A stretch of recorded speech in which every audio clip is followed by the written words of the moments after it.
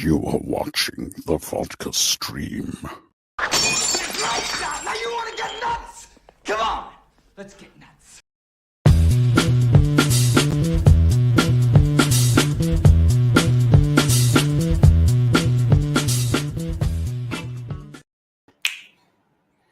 What is happening, guys? Hello. We are here. It is Friday. Time to, kick back, relax, pour a drink, or grab a drink, whatever you want to do. And, of course, let's have some discussions, huh? How about we do that? What's going on, guys? Thank God it's Friday. What is going on? We got Mr. Eric Z. What's up, everybody? Yes. Anwar, Hassan, how you doing? Friday's been pretty good. Not gonna lie. Busy Friday, but hey, now I just get to relax for a little bit. What's going on, Mr. Jason? We got Adam here. Hello. Let's get nuts. Eric, let's get nuts. And of course, we got Miss Stewart. Got an itch on my back. There we go. We got Lakazoo. How's it going? Lakazoo, Zhao. Whatever. I think I always say your name. How's it going? Hey. Look at that. Mama Film Junkie is here. Hi, Mom. Sorry about last night. And, the Giants winning. Just saying. What is going on? DJ N. How you doing, sir? Boop, boop, boop. Make sure I got some stuff. That looked, Yep. Let's see. Make sure everything's all good.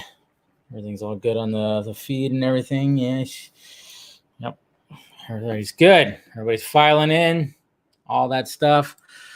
You're still working at the hospital with the medical. Oh, there you go. And we got our psychologist coming on. So there you go. I saw your message above. So, and what's going on, Chuck? As a lifelong Dodgers fan, props to your team and for making everyone see Jensen. Man, you guys turn on Jensen so quick, though. You got to remember, though, he's gotten you through, he's gotten the team through a couple of times, though. You got to remember that. But, yeah, I mean, I noticed that Dodgers really just like, boo, they turn real quick. That's the first time. In fact, that was the first time. Okay. That was the first time. It was always a good way. Okay, Alakazoo. Okay, gotcha. What's up, Jose? How's it going, sir? Yo. You know what? You know what I need to do? Mom, congratulations. I keep on forgetting to do this, but you are now a moderator, Mama Film Junkie. So there you go. You are now a moderator. So you're going to have a little wrench. You'll have a little wrench next to your name now. So just got here, just finished. That's my plan for tomorrow morning. I'm going to watch that because I know it's there's some controversy. I know there's a little, I've seen a little bit of controversy and then, whatever. It was funny too, because I was actually supposed to get, I got a thing where I thought I was going to get early access to all that, but for some reason Netflix didn't work out with my press account. I got to check into that. I messed that up. That was my bad. So so we're good. But yeah, I'm going to watch that tomorrow and see what's going on with that. Kenley stinks. Oh, come on. He's got you he's gotten the Dodgers out of some tough situations. Don't say that. Ahoy, hoy. How's it going, Mr. Jason McKenzie? Thank you, sir, for joining. What's up? What is good? Yeah. There you go. Whoop, whoop, whoop, whoop. Yeah. But yeah, I know. Nice. Let's ban. That's mean. So mean. You're funny, Jose. I don't even know what the score is for the Dodgers. Are they playing tonight? They should be, right? I know the Giants are losing to the Pirates. It seems like the Pirates have their number, which sucks. He's a bum. Oh yeah, I mean, like I'm telling you, Jose. I mean, when we were at the Dodger Giants game on Wednesday, when he started, that was his fault though. Last night was a little iffy, I will say.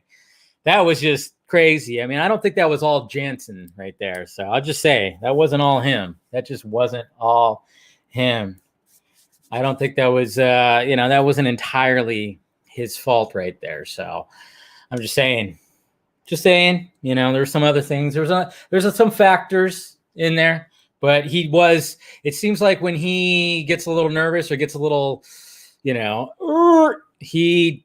does tend to just kind of go a little wild. That seems like that was happening last night. So, yeah. There you go. Umpires. Yeah, I saw. Yeah, apparently that check swing. I couldn't watch it because I'm watching on MLB TV, and of course, living in Southern California, it's blacked out for me. So, but I heard even from the commentator from what's his cat. I always forget his name. He even said like, "Wow, that was a swing that probably he went through." But then I heard too that Jansen was given a very noticeable ball that was a strike. So I'm just saying. What's going on? Have you seen Red Rhino, the kid with the poofy red mullet? No, I have not. I can't say that I have. So can't say that I have. Yeah. Did you see the tweet today? The newer 2 projects. Yeah, I saw the one. Apparently, you're gonna do your own. You're gonna be part of your own motion comic, which hopefully I don't get any backlash for that, man. But I'm sure it'll be a lot better than the last one. All right. Today, guys, I'm going bourbon. Got a little Four Roses bourbon right here. Yeah, so this is pretty tasty stuff.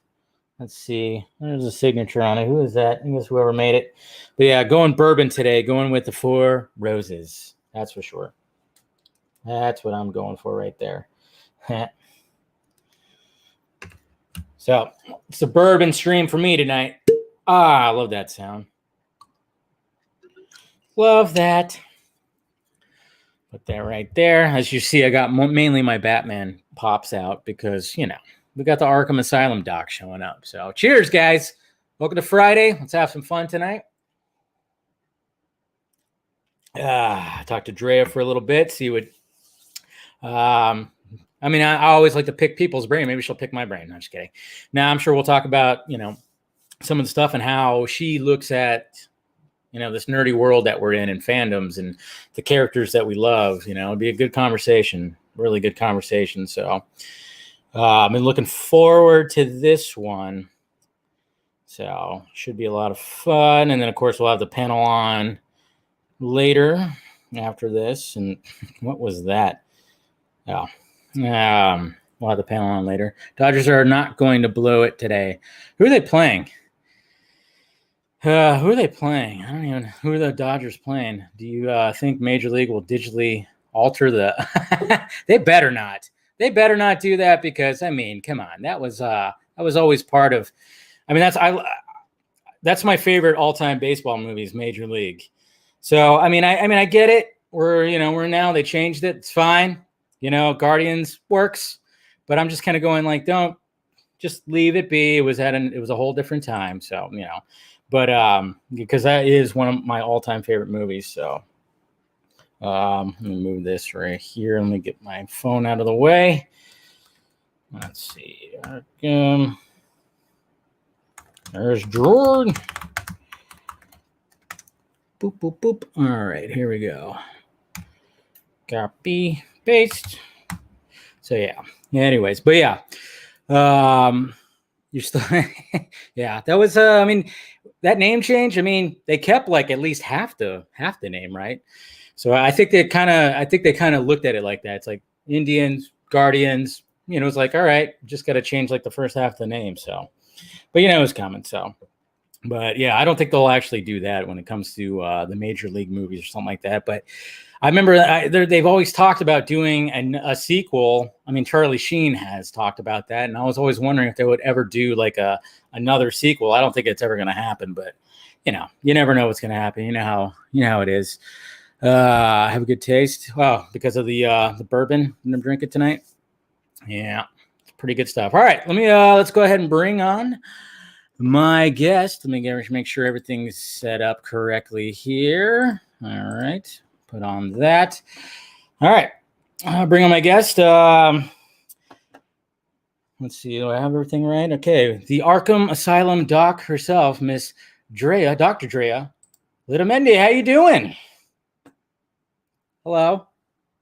You have audio? Oh, there you go. How's it going? It's going pretty good. How you doing? Oh, it's Friday. It's been a Yes. long week. My cats are fighting. My Wi-Fi is going in and out. I hope that hope that I don't lose connection here. But it's so awesome to be here and hang with you tonight. Oh, no problem. Yeah, I appreciate you stopping by. I'm actually looking forward to this. If you guys, of course, follow Drea at the Asylum, Arkham Asylum doc, and then of course we have her websites, which are her website, which is drdreapsychology.com, and then of course her podcast, the Arkham Sessions, which I started getting into recently. And my buddy Scott kept telling me, like, you got to listen, and I will talk about it in this conversation too, because we do have something that's in common. I mean, of course, we have our love of Batman, but Right. something else that's happening too that we'll get into. But yeah, so welcome. I don't know if you're drinking anything tonight or if you're a drinker or nothing. I actually I have this is mostly like soda water, but actually it's LaCroix. And then Okay. I had I actually did have some vodka around, so I have a little cocktail, and I'm using this awesome glass I got from my buddy Todd, who runs the Nerd Circus. It's an online cool place where if you play D&D and you're into like retro gaming, tabletop stuff, there's fun like cocktail stuff. He just made a cocktail book, tiki book. So yeah, it's anyway. So yes. Well, cheers. Well, Going cheers. something. Welcome to Friday. Cheers. Cheers. Thank you for coming.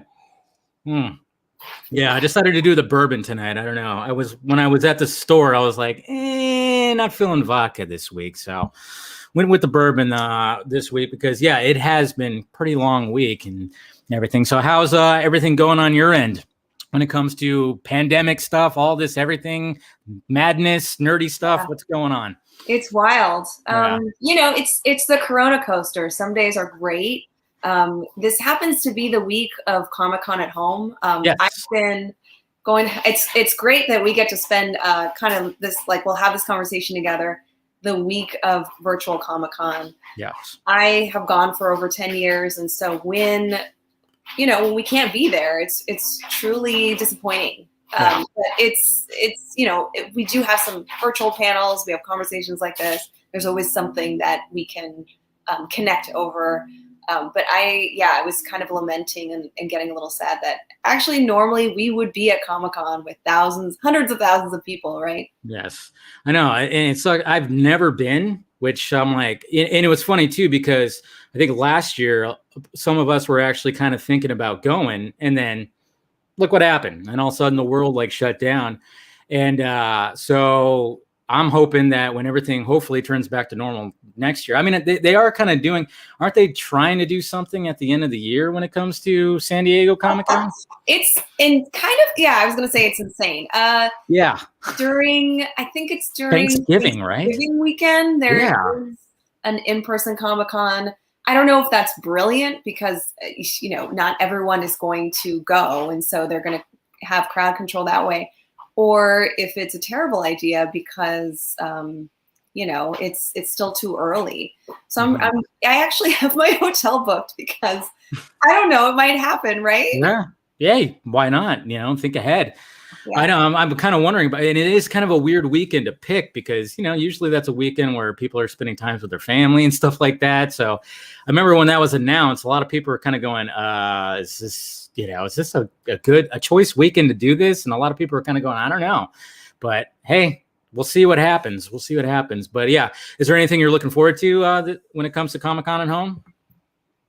I did participate in a couple of panels that I definitely recommend. As a psychologist, I always try to do, 2 or 3 panels that have to do with just enjoying pop culture and observing, analyzing, really kind of doing the deep dive into the characters, the stories. And I just love celebrating pop culture and comics and superheroes and welcoming people to do the same. So panels are an awesome way to do that. And of course, we could have virtual panels. So I participated in a couple. And you know what? Every year, I actually do a Psychology of Batman panel. And this year was the first one I didn't do one. Oh, you didn't do one? Oh, wow. No, I didn't do one this year. It's sort of like the date caught up to us and we have so many in the books. Like people can go to my website and see the ones from years past. So maybe we could do maybe tonight we could do like a little mini one. Yes, because definitely, I mean, Batman's my favorite character, so we'll definitely do that. But I wanted to get your origin story. How did you get involved? You know, when did you make the decision to get into psychology? And then, of course, we'll get some of your nerdiness background too. Yeah, I love that question. I would say that maybe like many people here, I was just so obsessed with Batman, the animated series in the early 90s, right? And like, it's such a great show. Yeah, I noticed the stuff that you have in your background is very much all Batman, the animated series. Beautiful. I love it. I finally got a chance to put my Mondo collection up and put the lights up and everything. So yeah, it's a show that really just embraces the depth of the storytelling, and obviously Bruce Timm and Paul Dini, created such a subculture of Batman fans through their amazing writing. And like many people, as a kid, that was the gateway into superheroes and comic books. That's really what brought me in, and from there I started reading comic books, and I was watching animated shows and kind of getting into it. In the early 90s, though, this was not like it is now, right? No. It just wasn't as mainstream.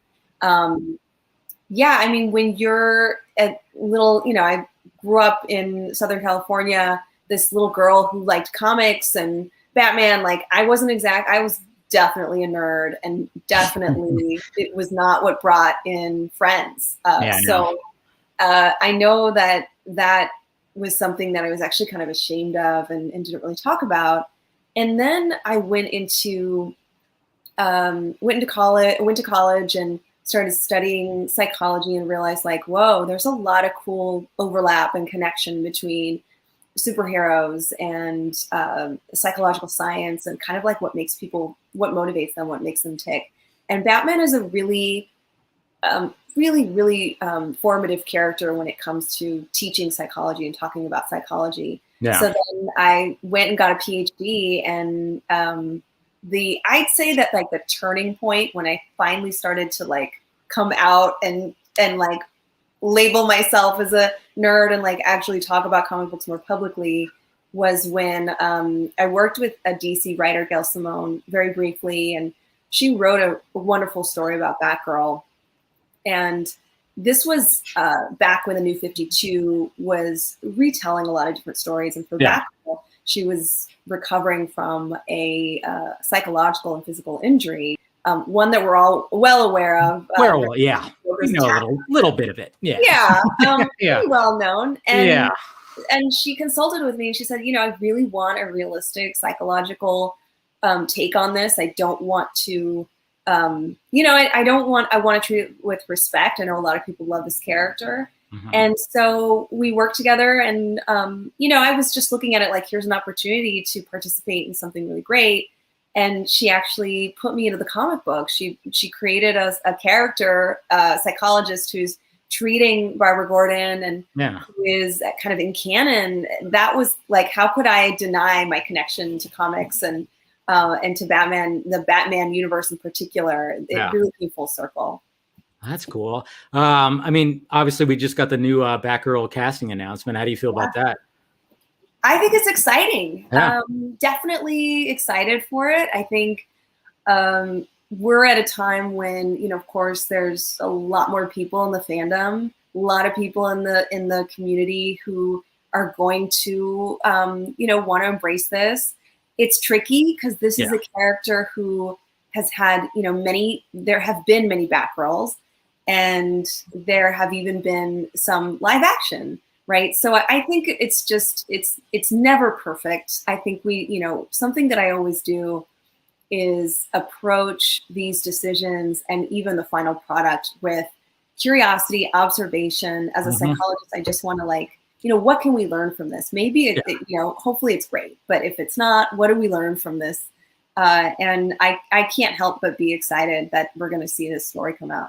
Yeah, I mean, what I like about it is, she's relatively unknown, and I like that aspect of it, because I know when people were, kind of figuring out like, oh, who should play Batgirl. And obviously when you fan cast, you choose like people that are known. And sometimes with some of these characters, I'm like, nah, just go with an unknown and see what happens. Sometimes that could just really work very well. And I know she was just recently in The Heights, and I haven't watched it because, musicals, not really my thing, unfortunately, but maybe one of these days I'll watch it. So I haven't exactly seen how she is, but like you said, I don't judge till I see the final product. I'm like, all right, yeah, it wasn't my choice when it came to the 4, but at the same time, I'm like, hey, if she pull it off and she has a unique look, and I'm kind of, I'm digging it, and I'm like, okay, let's see what she has to offer. And then of course we have the Titans show that has a Barbara Gordon that's going to be a part of that too, which is the more Oracle side of Barbara Gordon in the wheelchair. Fascinated by that too. So it looks like we're just going to be getting a lot of Batgirl content, which, hey, I mean, that just goes back to me as a kid when I'd watch the old 66 Batman, and there'd be, you see the opening, na na na na na na na na Batman, and then all of a sudden you see her ride right by in that motorcycle, and you're like, oh, it's a Batgirl episode, sweet, So, and then of course I loved her in the animated series. Yeah, I mean, which would you say is your? And there's so many versions and varieties of. It's Batman, animated series. Would you say that there was one? It's the animated series. Why is that? Just because, just growing up with it, and just the episodes that she had, Melissa Gilbert, who voiced her. I mean, if I were to read Batgirl, I just hear her voice. She's the voice that I hear if I'm reading a Batgirl comic book. So yeah, 100% the Batman the animated series version of Barbara for sure. So what about you? Yeah, I think it's a part of it is nostalgia. And it's like I said, you can go back like today. You can watch these episodes. And I think a lot of people feel like it's decades old. It's an animated show. How good could it be? We've got so many choices now. You can watch Masters of the Universe. Sure, do that. But you can still catch these episodes and get something from it that you can't get anywhere else. This is truly, again, the depth of the writing, and also I think the risk taking. Yeah. They went into like such serious topics. They made all of these risks with the writing and even the animation. It's such a dark animated show, literally, visually, right? And no other show is like this. I think there's so much to gain from. No, and even like because I watched it so much as a kid. I mean, that was appointment viewing after school, even for my dad. Me and my dad would watch these episodes. And revisiting them as an adult, it's kind of funny because what I'm doing now on the channel with my good buddy Scott McClellan is we're going through each episode and just having a discussion with each episode in order of production order. And just revisiting these episodes and really focusing on some of the topics. And there are some episodes where you go, wow, they got serious here. Like, this is a kid's show? Like, wow, this episode, oh my God. But then there's some that, get a little, it's kid friendly, Joker episodes, stuff like that. You get a sense of that, which I'm like, yeah, but it's a good balance.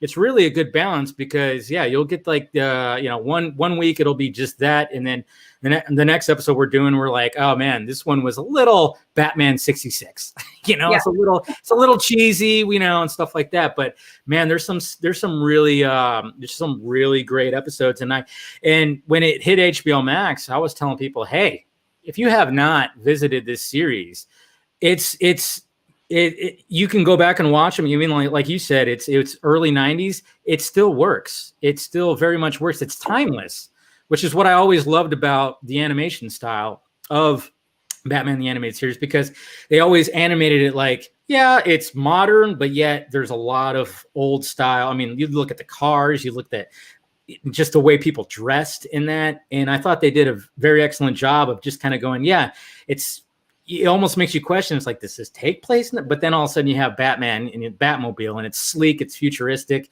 The cave's got the computer, and he's AI and stuff like that. So you kind of just go, wow, they really had a good balance. And that's one of the things I love about the show is that animation style that they had. The writing too, like Oh, you said, it's just it stands the test of time, but also it's not all positive. It doesn't have happy Nope. endings after every show. No, it does not. No, I mean in some cases it's so tragic and shocking that you're just kind of sitting there like, was that the end of it? Holy crap. Oh yeah, the end of that Two-Face one, the first part. Ooh, Yeah. like whoa. Wow. Yeah. There is a Clayface episode Yes. where a part of his body, right, a lump of clay, becomes a human person. She's this little girl. She becomes friends with Robin, and she's confused and lost. She has this identity crisis, and then they realize you're literally a piece of clay. Like you belong as a part of Clayface, and there's no happy ending to that. It's not like, well, we're going to save you or. I forgot about that episode. Yeah, there's because like the whole time it's like this little girl and you're wondering like she's lost, and then of course Robin is like, hey, I'm gonna help you out, and this is like later on, it's Tim Drake Robin, and he connects with her, and then you finally realize that it's a part of Clayface, and it's a shocking ending. And yeah, it ends sad because Tim is sad that he lost like somebody he connected with, because she was lost, she was kind of like he was. There's always that connection, and yeah, I totally forgot about that episode. Yeah, you're right, man. I mean, that like some serious moments that happen in this series.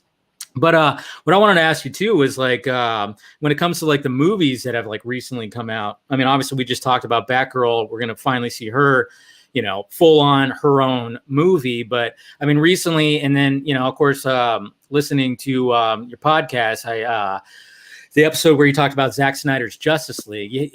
I really enjoyed your guys' conversation about this, because I mean, obviously, I was one of the, I guess you could say, one of the voices of trying to like get the thing out there. But I mean, obviously, when it comes to any fandom, it gets a little intense. It gets, when we were trying to get this thing out, and then just like the response to it, and the response to Batman vs Superman, and of course Man of Steel. I mean, I really liked how you guys kind of talked about like the whole story arc that got to Justice League.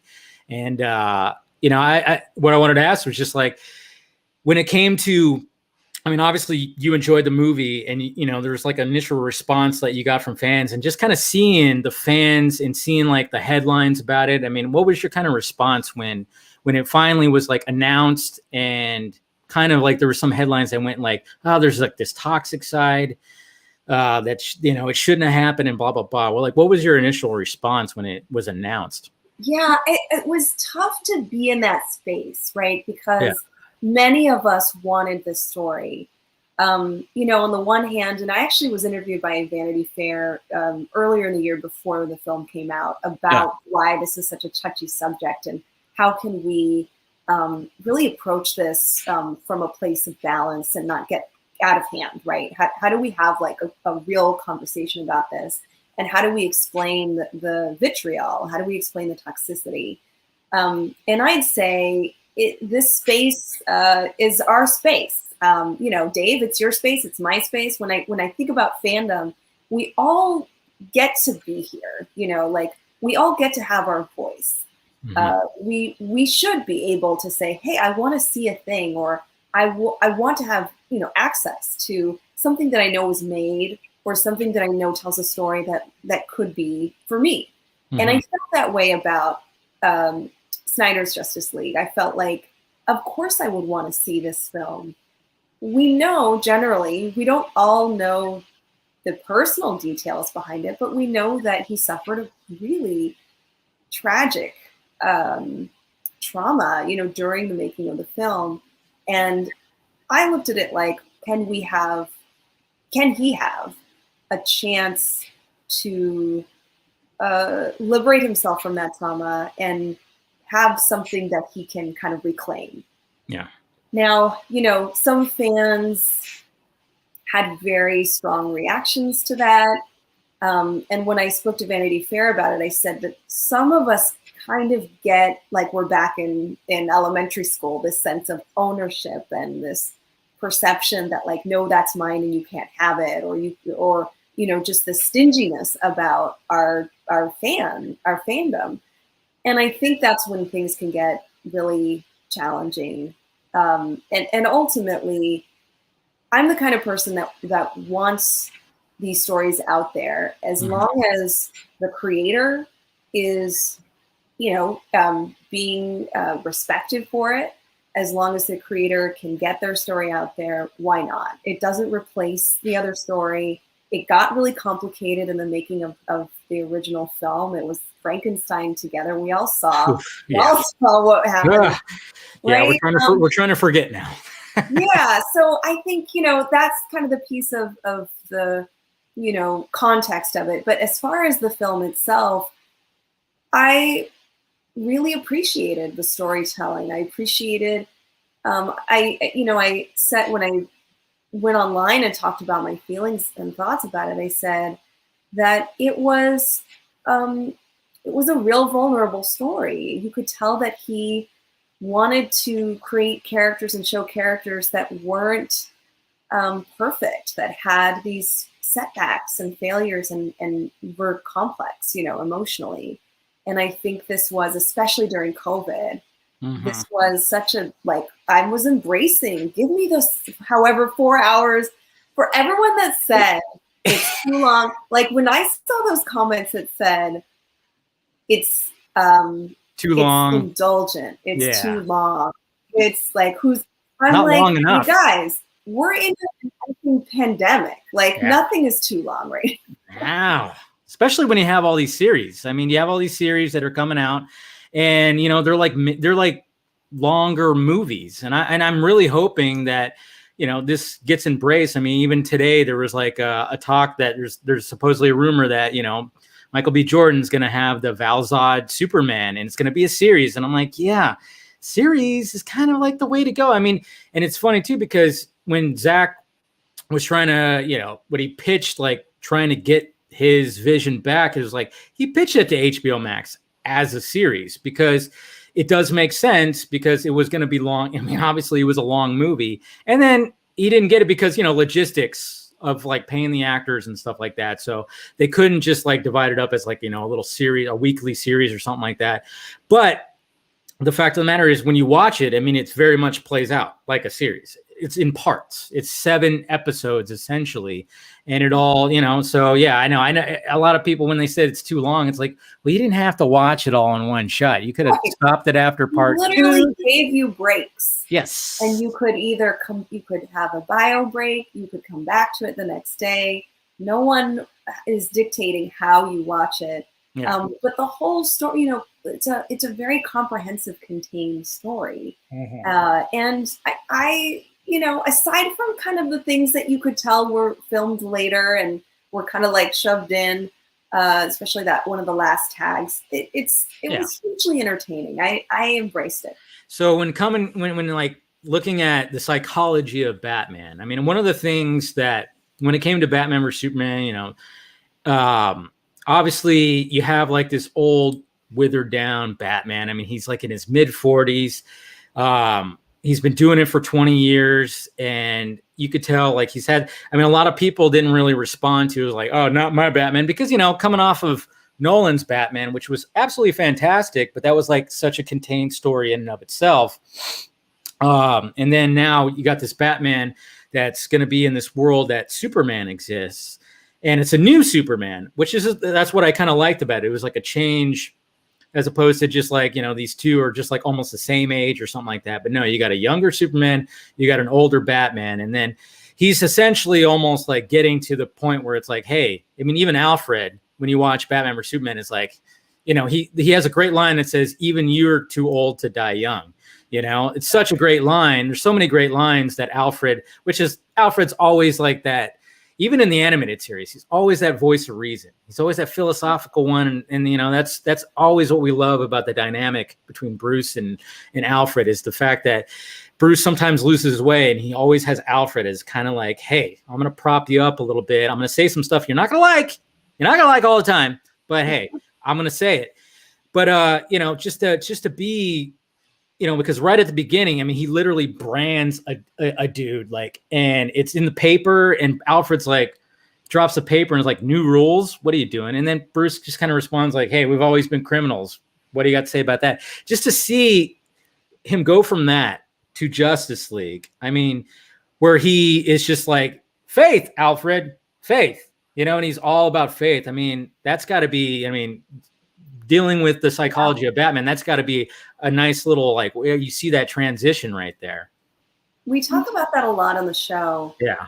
Which, by the way, is much more than, you know, me talking about clinical science and the psychology things. I try to like sprinkle that in. It's not all that. Yeah. You guys do a good, but you guys have a good dynamic, you and Brian. Yeah. Thank you. Yeah. We wanted to, well, let me give you the origin story of the podcast. Yeah, please. On HBO Max, you can find a documentary called Necessary Evil Supervillains of DC Comics. And years ago, I filmed, I participated in that documentary, filmed some interviews, and they had all these questions about, of course, the psychology of villains and the motivation of villains and why the Batman villains are so fascinating and kind of like teach us something. And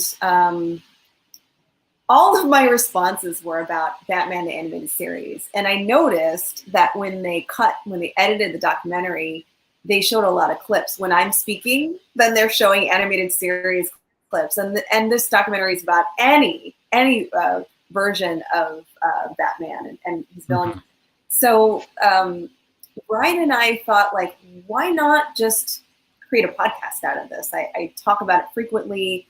I get excited about Batman the Animated Series, and so we just created a podcast out of it. And every episode, I mean, similarly to what you're doing, every episode of the podcast covered one episode of Batman the Animated Series. There's tons of reviews. I mean, there's tons of like unique takes on it. So our sandbox is, the stories. We're gonna lift up the psychological science, the stuff that like makes you really think, the stuff that makes you curious, the stuff that makes you ask questions. We're going to lift that up and like really thematically go through those aspects of the show and just embrace the show. There are times when we criticize the show, but it's mostly those like one-off, what are they doing? Like, why are we on a farm? Oh yeah.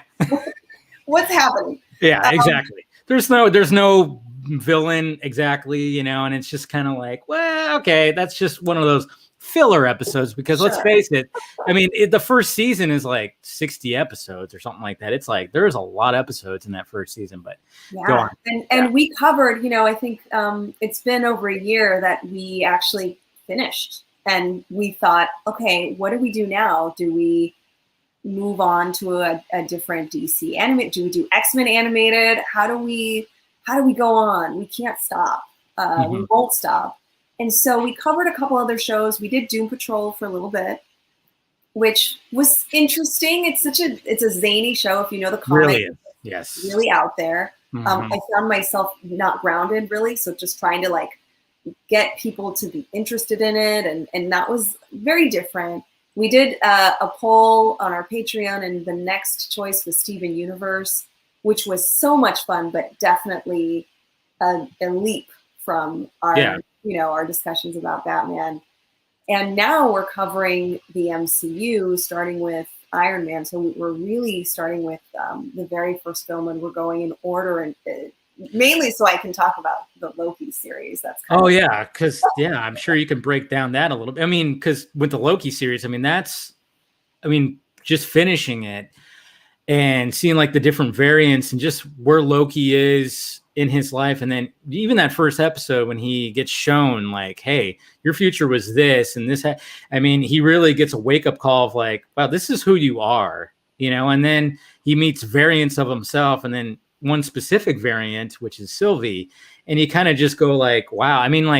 It really does dive into the psyche of him, big time, which is what I really loved about the series. I think they've been doing pretty good when it comes to the Marvel series, because WandaVision was all about, she went through a traumatic experience. She lost her brother, and then she decides to just go off and she pretty much pushed the real world away and created one for herself, which some people can really do in real life. They can really just just disconnect and just build this world. I mean, that happens online and stuff like that. You build a persona, you build, and Falcon and Winter Soldier. I mean, especially Bucky, he's still dealing with what he did as the Winter Soldier. I mean, there's so much right there. And that's what I'm really enjoying about the Marvel series. I definitely feel like we've gotten back to our roots when it comes to the podcast. Not that doing those other shows wasn't enjoyable or fun, but, to answer your question, when Snyder's Justice League came out, I was like, this is our jam. Like, this is the stuff that we talk about on the show. We are responding, we're answering the call to, help people understand why we're fascinated with this relationship or the subject, or what characters are, how they're motivated. And we found so many good examples in the film of these really important arcs, like you said. This older Batman is becoming less egocentric, less self-centered, less interested in being like the forefront and being completely accountable for justice. He knows that he has to rely on younger, more agile, and like literally stronger superheroes, and that I think is where the storytelling kind of like claims it's like amazing space. You get all of this, and that's just one character, right? You get several characters who have these amazing arcs. Yeah, especially Cyborg. I mean, obviously, like when you look at when you go back to the theatrical that came out, you're like, man, it was not how it was when you watch it here. When you get to that part 3, which is what I like too, is the fact that it builds up, and then you get to that part 3, and then they start diving into more Barry and Victor, and you just kind of see like how they operate and how they're so young and they're naive, and Victor's went through all this tragedy, and he just has. He lost his mom, and then he just has this like hate kind of for his dad, and it's just, but that he still loves his dad, because throughout you could see like the little moments that they have. And then, I mean, especially with Victor, when you see that ending, and I remember you guys talking about this, like, at the beginning, he's wearing a hoodie, he sweats, he's completely covered. But then at the end, he strips it down, he's smiling, and then he just leaps up in the air.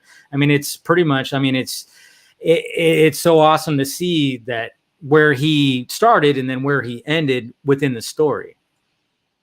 That's, I think, the character who really is at the center of that film. Oh, and we said that on the show. Like, this is Cyborg's story, and it's almost like it's his untold story, or it's the story that he couldn't have in the first iteration. And this is why on the show we talk about the characters, and then we take a little bit of a step back and address what else is in the room, right? The fact that this should have been the story from the beginning, and he was kind of, he was stripped of, the actor himself was stripped of this opportunity to be in the forefront. These are the things that we talk about on the show that give us a little bit of like, oh, okay, like a little bit more room to address things that are going on in our lives too.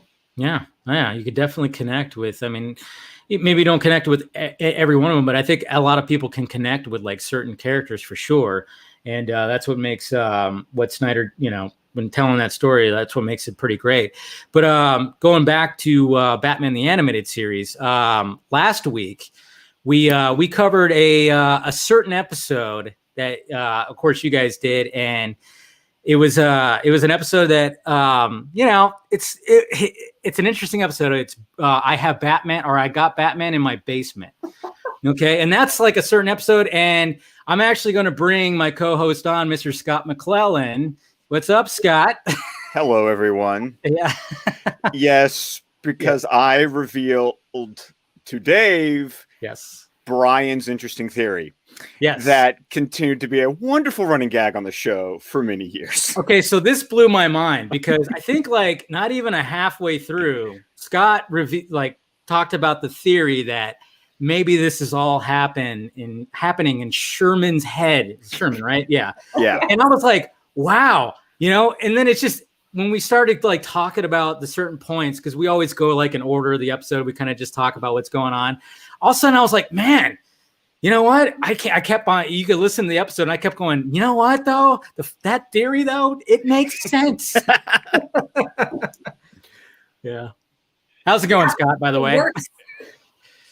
I've been doing very well. And Dr. Letamendi, it's great to virtually meet you, I guess to say. I listened to you not quite since day one, but like pretty early on. You and Brian's show was when it dropped, it was like, okay, like back when I had an iPod, like I can remember how long ago that was. What? A what? It's called an iPod, Dave. Yeah. I remember. No, I remember. Yeah. So it's a giant pleasure to get to meet you tonight. Well, it's such a pleasure to see you. And, these are the things that come up on the show that sometimes I've forgotten about. And you brought me such joy to remind me about Sherman's theory, AKA Brian's theory, that when things get a little bit, wacky on the show or even almost unbelievably tragic, then we turn to, could this just be happening, in Sherman's mind? Because we can't tolerate the seriousness, the scariness, the trauma of this. Maybe this is just contained in his, how can we explain what's happening? Yeah, because I mean, one of the things that we kind of poked fun about is that Sherman knows a lot about Batman. Like when Batman wakes up in his basement, he goes like, yeah, this is my, this is where I do my stuff. And he goes, it's not the Batcave, but and then we're kind of going, how does he know about the Batcave? Like, wait a minute. It don't make no sense. It really didn't. Yeah. I also big vulture too. Like, what? Okay. I also really enjoyed every episode with the Joker. When wasn't it anti-person? What was the diagnosis that Brian kept on beating the drum for when it came to the Joker? It was like antisocial personality disorder. Was that the one? Well, so this is something that comes up on the show a lot, especially when you're talking about these very extreme characters like villains, right? And they're going to be doing some pretty nefarious things. They're engaging in criminal things. They're harming people. Like, we definitely talk about diagnoses and whether any of these characters, including Batman, meets criteria for mental health disorders. And one that has come up quite a bit is antisocial personality disorder, because it encompasses so many of these attributes and characteristics. Somebody who has, no moral compass, somebody who is narcissistic, somebody who bends the rules and even gets a little bit of joy from other people's pain. So we've often kind of put the Joker in that space. Like, the Joker's a great character. You don't have his whole history to know exactly what's going on. And sometimes Brian will bring in the possibility that Batman has antisocial personality disorder, which will, bother me a lot, because a lot. He did it a lot. It was like poke, poke, poke, poke. It was kind of fun. It was like, when's Brian going to mention it? 3, 2, 1. There we go. Okay. Mm-hmm.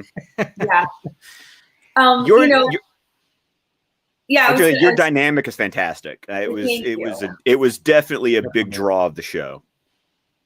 Thanks. I think that we wanted to bring a show together that met these two needs, right? Like, I'm a licensed clinical psychologist. I want people to know about psychological science. I want to talk about these topics. And my belief is that everybody should have access to this kind of stuff, that you shouldn't have to go see a psychiatrist. You shouldn't have to get a PhD. You should have it's a public service announcement. You should all have this helpful information about something that's so important, our well-being. But I think our second goal here is also to be entertaining and to be creating content that is fun and brings in fans. Like, we like the same thing. We're enjoying the same things. Did you just watch the Snyder Cut? let's talk about it. Like, what are all your responses? That's kind of what we want to do.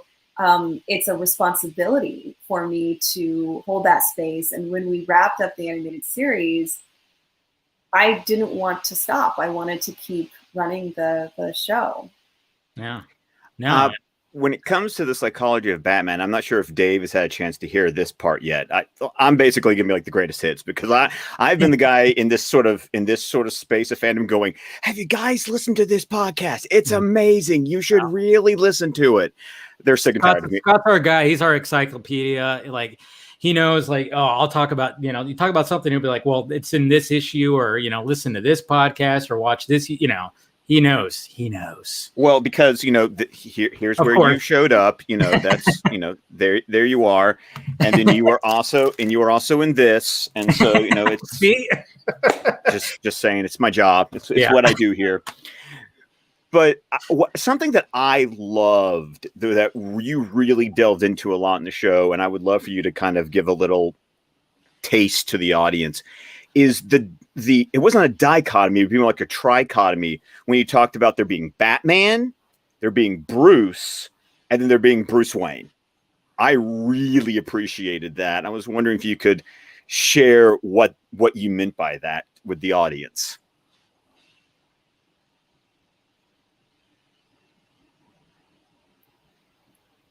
Do we have a little glitch? You hear us? Freeze? Oh, no, you're good. Did you hear all of what Scott said? You can hear me? Yeah. You're not hearing us? I think Scott was asking me about... Yeah, I can hear you now, Dave. Okay. Scott, say it again, maybe. I don't know. Maybe there's a little matrix. Can you hear me? Can you hear me now? Yes. Okay. Here we go. I was wondering, because I was saying that one of the things I loved about what you did on the show was the trichotomy that you came up with about Batman, Bruce, and Bruce Wayne. I was wondering if you could give the audience like a taste of how that conversation went on Arkham Sessions. Oh, we're still getting. Yeah, I heard that. Okay. Good. Yeah, I heard the question, but I don't know if I froze again. No, you're good. You're good. Yes. Gotta love technology, right? This room, it has some spotty Wi-Fi. I think it's about the not the duality of Batman and Bruce Wayne, but the trio of personalities. Yeah. And this comes up a lot. People say, okay, does he have multiple personality disorder? Which just, that's not something that really captures what's going on. He's aware of his personas. The other possibility is he Batman or is he Bruce Wayne? Like, which of these characters or which of these personas is really truly authentic to who he is? And my explanation is that he is critically, crucially, and problematically in these fragile kind of states that he has within him, this crisis of personas. It's not as if he has multiple personalities, but that he has various needs based on who he is as Batman. He has various needs as Bruce Wayne, but ultimately the most authentic self is Bruce. This is the guy who develops relationships with other people. This is the guy who's interested in connections. This is the guy who's much like who we see in the Snyder Cut. I'm, saying that he's actually compassionate and he's actually interested in caring for other people, but he has to have these other personas to keep up his mission, right? And so I think it's a fragile state. I think it's fragmented. And that's why, as a psychologist, it worries me whether this is sustainable.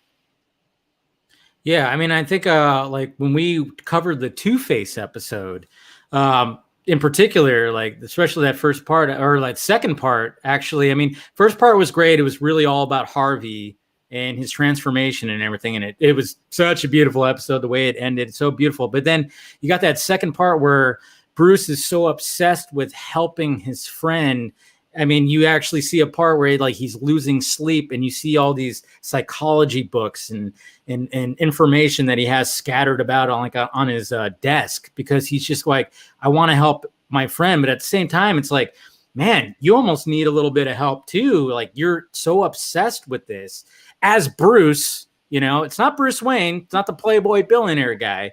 It's Bruce. It's not Batman, because you're just like in your normal attire. So yeah, I mean, there's something to that, and I think people are that there's not really a duality. There's like three versions, you know. There is, really, and I think you know, the animated series, you gave a really good example of how we see a deeper, kind of more private side that not everyone sees. You know, Dr. Leslie Tompkins knows who that is, right? Yes. Maybe there are a couple more characters who know. I'd say that Dick Grayson knows who he is. And yet, you know, I think Christian Bale does a great version of the Bruce Wayne falling into the fountain, getting drunk, you know, kind of creating this persona of like, I don't care about everyone. I'm a billionaire. I have no, like, you know, how could I even, Brian made a good point on the show. He said he wants people to see him in a way that he couldn't even be Batman. Like, this person clearly is, you know, an alcoholic and is falling asleep in, you know, before he even reaches his comforter. So that, I think, is the public persona that he needs to put forth.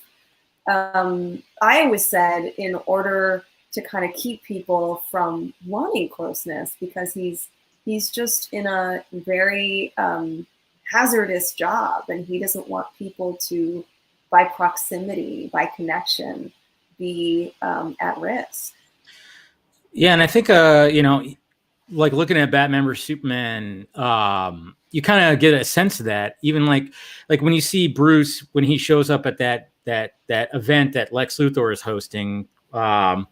I mean, even like Alfred goes like, hey, you know, why don't you go mingle, and you'll, you know, maybe a woman from Metropolis will make a, you know, an honest man out of you. And then he's just like, to himself, he's like, yeah, right, Alfred. You know, he's just like, that's not going to happen. And then even when Bruce gets caught like in that control room, it's like he just has to put on this persona of like, oh, you know, I had way too many, you know, martinis. And he's like, I like those shoes. You know, it's so awkward. Because it's like he was caught, and then he's like, oh, I got to transfer back into my Bruce Wayne persona, because I was just in my Bruce kind of detective persona, which is borderline Batman. I mean, it's just like he's constantly trying to figure out like, oh, I got to be in like a certain, who am I right now? Who am I right now? And I think that it was dealt a lot when it came to Batman vs Superman. And then when it came to Justice League, it was almost like, all right, I'm this guy now. And I'm not going to be that cynical dude anymore, because that was just a road that was bad.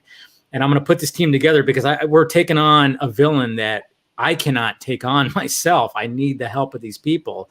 And then, you know, just a little bit ago, I was trying to kill this god because I thought he was going to kill us all. And now I need him, you know, and it's just that story arc is just, I mean, it's so great. And that's one of my favorite aspects of like watching Zack Snyder's Justice League. Really is. Yeah, and I think, you know, that's why we love doing the show too, because it's like, well, why does it matter? Why are we even talking about these personas? And you said it right there. You know, these are the ways in which all of us wear masks and perform, right? That we, for many reasons, are hiding parts of ourselves, or you know, afraid to be truly authentic in various ways. And I'd say that for Batman, it's functional, or for Bruce Wayne, it's functional and serves a purpose. But we all have to ask ourselves at the end of the day, is this harming anyone? And is it harming me? Am I not truly integrated in all the different things that I'm doing? And that really is kind of autobiographical for me. When I felt I wasn't able to talk about my passion for superheroes and Batman, I felt really, you know, kind of silenced by that. And I felt unwell. It was like I couldn't show all of the different personas. I had to be fragmented, right? So for me, that lesson is just so personal, and it's a story that I tell over and over again. And Dr. Drea, I think a valuable part of your podcast has been stories provide us with empathy, like reading about it. I heard this great quote this summer that books tend to be windows or mirrors. You either see yourself or you see someone else, and it's usually one or the other. And I really felt like that what you did with Arkham Sessions, when specifically you were following episode by episode, is I really think you did a great job of educating while being entertaining, to really share that. You didn't say those words, but you shared that message. And I did find it week to week being I felt enlightened and educated by listening to you, while also getting to hear geeky talk about something that I grew up loving since I was 10. Yeah. And I really feel like that is something that you have provided in this space. I know in this community, mental health became kind of a rallying cry. And I really felt like even before that happened, what you were doing with Brian on Arkham Sessions laid a groundwork for that. And I personally wanted to thank you for that, because it was,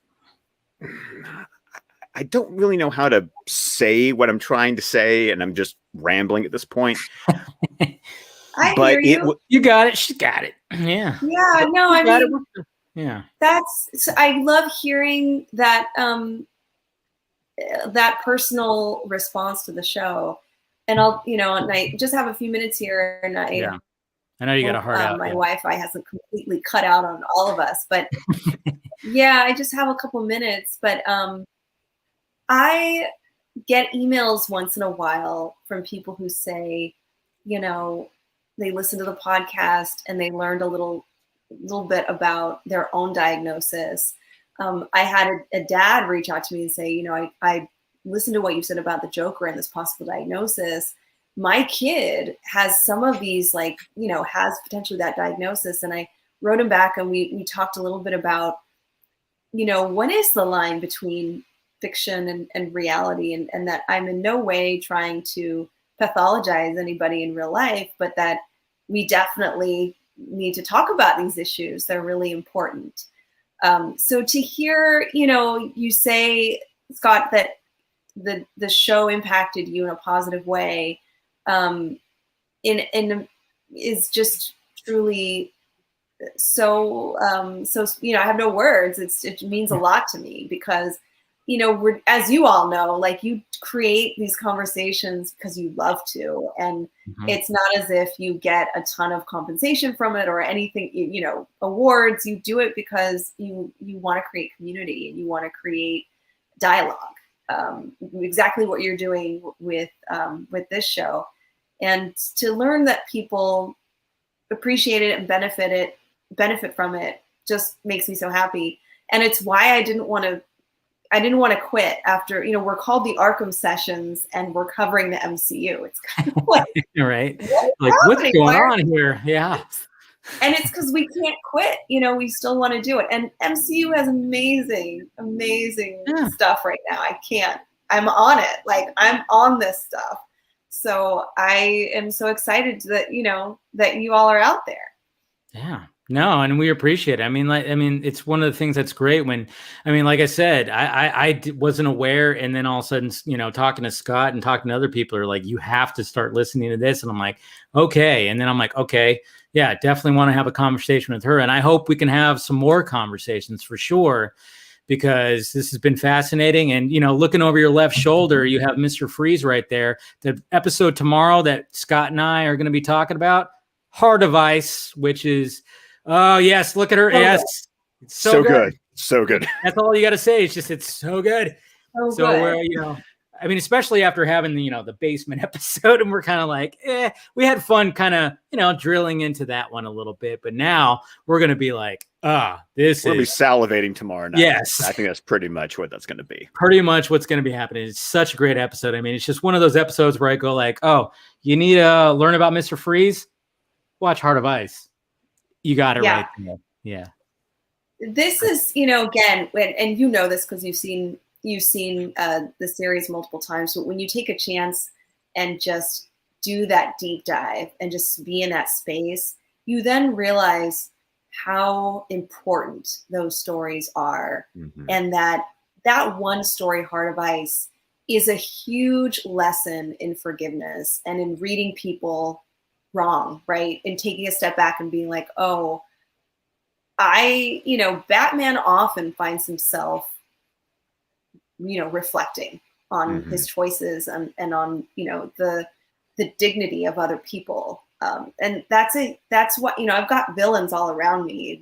I love villains, especially the ones in the Batman stories, because that's kind of the lesson there is like, you have to give people dignity. You have to understand them, understand their mentality and their psychology better. Maybe they're not villains, right? But it was such a pleasure to be here in conversation with you. Scott, it's so great to see you. I also want to shout out to Eric Z. Dave, thanks for your persistence and the invitation. It's such an honor to be here. Oh, no problem. Like I said, I hope to do this again. Let's take an even deeper dive into Batman and everything like that. Yes, guys, please make sure you follow her at the Arkham Asylum doc, and of course you can visit the website at drdreapsychology.com, and of course the Arkham sessions where they're taking a deep dive into all our favorite characters. Great podcast. And Drea, like I said, it's been a pleasure, and hope you have a good rest of your night. You too. Thanks so much. All right. Cheers. Bye. Bye. Oh man, she is a delight. Do you believe me now? I know. There was something that was funny because it was like, I've heard, I heard about her, and then I was like, all right, I follow her, and I follow her on Twitter, and then all of a sudden you started talking about her when we're on our streams, and then my buddy Eric is going like, hey, all of a sudden he goes, would you be interested in? And I was like, yeah, because all of a sudden I was like hearing about her and stuff like that. So yeah, such a delight, and just I could probably pick her brain, for hours and hours and hours. But man, the best thing about the show with her is that because she is a psychologist, she is so responsible with anything. Like she is professional to a fault in where I'm going to talk about this, but let's remember, I don't have all the information. I have like this limit. Like she's even qualifying what she's talking about because she doesn't want to misrepresent what a responsible psychologist would do. And it's just, you listen to that show in its entirety when they're talking about Batman the Animated Series, and just my respect for her as a professional, it knows no bounds. Yeah, for sure. That was like, and there's just so much to dive into, and I wanted to like get her to like more of her take on just that transition that Bruce took when it came from Batman vs Superman to Justice League, because it is such a noticeable transition. And I think that's what what Snyder wanted to do, which is kind of see that. Because everybody's response to, of course, Batman vs Superman, Batman was like, oh my God, he kills, and look what he's doing, and this, that, and this. And it was just kind of like, okay, but let's wait till the next one. Just like with Superman, and I love like when they were, because when you listen to that episode when they talk about the Snyder cut, Brian he talks about Man of Steel. He talks about the arc of Superman and how Superman was kind of like didn't reveal himself. All of a sudden he does reveal himself, and he's still fresh, and then he doesn't get the response that maybe he thought he was going to get. When it comes to Batman vs Superman, all of a sudden it's like, and you see that there's so many times where Clark's just like eating dinner, watching the news, and he's just like, I can't fucking catch a break with these people. What the hell? They should, why are they not just sitting here going like, oh, look at this guy. He could do these incredible things and rescue people. What the hell? And then what does he do? Calls his mom. Well, and that's the thing about these characters is that they experience trauma, and that has consequences. Yes. Which is what Snyder was always trying to be like, hey. And that's why, and I know this can be a touchy subject as far as the comics are concerned, but that's why I love Tom King when he was writing. It can be a touchy subject. Yeah. It can be a touchy subject, and maybe and probably 5 people just unfollowed me. I don't care because it wasn't about the punch, bam, bam. It was more about like the deep dives, and when you read like Mr. Miracle or his Batman or various other things that he's written, and I dug it, but I also like these more psychological type stories, and that's why Arkham Sessions always appealed to me so much. There's like, these guys are great because for the most part, and they tear it apart when it's not, but it's like, but they're dealing with real stuff here. Like they wrote real characters. They didn't write cartoons. Yeah, exactly. Mr. Stephen Colbert has showed up. Hey, what's up? Hiding at the bottom of the screen there. Yeah, I know. I caught you at the right moment right there. Man. He was lurking. That's what Steven does. Lurking. He lurks. Lurking. What's up, sir? How you doing? I'm doing well. Good. By the way, what Dave was talking about, Steven, reminded me a lot of, I think your Must There Be a Superman episode for Batman v Superman by the minute. Like you and Dice, like everything Dave just talked about, like you've just spent like 2 or 3 episodes like diving deep, like the whole thing you talked about, like with Jonathan and the whole idea of a Dream from Kansas. Like you guys like pounded that one. It was a great episode. Oh, yeah. Well, that was all done. We've had a lot of fun coming back from this kind of hiatus that we did, because we were so deep in BVS and we didn't really know what we were getting into when we started that. Like, I mean, we had an idea, but like we didn't realize like we'd be 100 episodes in and like being like, oh wow, there's actually something different to talk about every single one of the 180 minutes of this movie. And so then Justice League came out and we took a break to kind of do the 6. We're actually still finishing up the last couple of parts of that.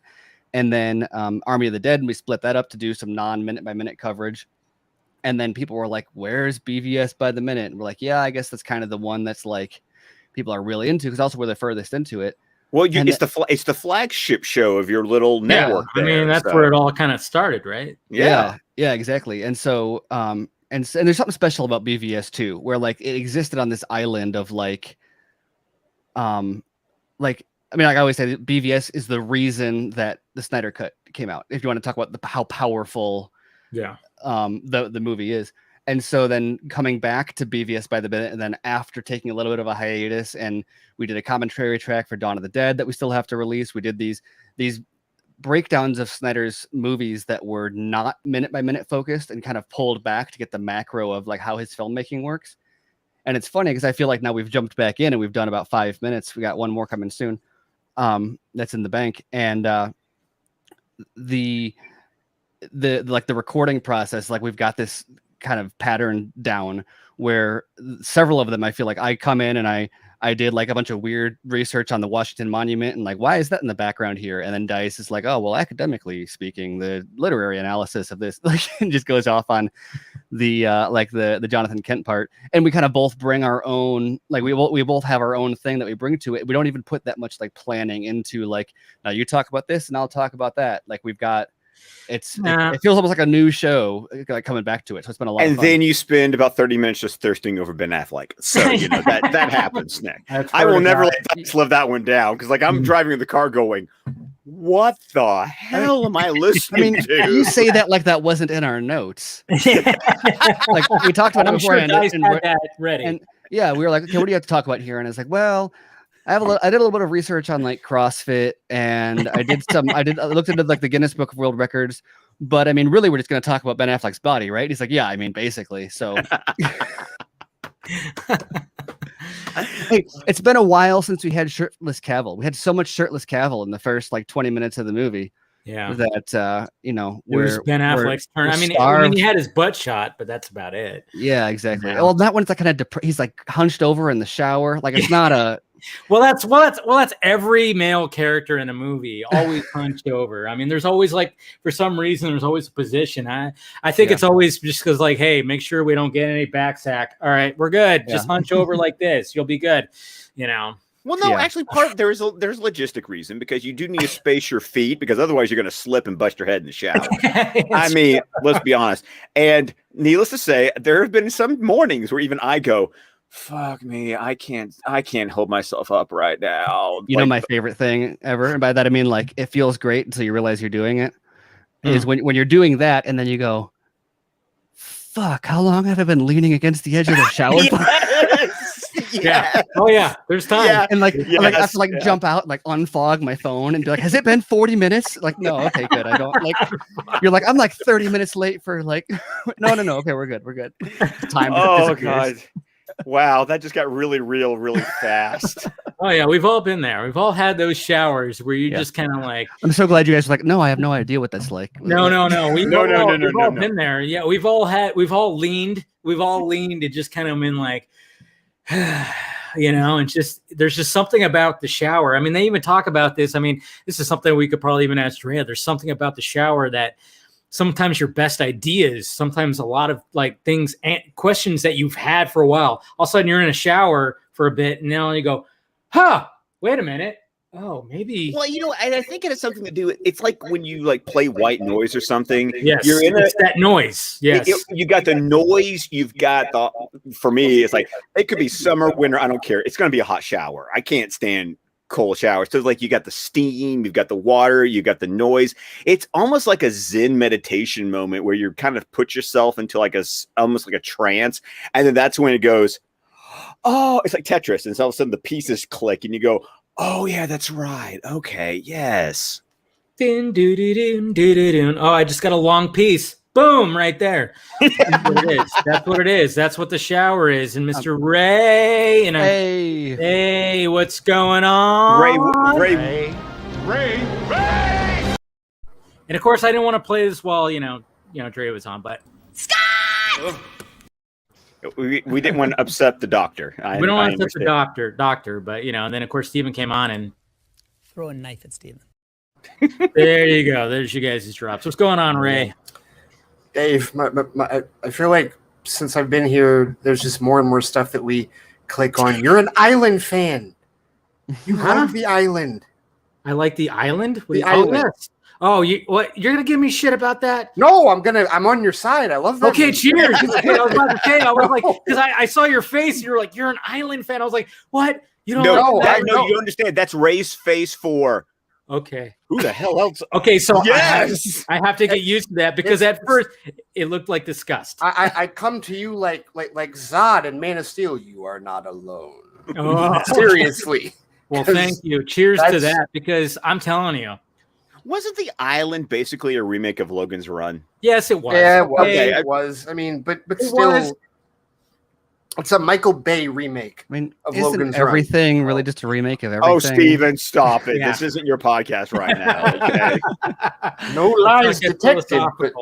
No, but you know what? When I remember going and watching that movie, and I just remember enjoying the shit out of it. And anytime I watched it after, and I'm like, I don't get it. But I think what always hurt that movie was the fact that they had to reveal the premise, because it's like, how do you sell this movie without revealing the premise? Well, it was kind of like what happened, and I know Dave, you and I are going to talk about it tomorrow, I think, but it was kind of, Meg and I were talking about Old. Oh. How awesome would that be if you went into that movie not knowing what the premise was? Oh yeah, it would make it a lot better. Even though if you watch well, I know I'm dying to like have an in-depth. We're gonna have a pre Batman stream Old conversation because Meg and I talked about it and we kind of felt like a lot of the same stuff. And again, I don't know if you guys seen Old yet, Stephen, Ray, you probably haven't seen it yet. I mean, I eventually saw it. I mean, yeah, I know you had a little bit of an issue, right? You weren't the only one. I think like it was either Richard Newby or somebody else. Like same thing happened to them. Where like I'm like, is this a thing? Is this part of the movie where like the theater goes out and they're like delayed? Because he tweeted about that the other day. I'm pretty sure it was the weirdest thing because I went to the movie theater. I was going to a 1:00 matinee, and I sit there, and I'm also someone who like I eat all my popcorn during the previews. It's just. It's what I do because I don't like chewing during the movie, but I want to doing that slow grab of like the quiet scenes, like yes, and like when I put it and I do this thing where I put it in my mouth. So bad during the first Quiet Place. Oh my god. Oh god. I love it when someone's got nachos and they're trying to find the right time to chew, and it's like that's me. Like that has happened multiple times. It's like shit. And then you have that moment where maybe the popcorn corn or something hits that sweet spot in the back of your throat. Oh yes. I love it when I put like the full handful in my mouth and it gets really quiet, and then I have to sit there with like. Well, and you've got salty corn chips in your mouth, and you just hold them for a long time. Your mouth is just like, nope, I'm done. Just like, yeah. No. DJ just said right here, as a doctor, let me tell you, your subconscious is accessed between of the calm aspect of the autonomic nervous system. Sorry, you know me, I say things wrong. Nervous system is turned on. Yeah, yes. DJ apparently, he was telling the chat and stuff like that he deals with all that stuff. So from being in the shower. Yeah, because autonomic being the part where because that's part of what. That thing that I have that we've talked about. Yeah. It's autonomic. So I'm like DJ, I got you. I know what's going on right here. Also, thank you for the super chat, DJ. Absolutely. You guys know who Andrew Huberman is? Sounds familiar, but no, not. He's like a neuroscientist from Stanford. But he does a podcast about like brain chemistry and all sorts of stuff like that, and I was just learning about that the other day about the autonomic nervous system and how doing like focus practice of like intense periods of focus and then learning to like meditate or kind of disconnect your brain and stuff like the shower, like the white noise from the shower and not really having anything to focus on or not having your phone in your hand. Or going for a walk and having just kind of things, stimuli, anything that can like make your brain like de-grip from the like hyper focus on something right in front of you, kind of allows you to go into a sort of like quasi REM cycle, which like lets you kind of reset and then gives you what you need to like go back and do that hyper focus again. Have any of you guys done the Wim Hof breathing exercise? Is that the twice in and then exhale? It's mainly just like you take about 30 like in and out, like 30 deep breaths, and then all of a sudden you just exhale all your air, and then you hold it. The first time you do it for a minute, you just basically just sit there and just try to and then all of a sudden the next 2 times it's a minute and a half, and it seems like, how the hell do you do that? And then all of a sudden, but the times that now sadly I haven't done it in the past couple of weeks, but when I was getting really into it, like you think you can't do it, and there's times too where like when it gets to the minute and a half stuff, you start like going, you're like, what am I doing? I'm suffocating myself. But then all of a sudden when you take that deep breath in and then you hold it for 15 seconds and then let it go, I mean it's a weird, like I used to do it before my shows, and I should do it again. Even though like I'm sure the cocaine does the same thing. Yeah. Which everybody really need to double up. Those jokes ended, man. Those jokes were like those were last year's jokes. Steven. Sorry. The meth is No, it's wine and coffee. That's what it is. Yeah. No, but they talked about that on the podcast too, because basically they're talking about the role of the combination of epinephrine and acetylcholine. And dopamine. It's like the three chemical, like the epinephrine kind of stimulates, obviously it stimulates your like adrenaline and gets you to like focus. The acetylcholine will like target individual like neurons, and it will tell your brain like carve a pathway here to make it easier to talk about this stuff. And then the dopamine. So what happens is eventually you get to a point where your body's like, okay, no more epinephrine. Like that's a bit much. I need to stop. And that's when you start to get to like a breaking point of like, it's painful to focus. And, but then if you have that's why when you have like a win, like you accomplish a goal or whatever, he compares it to like, if you see the Super Bowl, you see these guys like going full out the entire time. And then the second they win, all of a sudden they're like running and jumping and lifting each other up. And it's like, where did that come from? And it's like, well, because they had a dopamine hit. Dopamine knocked down the epinephrine levels and allowed them to like hit another like plateau. God, man, the human body is such a crazy.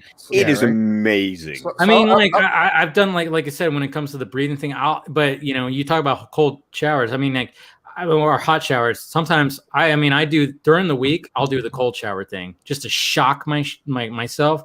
I'm like, and it's like a psychological thing because I'll have it on cold. and I'm just like, all right. And I literally have to go, and then I just jump in, and then I'm sitting there going, okay, gotta, but then I'll just like stand there and just endure it. And crazy thing about it, into a pool first.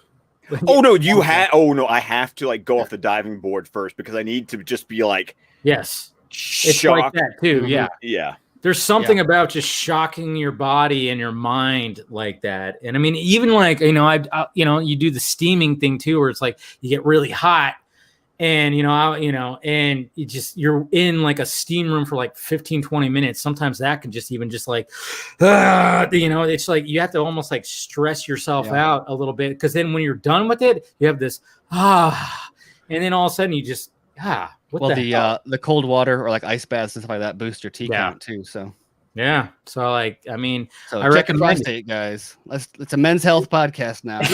You know what? Well, we had Dr. Drea on, so we went from psychology. Still learning. You know what show? I'm not even joking when I say this. You know what show like helped me learn like what a lot of all this stuff is with the human body? Star Trek. I'm not joking. So this is so on brand for him. Okay, take the floor. Well, because seriously, like, I mean, everyone talks about the pseudoscience and technobabble and all that, but whenever something happens to the crew, the doctor, whether it's McCoy or Crusher or whoever it is, or the hologram, or the hologram, or you know what, Dave, when you were talking about the breathing exercises, the first thing I thought of was there's a season 2 episode of DS9 where Kara and Bashir are taking a really long runabout trip, and it's really awkward. And she just wants to sit in silence. And all of a sudden, he's just like, I remember that episode. Yes. She's like, what are you doing? And it was a bellowed breath exercise. Yeah. Well, I've even heard too, like when they were filming Rogue Nation, and Tom Cruise was going to do that, because he's insane, which we love. Where he was like, hey, we're going to try to do as long as take of you underwater as possible. Apparently, he was doing the Wim Hof method to work out his lungs. Like, you think, I've told my friends this, I'm like, hey, you literally just remove and then you stop, and you go for a minute and a half, and they go, what? And it's like, it sounds insane, but if you just kind of because he has like a little video and he has music and he hears his voice and he talks. That's what I always listen to when I do it. And it's weird because I'm like, how am I going to do this? But at the same time, when it gets towards the end, you kind of go, oh God, your body starts freaking out. But then when you take that deep breath, there's like this shock of like, and it's just, you're faking a traumatic experience in order to make your body produce like fight or flight chemicals. Right. Also Sinatra did that when he was with Tommy Dorsey's orchestra. He did swimming and running to expand his lung capacity so that he could do what became his signature, which is those really long phrases of musical singing where you listen to him, you go, dude, you haven't taken a breath yet. No, that multiple times I'm like, he's not breathing. He's not. I can still hear him. He's not breathing. It's that kind of crazy how you're, because you think of like stretching when you think of like working out and you stretching your muscles, but the lungs is not something I have as much practice doing because I wasn't a swimmer or a singer, but I did do competitive speaking and debate, and we do vocal exercises beforehand. That would be like, I don't know, there's a bunch of different ones, just tongue twisters and stuff that you just say over and over and over until your mouth gets like loosened up, which is funny. And like Scott probably finds it especially funny, having edited me on podcasts, because I don't do it anymore but I should. But it's crazy how the difference you can feel in the same way if you like run like a full out sprint for like a mile or whatever, and then stop, your legs are like, whoa. Yeah. How if you do that with like your mouth and you overemphasize everything, and then you're done, you're like, wow, I can say like literally anything I want. Like it's just everything is like feels so articulated. And so doing that with like also your lungs, I can imagine it having a similar impact where you're like, oh wow, that's like it's theater actors do it all the time. Right. And it's like we look ridiculous and people think we're being stupid, but it's like there's a point to it. If you ever watch gag reels or like blooper reels from movies, a ton of them do that. The Star Trek. I'm bringing up Star Trek again. But there's one where like it's like Zachary Quinto is just like doing blah, blah, blah, blah, like he's doing 1,000 different stuff. You don't even know. I mean, I should just release like anytime that I'm, my outtakes when I'm doing just like a regular video or even pre-stream, I'm going. You're doing the boss nass. That's what you're doing. The boss nass. Yeah, the Human Torch was denied a bank loan. The motorboat. I always loved Gilbert and Sullivan was always my favorite because I would always do Modern Major General because that one good. Because that one, talk about tongue twisters, because that's I am the very model of a modern major general. I have information, vegetable, animal, and mineral. Because it's all the syllables, and it's making you like enunciate. Yeah. You didn't play Mass Effect, did you? Oh, thank you for bringing this up. Thank you. I just played. I'm almost done with the third one because I got Legendary Edition. And yes, that stretch of the game, or is that a stretch, or is that a? It's one of the. Thing? It's Morden Solus, the Solarian Doctor from the second game. He does. They like rewrote a version of it for the game. The part of the game where you lead the Solarians or fight with them. And like that speech beforehand, which is like not totally a tangent because it's not even related to the to the song, is like my favorite moment in like all the games. That speech that he gives, like his hold the line. Yeah, hold the line. Yeah. No, you know what? On that tangent, Steven, I found out like a year or so ago. They're like, oh, if you do this mission, he'll live, like he'll survive Vermeer. And I didn't do that last time, so this time when I played through it, I made certain, and he shows up in the third game. Like he's still alive. Like in the third game, I'm like, yes, all right, it's great.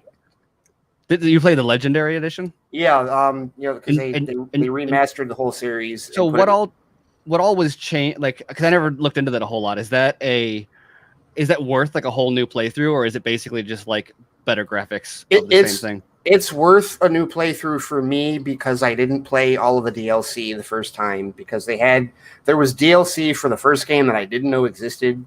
That is in there, and then there was like a mission or two. I thought I had all of it for the second game, but apparently there was one pack that I missed, and then there's a ton for the third game that I'm like, I've never played this mission, I've never played that mission. So for that, if you didn't get all of the DLC beforehand, it's really good for a playthrough here. The biggest changes is they heavily updated the graphics for the first game.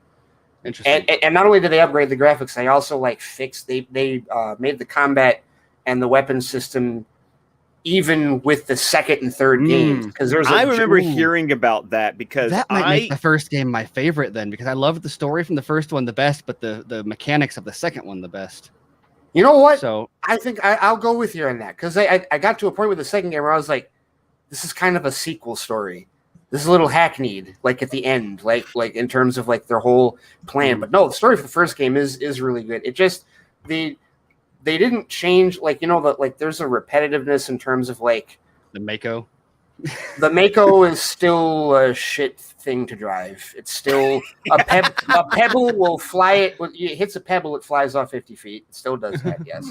But I mean, like, there's a repetitiveness in terms of like the space station designs that you go to, and also like some of the like the bunker designs, like when you go to like infiltrate pirates or something. It's like they didn't change the mechanics of the game. They just changed the graphics in terms of how it looked. It's very like, I only played like one of the early ones, but it's very like Assassin's Creed, where there's kind of a point where you're like, okay, so it's just like the same mini game over and over and over. Oh, yeah. Assassin's Creed 2 is very much like that, because I remember my wife watching me play that, and I got to the point that like I was collecting all the feathers. And that's what Heather calls Assassin's Creed 2. She calls it, it's feathers. She calls it feathers. She calls it feathers. And then I collect all 100 feathers. And what do I get? A stupid cloak that means that everyone sees me when I walk into a city. I'm like, fuck me. This is what I spend all the time collecting the feathers for. You know what though? Okay, but seriously though, like, there is like we played the first game and we liked the first game, but it had so many issues. The first Assassin's Creed game had like so many issues, and we're like, wow. I've never played the first Assassin's Creed. I've only played 2 and 3. Okay, so the crazy thing is, like, we liked the first game, but it had so many issues and there was some glitchy stuff, and it was extremely repetitive. And we're like, okay, we have a list of things that we wish you guys would fix for the sequel. And it was literally like Ubisoft took our list and went, okay, and fixed the second game is arguably the best game in the series. I will stand as the one game that, and it's also the game that is the closest I've ever come on my PlayStation to getting a platinum trophy, because literally I got every trophy in Assassin's Creed 2 but one, and damn did I try. Like there was like this stupid thing. You had to like pick up the dirt, and you had to hit like 3 or 4 people at the same time when you threw it. Random little things. And I don't care how many times I tried, I could never get that stupid trophy. And so that one platinum trophy, that I'm like, this is as close as I have ever gotten. Dude, that's just me on Arkham City. I got to, at one point I'm on the rooftop. I'm like, well, I'm not getting all the Riddler trophies because I'm not figuring that shit out. Nope. No. Arkham City and Arkham Knight, all of them. I got of them. All of them. Oh, look at you! The one in the cage on the rooftop where it's like 3. Really? All of them? All of them. Damn you! And Arkham Knight, I even did it to where I got the real ending. Because there's 2 different endings to Arkham Knight. Yes, I know what ending. Yep. Mm-hmm. And I got the real ending to Arkham Knight. Which one is the real one? The real one is where he blows up the bat signal and he kind of disappears. And then like at the end, everyone thinks Batman's like dead and gone. Tim and Barbara are getting married. And then he like appears like he's using Scarecrow's fear toxin like 5 years later. And he's like swooping down on a thug. And like, that's the real ending. That's the real ending? Wow. Yeah. I did not know that. I remember like in the Arkham Asylum game, the level that always it was difficult. One time I literally had to be like my roommate. I'm like, dude, can you do this for me? I'm like, I can't. Please say Poison Ivy. Please say Poison Ivy. No, it was the Killer Croc sewer. I mean, it was like you have to walk around because you have to get all these little. That scared the shit out of me. Yeah, it was scary. It was scary as shit. Yeah, because you have to get these like little like cocoon sacks that have like some serum in them. And you have to walk up to them, but the whole time it's quiet, and you're walking on these wooden boards, and you're waiting for Croc to. I mean, you're Batman walking with a batarang up, and you're like waiting, and then all of a sudden you're splash, and the music starts going crazy. You're like, "Where is he at?" Yes. Where is he at? You know. And he shows up, and he's an Easter egg in Arkham City. Yeah. But you can only find him at one particular point in the game. You have to go to his spot after you defeat Ra's al Ghul, but before you deliver the Lazarus pit water to Mr. Freeze. It's on your way back to Mr. Freeze that if you don't hit this one spot on your way back to Mr. Freeze, you completely missed the Killer Croc cameo. I think I missed it. It's been a while. I think I and you missed know it. that they actually tease Arkham City in Arkham Asylum. Do they? Where? I didn't know that. Okay, one of the Warden's journal things. No, it's not one of the Warren. Okay, I can't remember. There's that room that I remember at one point. Remember the level where like there's like 2 guys with guns. And they're holding a hostage, and like the only way to beat it is like you have to throw like the remote control batarang to like come around them and smack them so they drop their guns. And you have to like remember that. And stuff. Yeah, I remember. Okay, that, there's a wall right there, and you have to wait until you've upgraded the explosive gel to the point that you can do 3 explosive gels at one time. And you do the wall. It sounds so Batman 66. I know. And you do the 3 explosive gels, then you detonate and you blow open the wall, and there's a secret office, and you go in there, and the blueprints for Arkham City are on the wall. Oh wow, I didn't know that. Wow. Yes. Okay. Those damn games. Wow. Oh, those were amazing. Amazing. Oh yeah. games. I mean that's the thing is like, you know, because I've never had like my own console because I was always worried. I'm like, it's gonna take too much of my time. But when I had a roommate, we had a PS3 and I just remember just like hours would go by because I loved playing Arkham Asylum and then Arkham City, and it was just like, and you know that Scarecrow then was hinted at in Arkham City. In Arkham City, what do you mean? Okay, so like you had the secret room in Arkham Asylum that told you, oh, the sequel is going to be Arkham City. Yeah. In Arkham City, when you're over by Amusement Mile, there's that barge in the middle of the harbor. If you land on the barge and then you get out your decoder and you basically do the whole like weird decoder thing, it opens a secret passage, and in the barge you find Scarecrow's mask and a whole bunch of chemicals where he was preparing fear toxin. Dude, those Scarecrow levels, man. Oh my god! You know what though? So fucking cool. You know they were great, but I'll tell you the freakiest level by far, Mad Hatter. Mad Hatter. Hatter. That was some with the pit. That was some creepy ass shit. With the Mad Hatter. Arkham City? Was the Mad Hatter one the one that also had Professor Pig, I think, was part of that? In Arkham Knight, yes. Well, because Mad Hatter was DLC in Arkham Knight. Oh, okay. So that's he was in I never played Arkham Knight. Okay, he's in Arkham City, yes, because you have to go save Vicky Vale. Yeah. Yes, it's like it's a little it's a small side mission, but it's like the creepiest. Is Arkham Knight the one that people are like the most, or Arkham Origins is the one that people are like the less into? Well, because Arkham Origins was the one that wasn't done by Rocksteady. It was done by Warner Brothers Montreal. It also was one of those that was very glitchy at release. Yes. But then I didn't play it until much later after all the patches had been released. Same for me, yeah. So I played Arkham Origins. The graphics aren't as good as the Rocksteady games, but it's still a really I think solid game. And Arkham Knight made it canon because there are Easter eggs to Arkham Origins in Arkham Knight. Well, and also I think that of all of them, it had the best story. Probably, yeah. Because like the characters all like.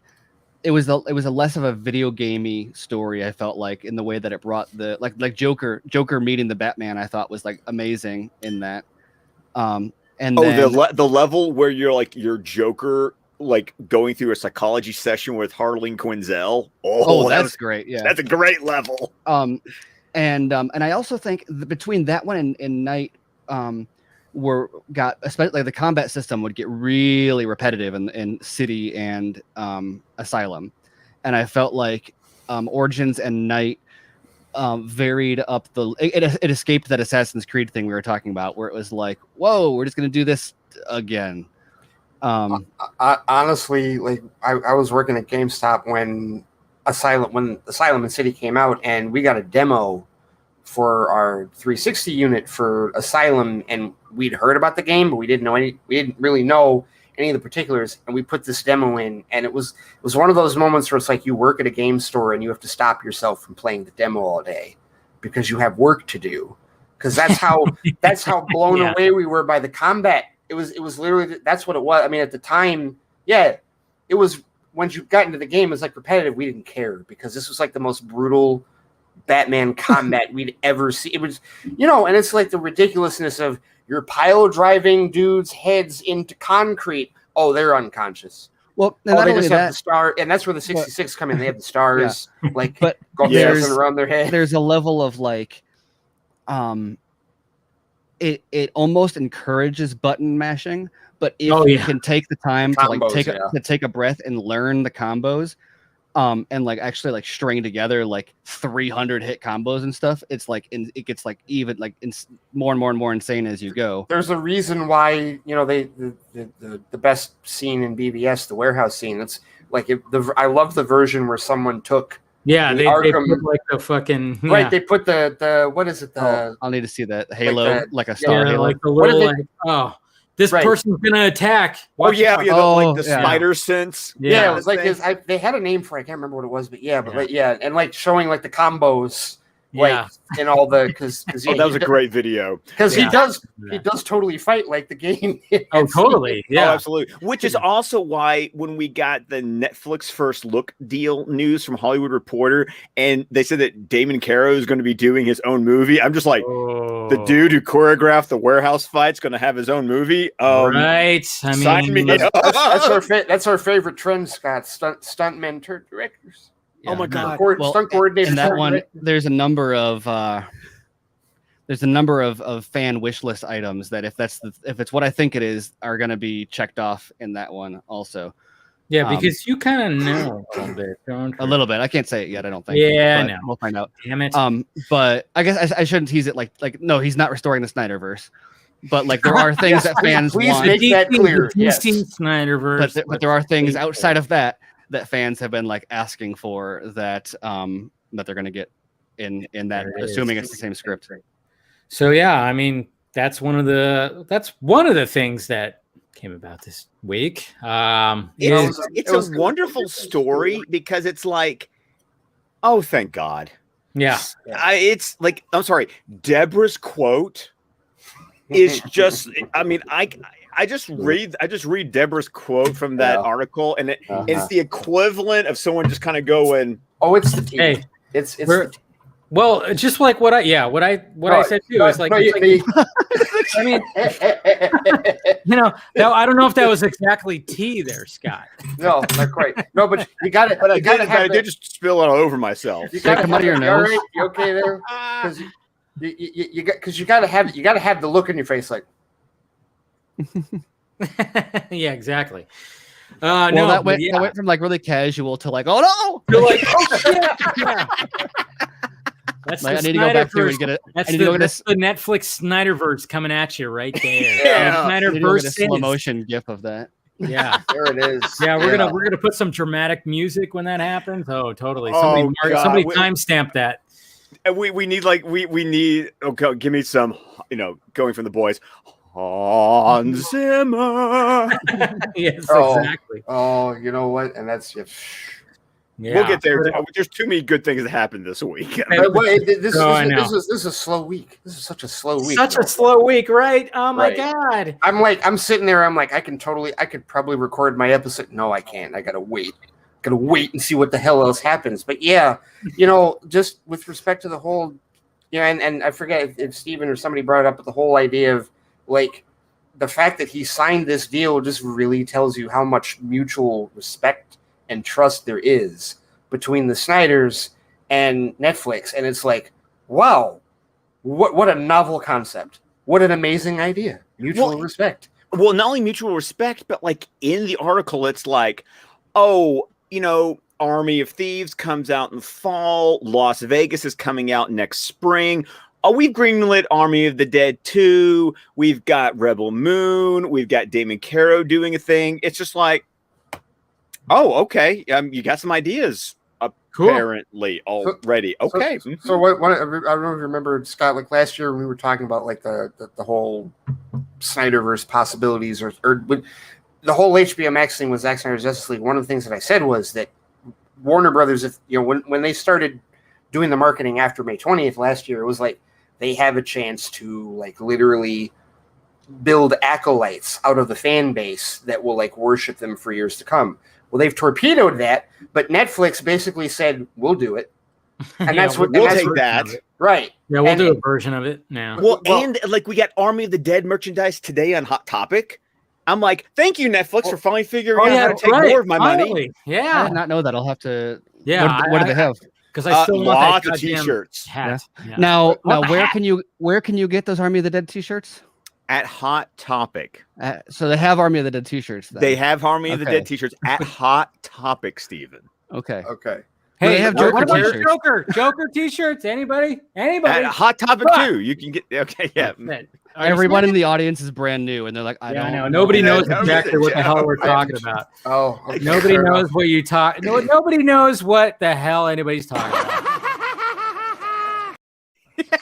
Oh wow! I didn't know you had that drop. That's cool. Oh no! You did that drop. Yes, you did. Yeah. No, but Netflix basically just sat there. I feel like they just sat and watched the whole, Warner Media Snyderverse debacle go down, and they're like, let's totally co-opt this. And it's Charlie Brown. They're Lucy, and they took the football. Yeah, well, they're literally just like, if you don't want them, if you don't want those fans, if you don't want those acolytes, we'll take them and they'll worship us. Well, that's the Totally. thing is like they're realizing like, hey, like you realize that Snyder has this crazy, he's got this fan. No, we're crazy. Like you can go ahead and finish that sentence. It's okay. No, but like it's like they know that he's got this fandom that's gonna like follow him, or at least most of them, at least, And it's just like it just who knows what Warner Media. I mean, I just. Whatever, we're gonna get original content. That's what we're looking for. And I know people are still kind of going, "Hey, but should we still support that?" It's like, yeah. I mean, there's still Erica. Maybe there's still a possibility for Batfleck, Deathstroke. Yeah, I know. There's all that, and then maybe they'll use something if they want to like continue the story. But hey, guess what? Snyder is not waiting for that. Snyder's not waiting for that. If that does happen, he's not going to be hands-on as much as you probably would hope. How dare you? I know. I just totally. Well, are you telling people to stop campaigning, Dave? I know. I know. That's what you did with your poll, Steven. Damn you. Yes, you're very realistic, but that's the thing. And I Dick. Okay, I wasn't sure. Okay, that's two new. I didn't know you had that either. Oh, right. Dude, you don't even. Oh no, you don't know, man. You're very new, Ray. I got plenty of drops. Okay, no, but it in kind of assessing where everybody's at with the whole restore the Snyderverse thing, like where basically I think one thing that a lot of people aren't necessarily catching on to here is just how off the timing was the moment you screwed this up 4 years ago. That's really the biggest problem is like when you veered so badly off course in 2017, you threw the whole timeline off. And now as it gets further and further, it becomes less and less we skew feasible. From the alternate timeline into this alternate. Yeah, that's literally we made basically Doc Brown's thing. It's like we could have had this, but no. We may as well be at Biff's Casino on the 27th floor, listen to I Can't Drive 55 while watching the Biff Tannen Museum. Yeah. Yeah. Oh god. Essentially. Yeah. I mean, you know what? I mean, at the same with Clint Eastwood on the TV. True. Yes. What was it? Fistful of Dollars, or was it Good, Bad, and the Ugly? Which one was he watching? I think it was Good Bad, right? I think it might have been Good, Bad. I think it was Good, Bad. Probably, yeah. Which was just like one big foreshadow to what's going to happen in Back to the Future 3. It was a massive foreshadow that like you didn't see. It was like, oh wow, really? That's cool. I like that. But see, that's what was so brilliant about it. It was just like such a foreshadow of like, oh, that's what Marty's gonna do. There it is. Yeah. There you go. Yes. Oh, the best trilogy. I don't care. It's the best trilogy. I think it's a great trilogy. The best trilogy. Huh. I don't know. To me, it's the best trilogy. That's it. Listen, I'm not going to fight anybody on. I'm not going to fight anybody on that at all. But like I saw somebody like cracking wise about the second movie the other day, and it was like, look, the second movie isn't perfect, but they shot when you shoot the second and third back to back, it's like, well, what are you going to do? The second one is still this. I still love my favorite part of the second one is by far the 2015. I just love the old future concept. Like this is what we thought. Sunglasses from Pizza Hut. Yes. Yes. I wanted the shoes. Everybody wanted the shoes. I wanted a hoverboard. I made my dad and I made a hoverboard out of a just cardboard. I was like, I want a hoverboard, but we designed a specific one. It was blue. I didn't want the pink one. You didn't want the pink, no. No, I didn't want the pink one, because but we made it blue. It's construction paper. We even did it. I mean, I wish I still had it. It was pretty damn awesome. God, and that game on the Nintendo was hard as shit. That game was impossible. Impossible. That game made no sense because I never played part 3 because you had to get through part 2, and that just wasn't happening. Like the whole idea of Back to the Future 2 and 3, like we're ever gonna get to 3. Yeah. No, my whole like the whole thing when it came to the game, I was like, you know what? I don't even know what I'm supposed to do in this game anymore. I just want to find the high school in every single level. Okay, literally, yes. The high school is hard to find. Like the high school is hard to find. You're right, but like just basically, you want to see the representation of like Lion Estates and like the clock tower. Yeah, and, like, you wanted to see the Easter eggs. That's all you really want to see. I don't even remember what the game was about. No, it was we Scott and I talked about this because there's this weird thing with like video game adaptations. Yeah. Because this happened with Batman Returns. Like how it was back in the 90s where they had no idea. Like a bunch of those were the same game. That just they reskinned it. Okay, but there's this weird thing with Batman Returns where like the Sega Genesis version, you're fighting gargoyles and ghosts, and it doesn't follow the plot of the movie at all. But the Super Nintendo version totally did. Is a beat 'em up game where it follows the plot of the movie perfectly, and even has MIDI versions of Danny Elfman's circus dude. Yeah. Right. You're fighting the Red Triangle Circus game. Yeah. They're fighting Catwoman on the rooftop. The Batmobile chase happens. Yes. Where all that you're at the zoo later, like it follows the movie perfectly. It's weird, and so I don't know. Like with Back to the Future, it was like, let's just loosely take the second. But I mean, like, what were you supposed to do? I mean, you were supposed to find. I think you were supposed to find like certain like things. There were keys. There were like keys that you had to find because if it scattered them like across. Yeah. So you were like in the alternate 1985, but then you could travel back to 1955, and then you could travel to 2015. Right, and it wasn't the bad 2015; it was the good 2015. So it's already breaking the rules of the movie. Yeah, that got established. It didn't make sense, but I just remember like I'm like, I just want to find all like the little Easter eggs, and it was funny too because when you found the high school in the alternate 1985, it was on fire, and it was like, oh yeah, but this was cut out from. I mean, you heard about it. Strickland did say like the school burned down, whatever. But you know what is funny though, when you watch that cut scene, like you could look it up and probably find it where Marty literally, But I'm like, why is it still on fire? It's still on fire. See, but that was also like, and that's the other thing. Like when you go back and watch that movie, and it's like, it's almost like The Crow, where it's just like it's so hyper stylized. Like we really need to hit home that this 1985 they is really evil. went like, I mean, you have like cars that are still on fire in the street. Right. You got bikers riding tanks. You're riding a tank like right in front of the casino. It's like, what? And then a random drive-by just happens. Strickland was okay though by just ducking down in his doorway, and I'm like, how did they not hit him? He's like, Marty ducked behind the wall right there, but Strickland was literally in the doorway. Like he should have got shot in the taint at least. That's like too many bullets. Way too many bullets. And that's like it's a drive-by, but it's literally like an army. Like it's three dudes like fighting. He's got a 12 gauge.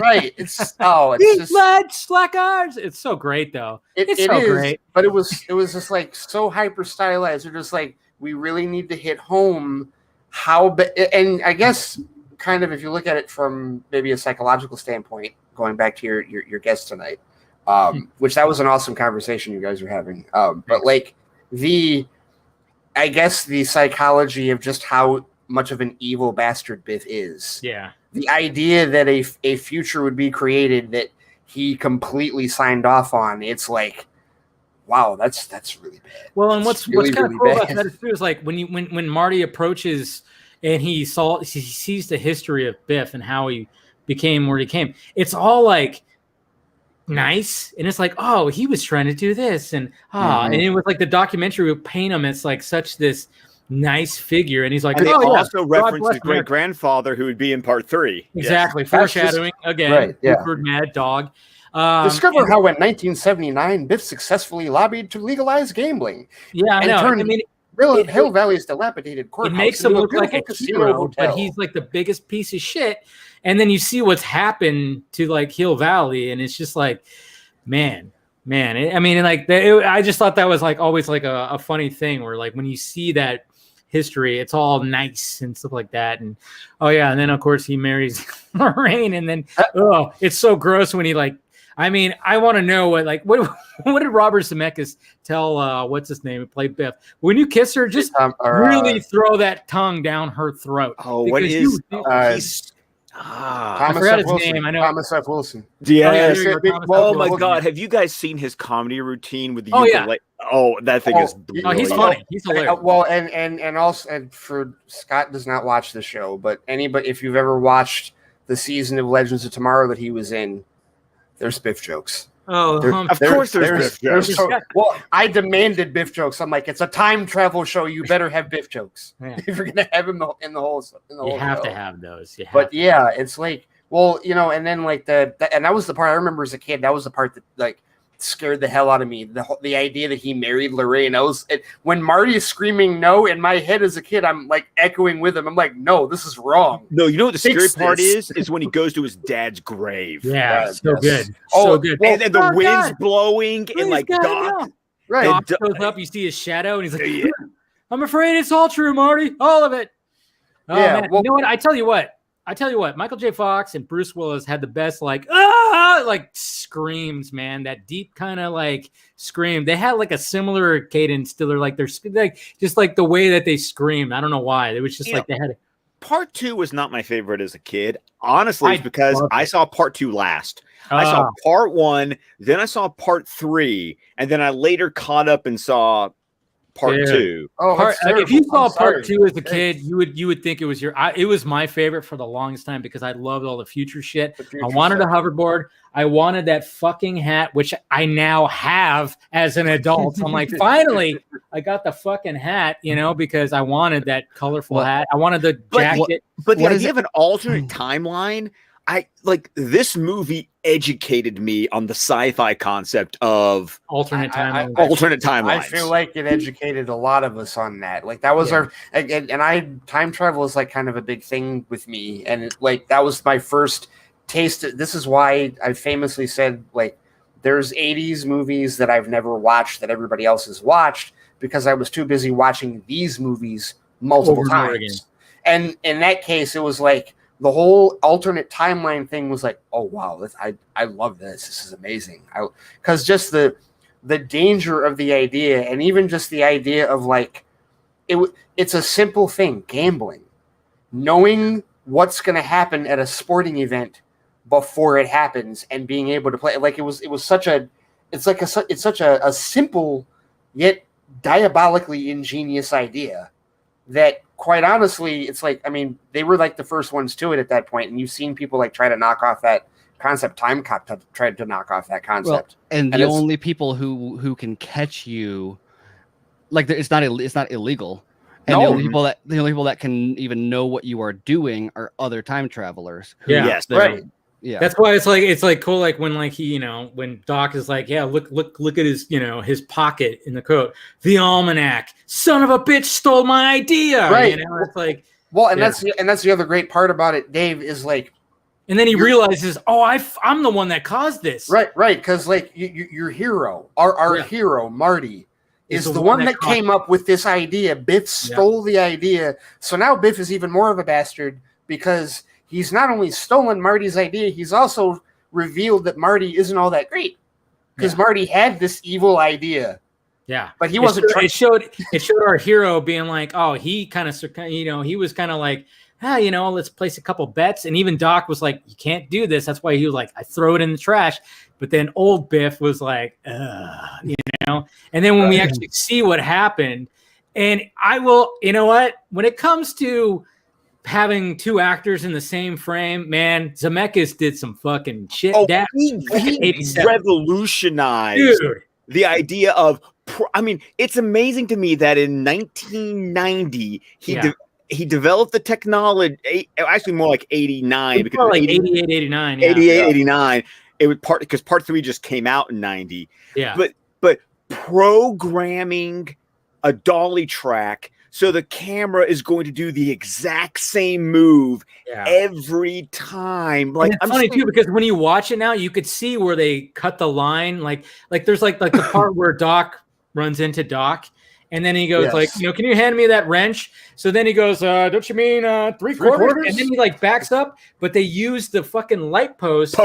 Yes, light post, right? Then he's like, he reaches behind it, but it obviously when it comes to the other side of the dock, that's somebody else's hand that hands it to him. I'm like, little tricks like that. I'm like, and what's impressive too is it's like all in camera. Yeah, or mostly in camera. Yeah.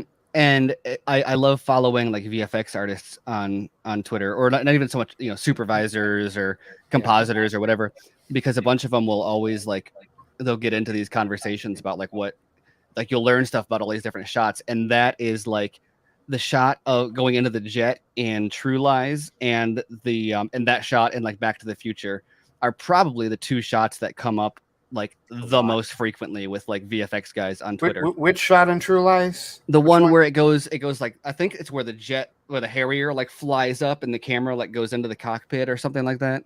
Okay.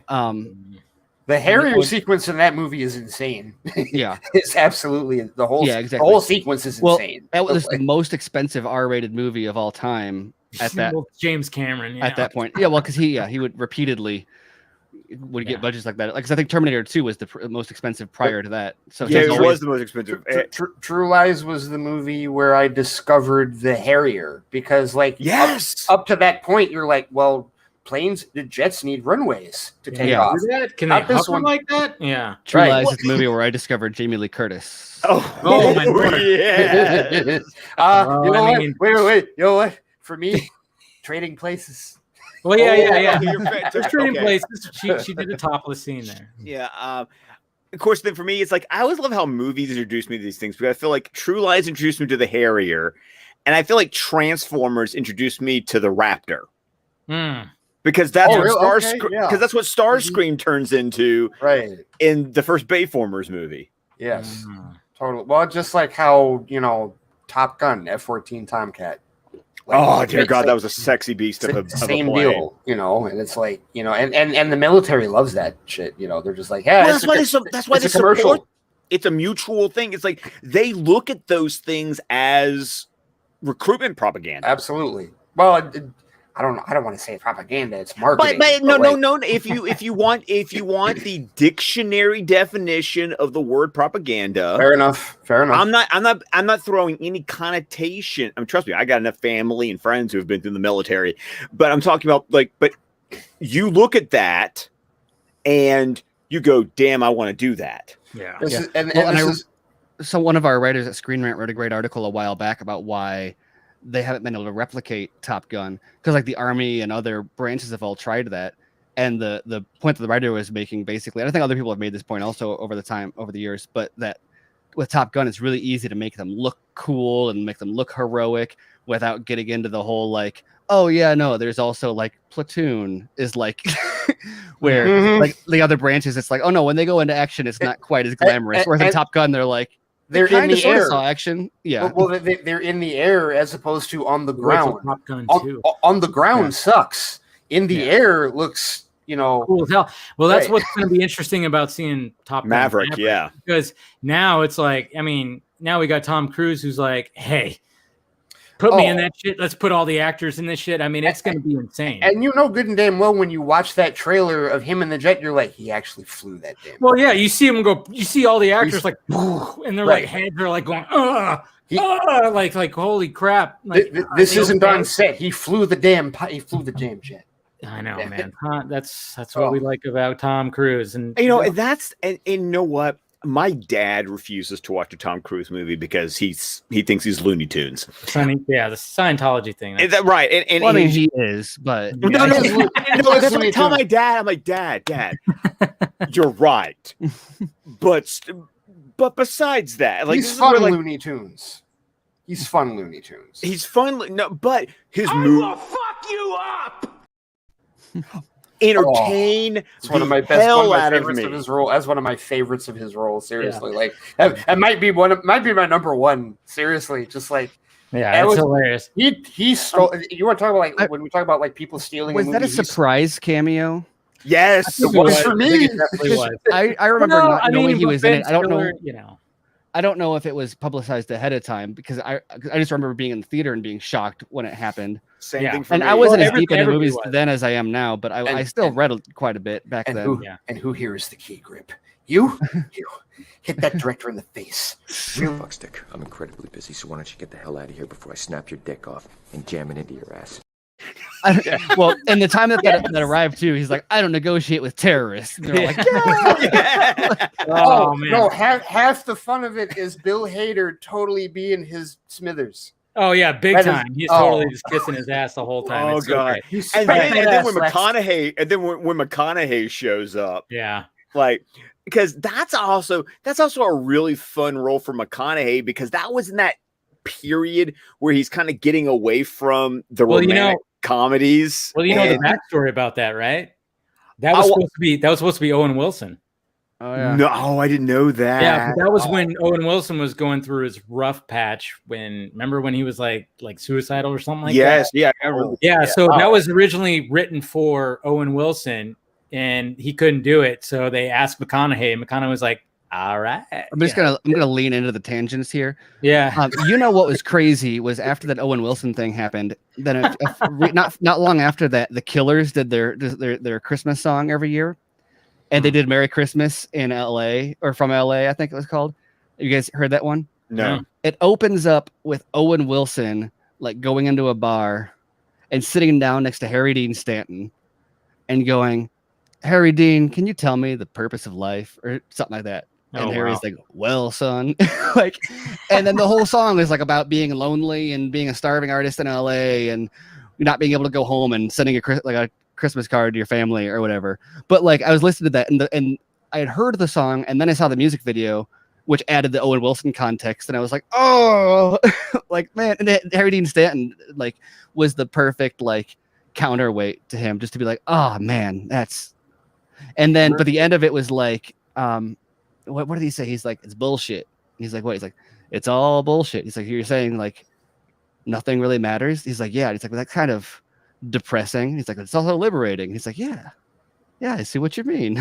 And then he just like walks out. I was like, wow, I didn't know about that. Yeah, man, you know what? Let's watch it right now. Yeah, let's do some live commentary. Yeah, no, but I feel bad because we kind of cut you off, Scott, when I brought up the fucking Tom Cruise. You were talking about military and what? I have no fucking clue. Yeah, this whole conversation is going off tangent after tangent. As I said, let's lean into the tangent. It was the propaganda thing we were talking about. Like it doesn't matter because the tangents were so much fun. Yeah, I know. Yeah, I was like, but I wanted to go back. I was like, oh, Scott said we had something. No, I wasn't gonna say anything profound. I always feel guilty because it's like, and Scott knows this because we've had like many a long discussion, and I feel like. You mean 4 a.m.? We've had like 5-hour-long discussions that have literally just continued because of tangents. Oh yes, that's usually. And I mean, we lose count of how many tangents we go on. Oh yeah, like we don't even realize. Like, I don't even remember how this conversation started, and doesn't Scott, matter. You and me do that on Batman the Animated stream. I mean, it's fun. Yeah. We'll just go off on a tangent. All of a sudden, we're talking about a movie. We're talking about like some kind of movie, and it's like, all right, let's get back to the episode that we're actually supposed to be talking about. Okay, I got to tell you, the one you guys are going to do tomorrow. Oh my god. Yeah. Oh yeah. It's the best. You're talking about like, and it's not just like a top 5 episode of that series. It is a seismic moment in like DC Comics, because up to that point, and I'm going to bring up Star Trek again, because who is the voice of Mr. Freeze? Michael Ansara. Ansara, who played Kang, Kang, not Kang the Conqueror, Kang, a Klingon warrior from Day of the Dove in Star Trek the original series. And he has like a fantastic voice. I know. Man. But just the gray area, and you guys were talking about it earlier with the Doctor, like the gray area of the villainy, especially with that character. And Victor Freeze had never been given that kind of weight before. And like that one episode changed the entire perspective on how that character, I mean, to the point where Batman and Robin, Gotham, the Arkham City, like we were talking, that character has never been the same since Heart of Ice. Yeah. And it's amazing because it's a throwaway character. He was played by 3 different actors in Batman 66. I would say he was never played by the same actor in 66. Right. So it's like nobody cared. Like it was like, what? No. Mr. Freeze? Who cares? Right. But then you watch this episode, and I always tell people, I'm like, you want to do a decent, like even like when they were talking about after Joker like came out, I'm like, oh, you could do that with Freeze. Just watch Heart of Ice. You could do something like that. Like just I mean, you don't have to do exactly that, obviously, but I'm like, just refer to that episode. Everything Mr. Freeze, I always go, Heart of Ice. Just look at Heart of Ice. And the fact that Mike Mignola did the concept art for his character design. Yeah, we talked about that at our first episode. And how they designed that costume and everything. I mean, geez, man. Well, because that like revolution, like because before then he looked a lot more like the Schwarzenegger. Yeah. Mr. Freeze, didn't he? Too much, like, you know. Yeah. Where he was just kind of like simplified him a little bit. It gave him like the glasses with the red eyes, which I think is huge. That was a fantastic look. Oh, and that's such a Mignola touch, by the way. Yeah. I mean, look at Mignola's art. You can definitely tell the goggles are like, or Abe Sapien. Yeah. Right. Yes. Absolutely. Right. No, it's a landmark. That's going to be a fun one for you guys to talk about. Yeah, I mean that's what we always talk about. I mean, last week we had an episode that was kind of like, I know, Steven, you said you were a fan of the Batman in the basement. You were I wanted Steven. Answer me right now. Were you trolling the shit out of me, or do you actually like that episode? I have to know. I like it. I mean, it's like it's not Heart of Ice. Yeah, I know. Well, but what's funny though is like when we were like a 5-year-old, we had fun drilling into it. Yeah, but like being a 5-year-old and watching it, I mean, it's very much like a 5-year-old fantasy of like hiding Batman, and it wasn't just like I got to meet Batman. It was like I'm hiding Batman from the bad guys, and like it's very much because even though like as a kid you could like it's made for kids, but there weren't many other episodes where it's like this I can put myself in this person's shoes, whereas that one was like well, and Eric Blake brought that up too, and I think the interesting thing about that concept is it's never appealed to me, even when I was a child. Like I think the proxy characters, everyone talks about how sidekicks were created. Bucky and Captain America, Robin and Batman, all the kid sidekicks that get introduced into comics. You always hear that the idea was, we gave a character that the kid could say, I can't be Batman, but I can be Robin. I can't be Captain America, but I can be Bucky. Mm-hmm. And I think the weird thing for me is that even as a child, that concept of the proxy character never connected with me. Yeah, never appealed to you. Yeah, no. I see that as well because, but then at the same time, I mean, that's why I wanted, to bring it up to Drea and bring you in when we talked about that, because I love it. I mean, you listen to that stream, and when you brought up the whole theory that it might all just be in Sherman's head, I was like, this just totally makes me look at this in like it was like I watched M. Night Shyamalan fucking thing and Twist, where I'm like, oh, it's all in his head, man. Now I'm rewatching this and talking about it in a whole different light. Maybe Sherman was just imagining this whole thing, and stuff like that. Because it does get very Home Alone. He knows how to utilize some of the. It's extremely Home Alone. Yes, very much so.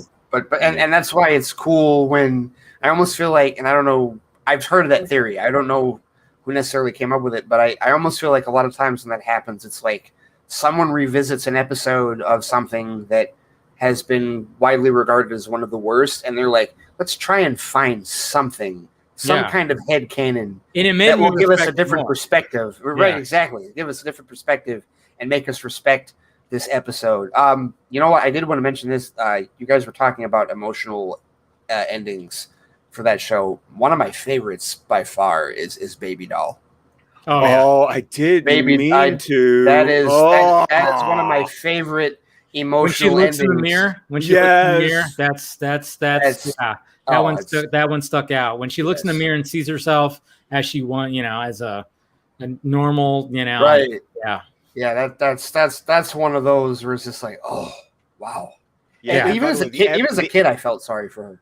Oh yeah, me too. Like it kind of made me like a little made me tear up a little bit. But the episode you were talking about with Drea was Growing Pains, the Clayface episode. Yeah, that was the one where Tim Drake goes, what should we charge him with? And at the end, Tim Drake just goes, murder, and walks away. And you're like, dude, Tim just got scarred. Yeah, I know. That whole episode was like, where'd this little girl come from? And then it was a Tim Drake episode. And he's trying to help this girl out who's doesn't know where she came from. And then you realize, oh, she's just an offshoot of Clayface. And it was just like, oh man. So crazy. Oh man. And then of course you get something like what I mentioned. I'm Comic Book Rundown. Joe over there had me over. I recorded it last week, but it's going to pop up in August on Comic Book Rundown.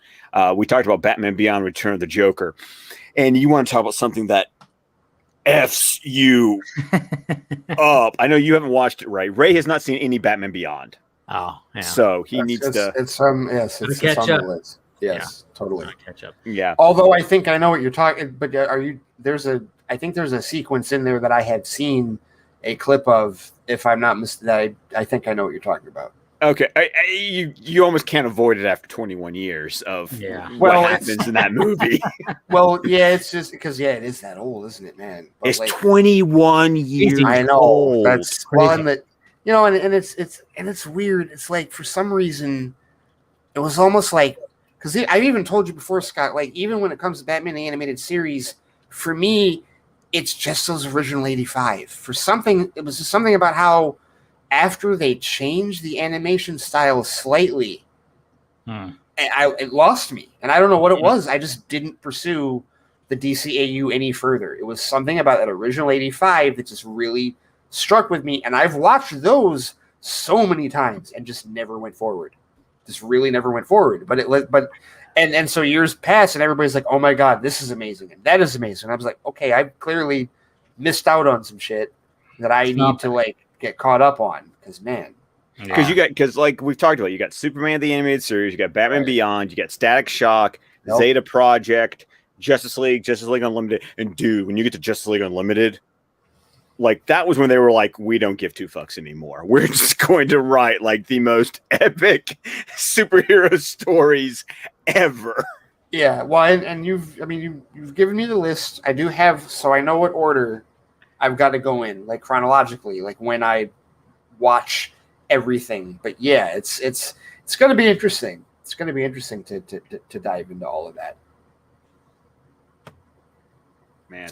So Steven, questions. Scott. I'm waiting for you to say answers. I mean, come on, dude. That was delayed. Come on. I was gonna say it, and then I was like, but what if I don't have answers? I can't promise answers. You always have answers, Steven. Even if you have to ramble until you get there, you have answers. Well, I will find it. I can find an answer. I might not have it, but I will get there. So,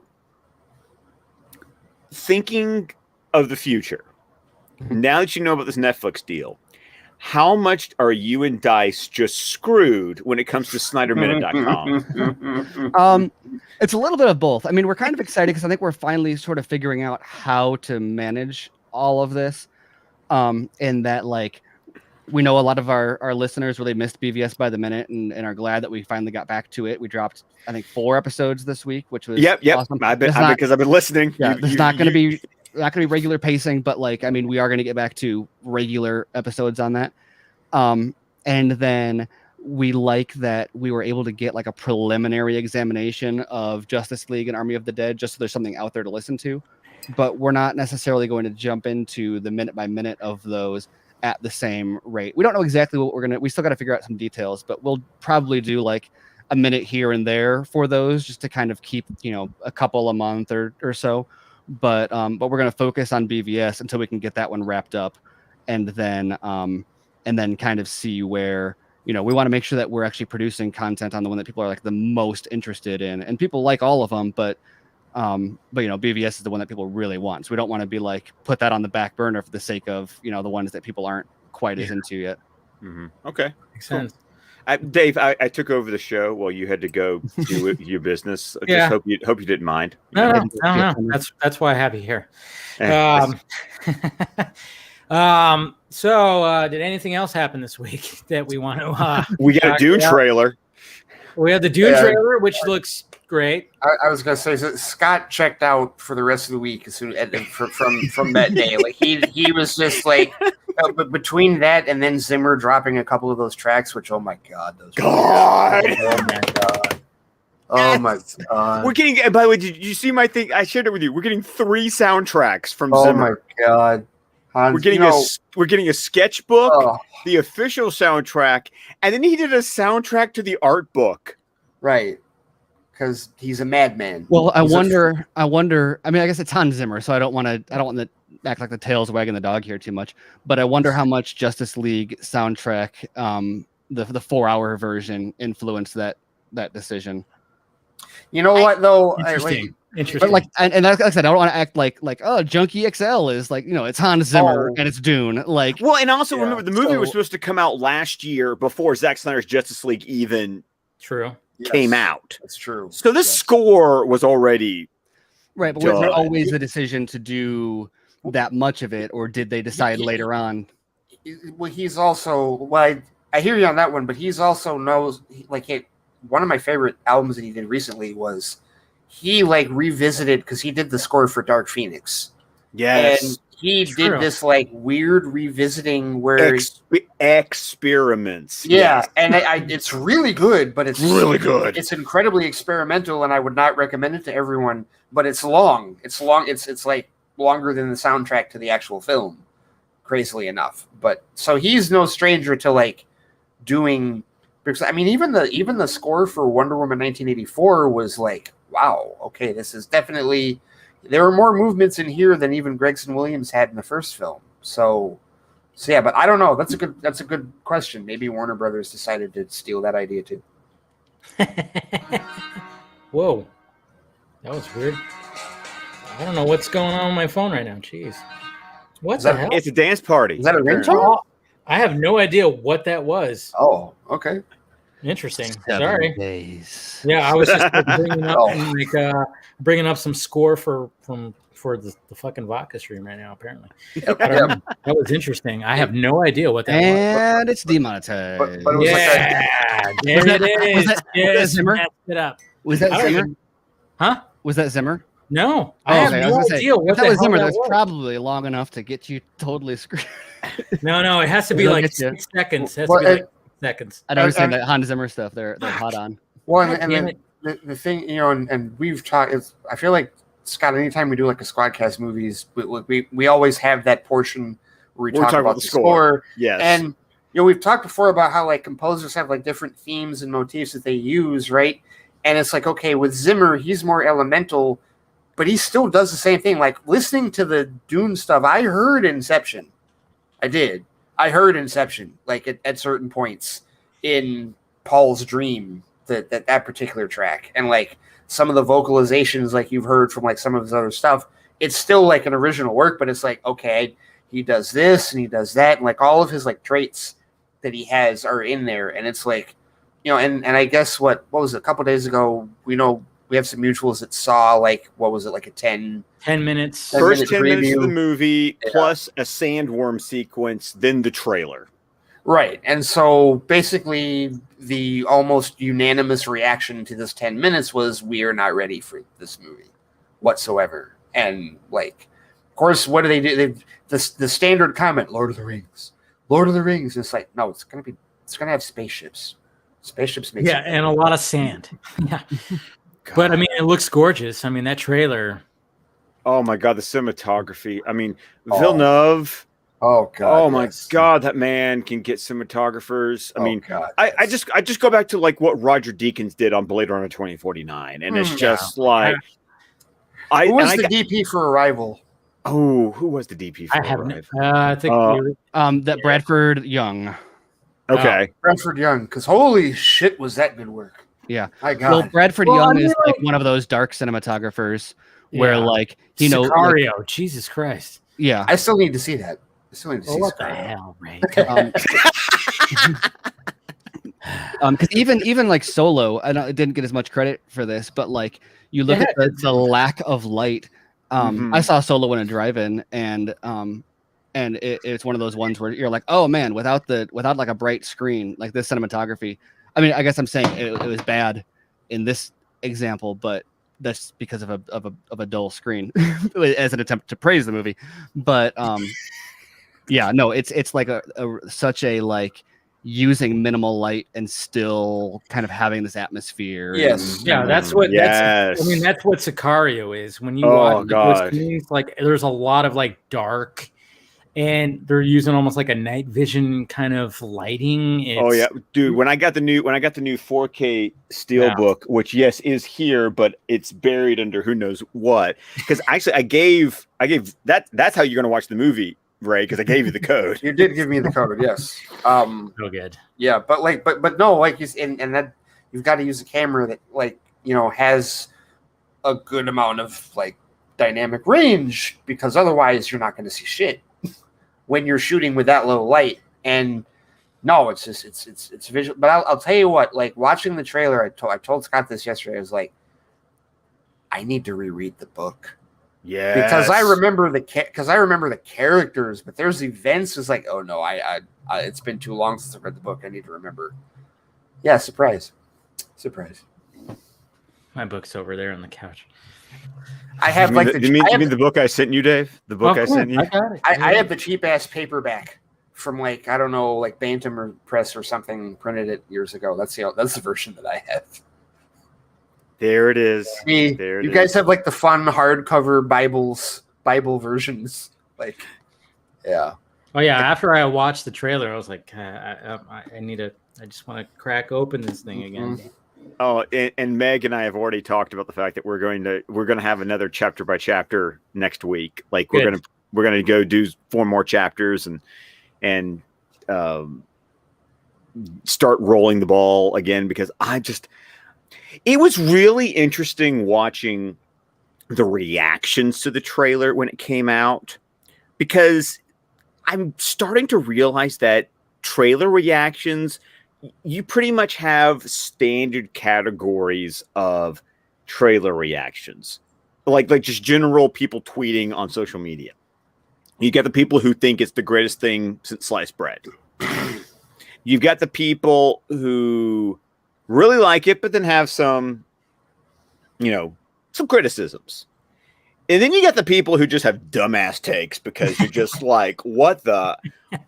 Like, do you have eyes? Like, it's almost like some people want to. There's not enough jokes. I didn't laugh.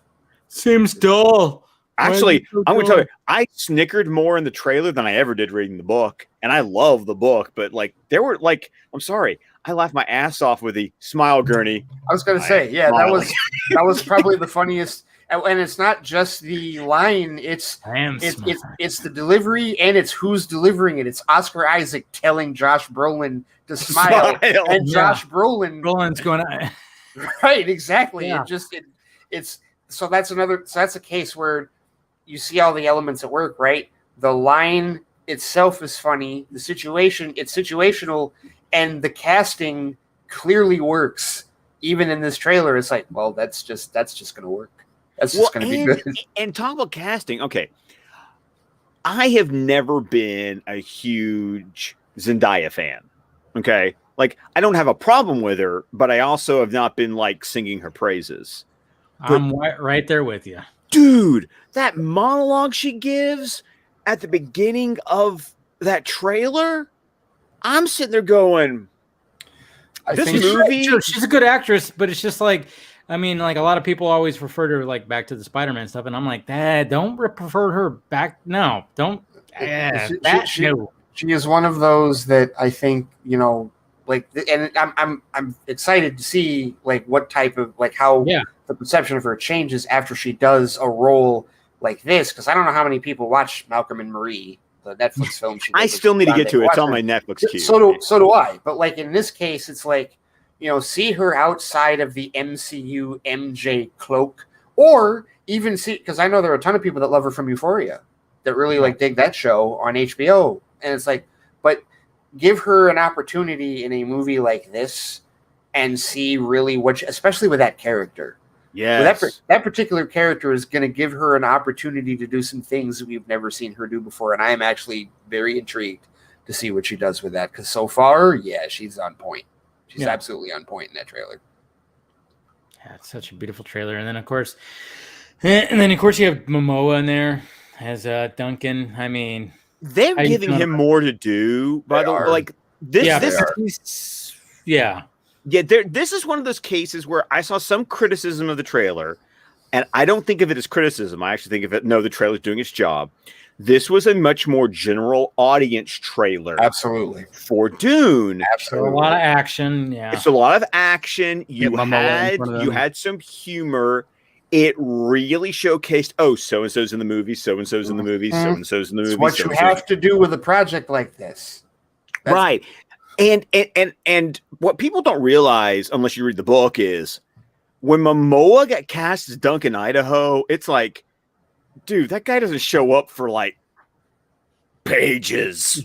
like he's not that predominant for a while in the book. Right. They talk about him, but he's not actually there. I think that's also the case in Lynch's movie too, if I'm not mistaken. Okay, yeah. So what I'm already seeing the trailer is okay. They introduced him a little bit earlier. Like I'm starting to see this trailer gave me better ideas about the adaptation portions of the movie where we'll introduce characters sooner. We'll add in some situational humor because it's not because he says to what's his name? Paul. You've been working out? He's or something like that. You put on some muscle? Yeah, put on some muscle and he's like, think so? No. Yeah. Well, it was the same joke as the option 1 or what do you think of option A? Definitely not A. All right, what about B? Show me A again. Let me see A again. Yes, totally. Yeah. And it's funny because Chalamet is like it's like the dynamic between the characters and everything. I was like, it's funny, but I was like, they just copy pasted the Snyder Cut joke. Yeah, it was kind of like I kind of almost wonder, is that going to be actually in the movie or was that for the trailer? That's a good question. Sometimes that happens. Yeah, sometimes it does happen, but I do think it's one of those cases where it's like we need to see character dynamics because Duncan does get held off so long in the book. I can understand if you're doing a movie. These are these things that when you do book to movie adaptations, like this is the shit that doesn't bother me because it's like it's a movie. Like you have to do these kind of things. Yeah, it's not going to be exactly like totally like, hey, this is it's not like Denai was like going like, hey, no, it's this, that's all we're doing is no.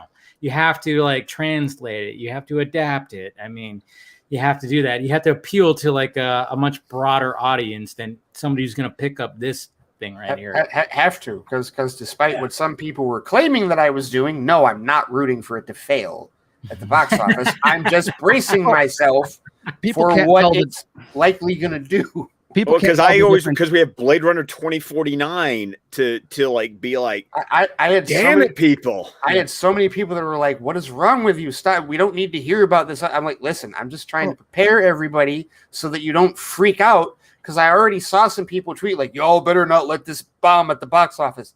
I'm sorry. The odds are against it. Yeah. Well, it's the same thing as, it's the same thing, but the people have a trouble differentiating like, you'll be, especially on Twitter, you'll be like, oh, it looks like it's going to rain today. And people will be like, how dare you want it to rain? Mm-hmm. You're like, well, no, I mean, there's clouds in the sky. Like, but it might not. And I'm like, yeah, but the odds are it will. It's like, have some hope. Like, why don't you have some positivity? And it's like, well, I left the windows on my car open. I'm going to go close those. Like, literally, I was told, it was like I said, well, it looks like it's going to rain. And I was told, we see the clouds. We don't need you to tell us that that it might rain. Yeah. Okay. Exactly. What? It's like, I'm sorry if you can't handle receiving like negative information, but like, I don't want it. If it rains, it's not going to be my fault. If it doesn't, no, because I'm going to go see that. As soon as tickets go on sale, I'm buying 2 because I'm taking my dad. Like my dad's butt is going to be in the seat next to me in IMAX for the first time since Ford versus Ferrari. Wow. Because he's. Did that show in IMAX? What did we say? Ford versus Ferrari showed in IMAX? Yes. I didn't catch it until Amazon Prime. Damn, that must have been amazing. Yeah. It was amazing.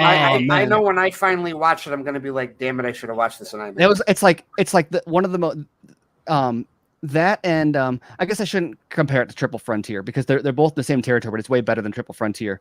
But Ford versus Ferrari is like the amazing like your dad's new favorite movie. Oh yeah, yes, it totally is. It totally is.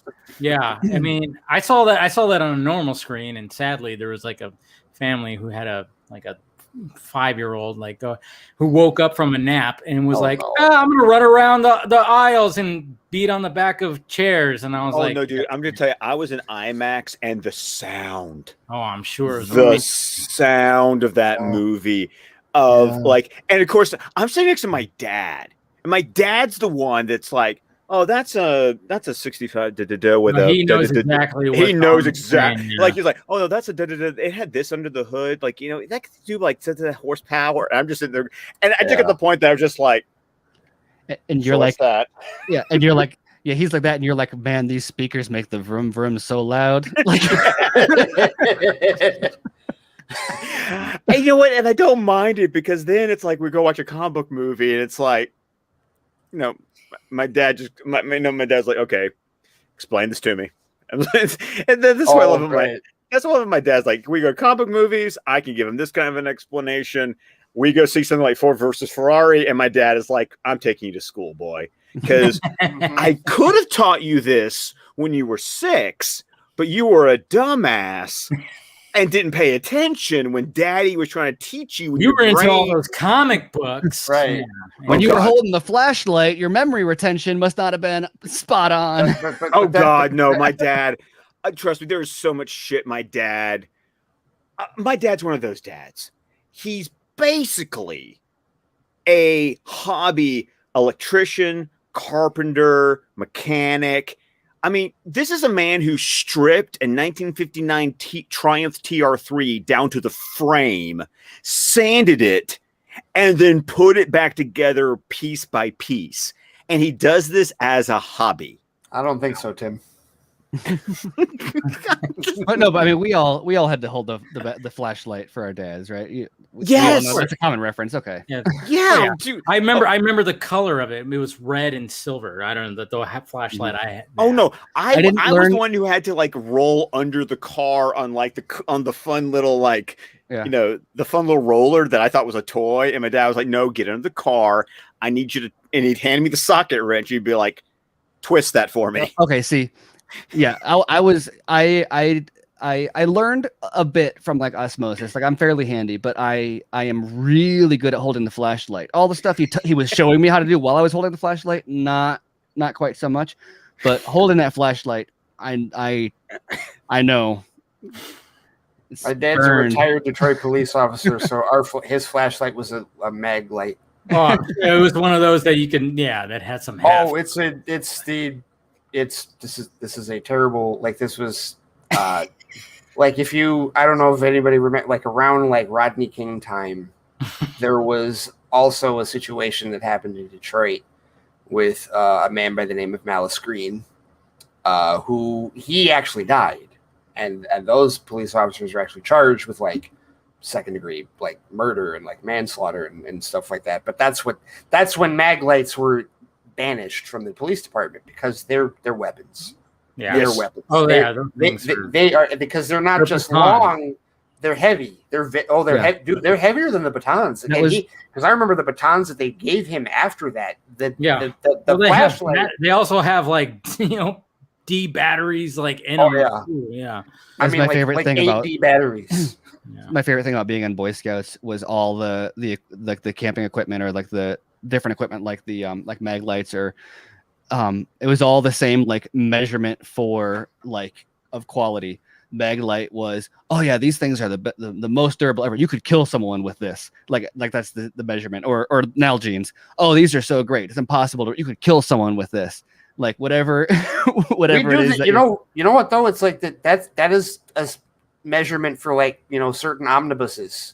Home defense. Yeah, you have home defense. Like you've got a whole room of home defense in your house. Yeah, well, I've got the big damn Sim City that actually part of the solicit for the big damn Sin City omnibus was like they literally said suitable for home defense in the solicit for that book. Well, or in Scott's case, I mean, the heft is helpful for home defense, but like we all know, the most important part is access. And so for Scott, he can reach anything at any time. And At so, arm's length. Yeah, and that's really the most important. Scott has weapons. He has defensive weapons around the whole. If someone comes into the room, he's not going to run over there and get that omnibus. He's going to throw. I don't know. He's probably got ninja stars by him. That's something that you and Zack Snyder have, and I mean, remember when like he was on the league, and all of a sudden he was just he pulled a knife out. Yeah, Scott, what is the most lethal knife like underneath his desk? What is the most lethal thing you have in arm's reach right now? Okay, it's right here. Here we go. Oh, it's like a AK-47. A big ass book, of course. Oh my god! Dark Knight Returns Gallery Edition. Not Oh my only do God. I have heft, I also have Dimension, where not only it's like a shotgun, like when you do scatter shot, it's like not only is this thing heavy as shit, it's wide, so if I swing it, I'm gonna hit something. Yeah. How many copies of that damn book do you own? Do you really want to know, Ray? Well, he's how far is his wingspan, and then just multiply that by. Well, it's just because I remember years ago when I told him I finally read it, he was so giddy. It's like the giddiest he's ever been when I revealed that I've read something, and because I owned that book for years and never read it, and then through his badgering and like other influence, I decided, shaming, I think, was the more appropriate connotation. You shamed the hell out of me for that. Yes, and I finally read it, and you were very eager because I talked about it on Fans, and you were very eager to hear what I had to say about it. But yeah, I probably don't want to know how many copies of the damn book you have. My God. But yeah, so yes, there's another. I've lost count how many tangents that was. Yeah, but Dave keeps on trying to change the subject, and then we go in a different direction. I'm just talking about things that happened this week. I mean, all right. Well, so we talked about the Dune trailer happened this week. We talked a little bit about the next deal that happened this week, and then the other thing that happened this week. I mean, the elephant in the room kind of thing. But there's like which elephant in the room? Well, I mean, we got to talk about the motion comic. Yeah, but that one. Oh, okay. Then there's three. Sorry. You mean the one that Ray literally sent me a picture of his message notifications that said 67 and went, "What the hell are these guys talking about?" Yeah, because Tim didn't know. And I love how Tim was like, dude. He was like, I've been off social media. I'm like, it probably was a good thing because holy. Well, it's like the Troy coming back into the room with the pizza community gif. Except he comes back and like the fires are already out, and he's just like, it's like, wow, why is everything burnt and like smoke? I mean, because I'm not. You guys are far more like involved with like. Well, that's whoever was involved in that. No. I hear you. It's just, but I just see it from a distance because I don't. I mean, I know some of the people, but the principals, I've never interacted with them. So well, I mean, everybody's heard my take on it. I mean, I went off. Yeah, you went off on Monday, so there was I actually posted the I tried to find a film junkie shots, but I had to find the video because that was one of the things I dropped in was like, here's a video you can watch. Yeah. I mean, I did my thing. Of course, Garza and Ben did their thing. Some other people did their thing. But yeah, I mean, Steven, what's your take? I mean, I've got how much time do I got? You got time. It's a vodka stream. We've gone how many? Yeah. I mean, I don't know where to start even on this whole story because like I feel like about a little over a year ago, this whole thing kind of flared up a little bit. And I feel like you and me, for the most part, were kind of like, okay, this is not valuable. Like we're not getting anything out of like engaging on this. And then Garza took it for another, until like 6 months ago or whatever. Then even he dropped it. Yeah. And then now everyone's kind of like, oh, yeah. Okay. So that's why I'm like, I don't even know where to start. Cause like, I think the big thing is that a lot of people don't have a lot of context for this stuff when it happens because they don't, I don't know. Not that like my notifications or like my mentions are like any more special than anybody else's, but like I tend to get some interaction from people and they kind of get on my radar when other people like don't really have that. And then also I just tend to be like fairly thorough when I look into things, which I don't think is a surprise to anybody. And so I was kind of always on top of like who was coming and going. And as this stuff kind of developed, it was like, how are people just aren't doing their due diligence here when they're believing this stuff. Because it was like, Matt from the Cultured Nerd, you have like back in like 2019, probably I've got, like I say, Cultured Nerd, that's Taylor at the Cultured Nerd, Matt at like I mean, they pretend they're not the same thing, but then they are the same thing. And then you claim they're the same thing, like we're not the same. And then they launch a joint Patreon, right? Which is like, okay, so you're whatever. Yeah. But yeah, like go back to like 2019. And you've got, and this is obviously way before like I guess their YouTube channel was around from like a different podcast from before that he like repurposed or something. But from both his personal account and the Lightcast account would like regularly come at me, I think you sometimes, and Garza, and it was all relatively like incendiary stuff. It would be insulting our intelligence or calling us liars or claiming that we were, using the move like very much like one of those like like that side of the fandom, and like interacting with that side too, like anybody who is like the quote unquote like toxic side, very much like in that circle of people, or at least engaging with that circle. I don't know if they even knew who he was at the time. And so like it was weird then when like there's a bunch of people like that, and so it didn't necessarily register. It was just kind of a passive history that had happened. And then when they really started popping up was like in early 2020, when he started like dropping those like joint scoops with the Cultured Nerd, where like the Cultured Nerd would report it and then he would like have a video already ready, or Taylor would mention it on his show and then they'd post the video on the Cultured Nerd as like part of a scoop or something. And it was very like handshaky back and forth.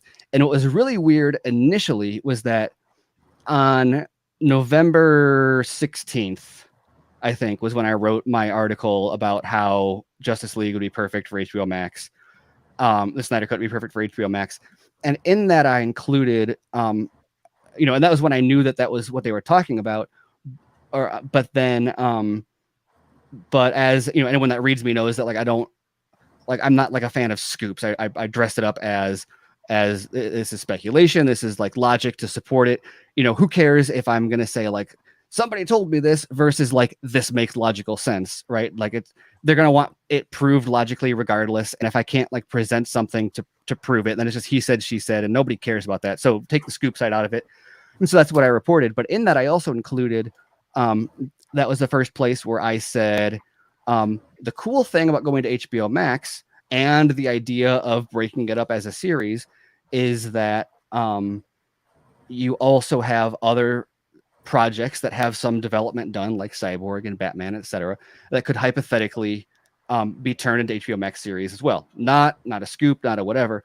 And then we would talk about that type of stuff on the Vodka stream, and it got really weird because they were frequently taking stuff that we speculated about on the Vodka stream and like posting it as like they would make it like an actual like exclusive scoop. And we were like, well, we can't claim that they're stealing it because we didn't say it's a scoop or anything, but also like we know that it's bogus because we know.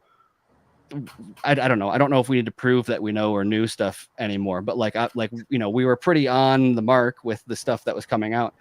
And so we were like, you know what, there's no, he said, she said fights are pointless. And like, you can't, especially with scoops, like, what are you going to, someone's going to believe you just because you like prove that it's more logical. Like, obviously this stuff isn't all related to logic. So some things you just have to put it out there and then eventually it's proven right. And then your track record speaks for itself. Right. And so that was kind of always my approach was, okay, we said our piece. You and your clout, Steven, how dare you? Let's leave it. Well, I mean, that's all you got, right? Like you got your track record and then it doesn't matter how logical it is. It's not a scoop until it's right or wrong. Yeah. And so what was really weird about that is that so they would put this stuff out, and then people would ask us because people knew that we tended to know, and we would be like, oh yeah, no, that's happening. Yes, that's happening. No, it's not happening. And so you'd get stuff like the Batfleck series, for example. People would get like really mad at us for like debunking it. Or Sam Benjamin Green Lantern was a big one, and that one was frustrating to me because that was so frustrating. I had spoken to Sam in 2018, 2019 or something, and he was respecting NDA and everything, but I had a pleasant conversation with him, and it was very much like, oh yeah, well we'll touch base in the future, and I was like, hey, if it ever comes out, like we'll talk again, whatever. And then they started talking to him, and it turned it into this big like pro or con Sam Benjamin thing. And I have no idea how involved he is in it, but I've got to imagine how like chummy they are, that there's an impression that like people were like, I don't know, some people were legitimately mocking him. It's like, guys, it's not his fault. Like people are running with this rumor and stuff. But because I hit him up for an interview later, and he just like ghosted me after the fact. I was like, this is just stupid. But so that kind of stuff would come up though, and then there'd be people, whether or not they were burner accounts or actual people, would like come at would like attack us for saying it wasn't true and saying we didn't know. We did know. Obviously, we were right. And then they would do streams where they may not necessarily name names, but it was full of like kind of incendiary, passive aggressive, like underhanded digs, or like planting stuff like, oh, those scoopers, they get paid for scoops. They said like they said one time that like people are offering to pay $10,000 for a scoop, which is like ridiculous. It's the type of stuff where it's like anybody who is like even tangentially related to like internet content production knows that there's nobody pays that much for a scoop, because nobody makes that much for a scoop. No, like the trades aren't paying for like, yes, I know that there have been people who have like paid for information, or like pay for, they'll pay to have someone on their staff who knows things or whatever, but it's all very like traditional. It's not like you're not like selling information. You are someone who has information that makes you valuable, but not $10,000 per scoop valuable. And so there was this level of like, you guys seem to have this like Hollywood version of what this industry looks like. Not like the Hollywood industry, but like the news, the journalism side of it, where it's like, this is not all the president's men. Like, and so it was like very obvious that it was like bogus stuff. And they would always go like, well, who have you ever been on a set, or you have no experience in the film industry? And it's like, yes, I've been on sets, and yes, I know people who make films, and I talk to people that make films all the time, and it's my job to research this stuff and understand it. Like, and I don't know, there was just this level of like undermining us and our credibility and our character even that was going on. That wasn't necessarily all over, but like we let it go because like they're getting like a few hundred views or whatever on their streams. It's like not that big of a deal. And also, as I said, like the truth will come out eventually. I don't need to damage my reputation today by like going and fighting somebody when nobody's gonna, like, no matter what I do, the answers aren't gonna come out until the future, ironically. And so then like that whole storyboard thing happened, which was like crazy because like I had been ignoring it, but then they dropped that storyboard. And the thing with that I tried to make clear at the time was, I know there was people were mad that it was like supposedly spoilerish, and that's, their prerogative. They don't want to see it because it's spoilers, but it was stuff that like we were already relatively familiar with. But my point and Dave's point was that this is something that like other fans had and like did not have permission to release. This was like your eyes only. This doesn't get out. And the point that I made at the time was like the version they dropped is identical to the one everyone else has, but it's way lower resolution. AKA they were shown in like a video chat or something, and they screenshot it and then released it without permission.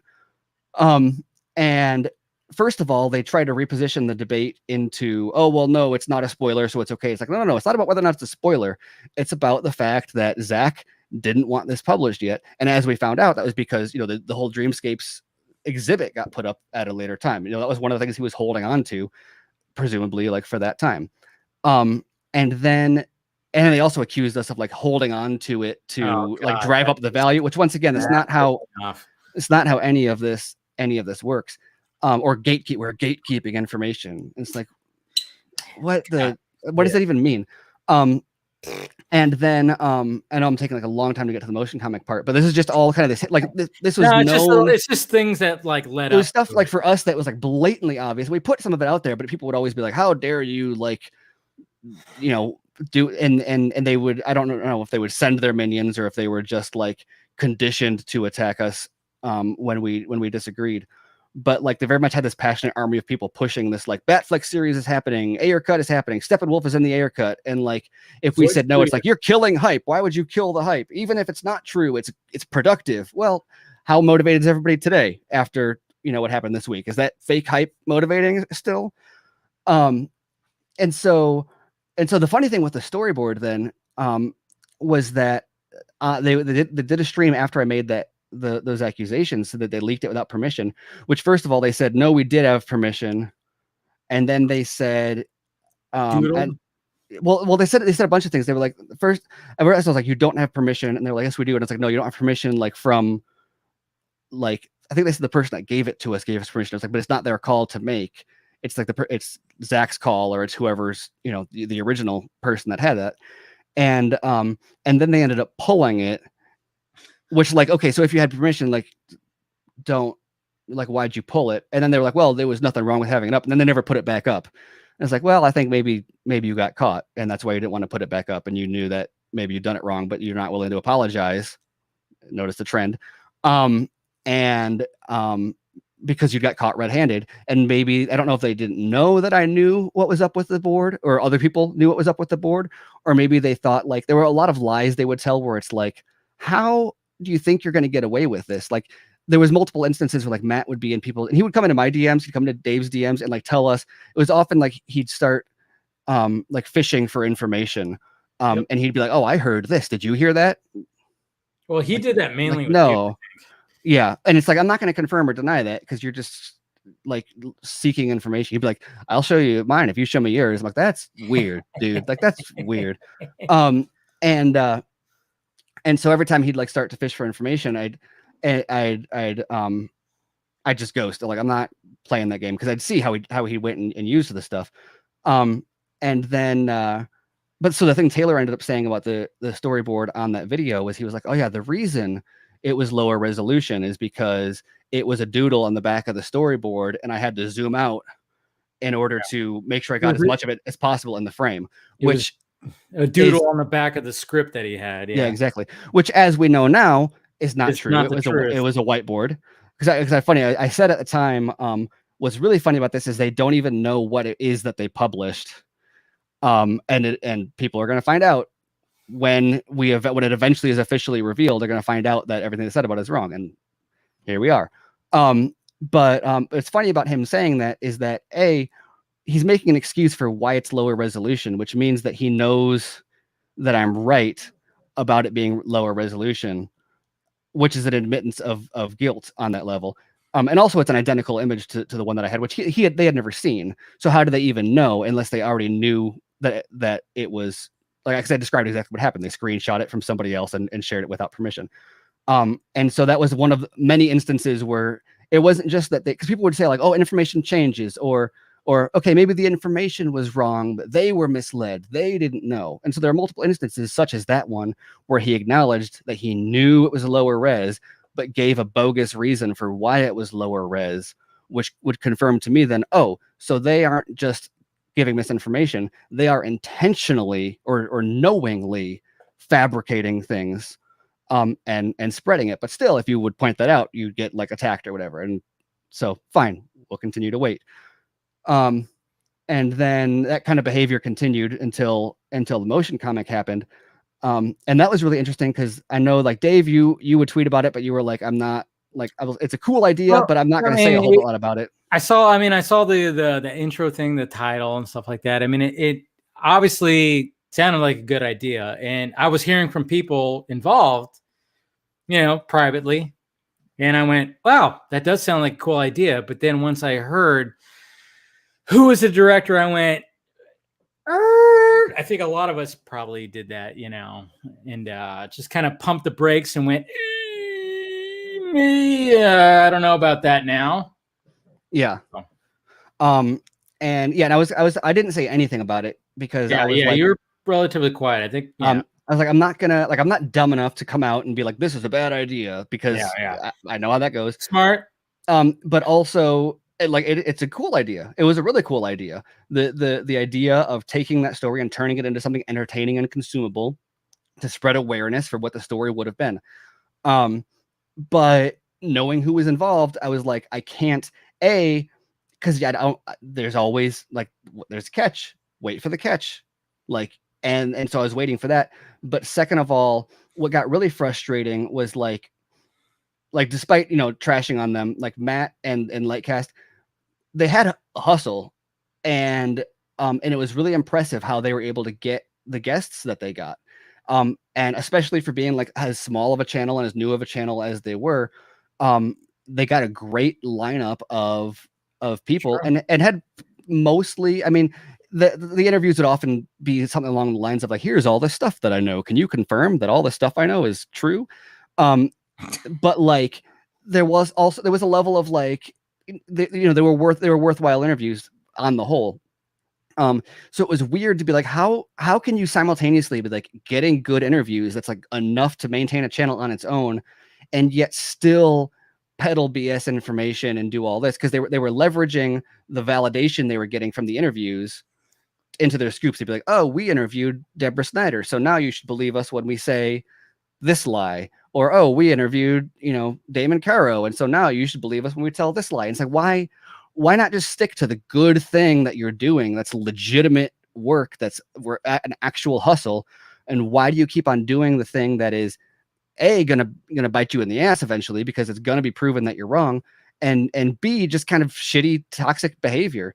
And it was always so weird and confusing.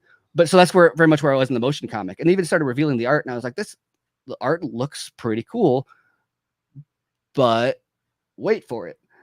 And then I think the really interesting thing was once the accusation of tracing started, as in the same way that happened with, ironically, the original Jim Lee board, which the whole motion comic thing was based on, is that in the same way that they shifted the argument from that, instead of being we had the right to release this, or it was ethical for us to release this, in the same way with the motion comic, there was this huge focus on whether or not the art was literally traced, which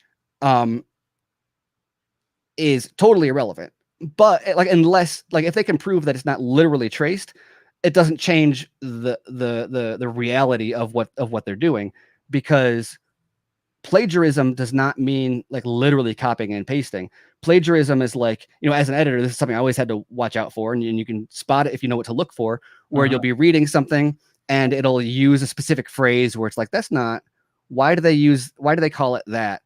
And you look it up and you're like, oh, well, they use that phrase in the wiki. And then you look and it's like, oh, this article copied the structure from this wiki. Yeah, it's different words, but it's very evident based on the ordering of information and the whatever, its weight and the use of circumstantial vocabulary. It's like, this is clearly copied from the wiki. No, they didn't copy paste. They just rephrased, but it was not their original information. It's derivative of what the wiki provides. And that's why Scott, as a teacher, I'm sure would say, don't use Wikipedia for your writing, or if you do, go in, read the sources, and then use the sources as your information. Don't use the wiki for the information, which marginally tangential. But the point is, when we're talking about plagiarism, we're not talking about literally copying and pasting. We're not talking about literally tracing. Using art as inspiration or for reference can still be derivative, which means that it is a copyright violation or plagiarism, which there's some flexibility with fair use and all that, depending on how they're doing it. I will say that the fact that it's nonprofit does not make it automatically fair use, or not profiting off of something doesn't make it automatically okay. However, I think the copyright issues are really the least of their concerns. The biggest issue was that they had passed it off as original art. He had said it's 100% new, and we're not copying the Jim Lee stuff or anything. It's explicitly what was said. And then it comes out, and this stuff is very clearly heavily inspired by these other images, which I don't think is a problem. And I'll go even further. I'll say, even if it was literally traced, I think that's a gray area, as long as you say this is taken from Jim Lee as an homage. However, when you say this is original, that is black and white. So like it's the whether or not it's literally traced or whether or not it's used for reference, like you could draw something entirely by hand. You could blindfold yourself and draw an exact copy of something from memory.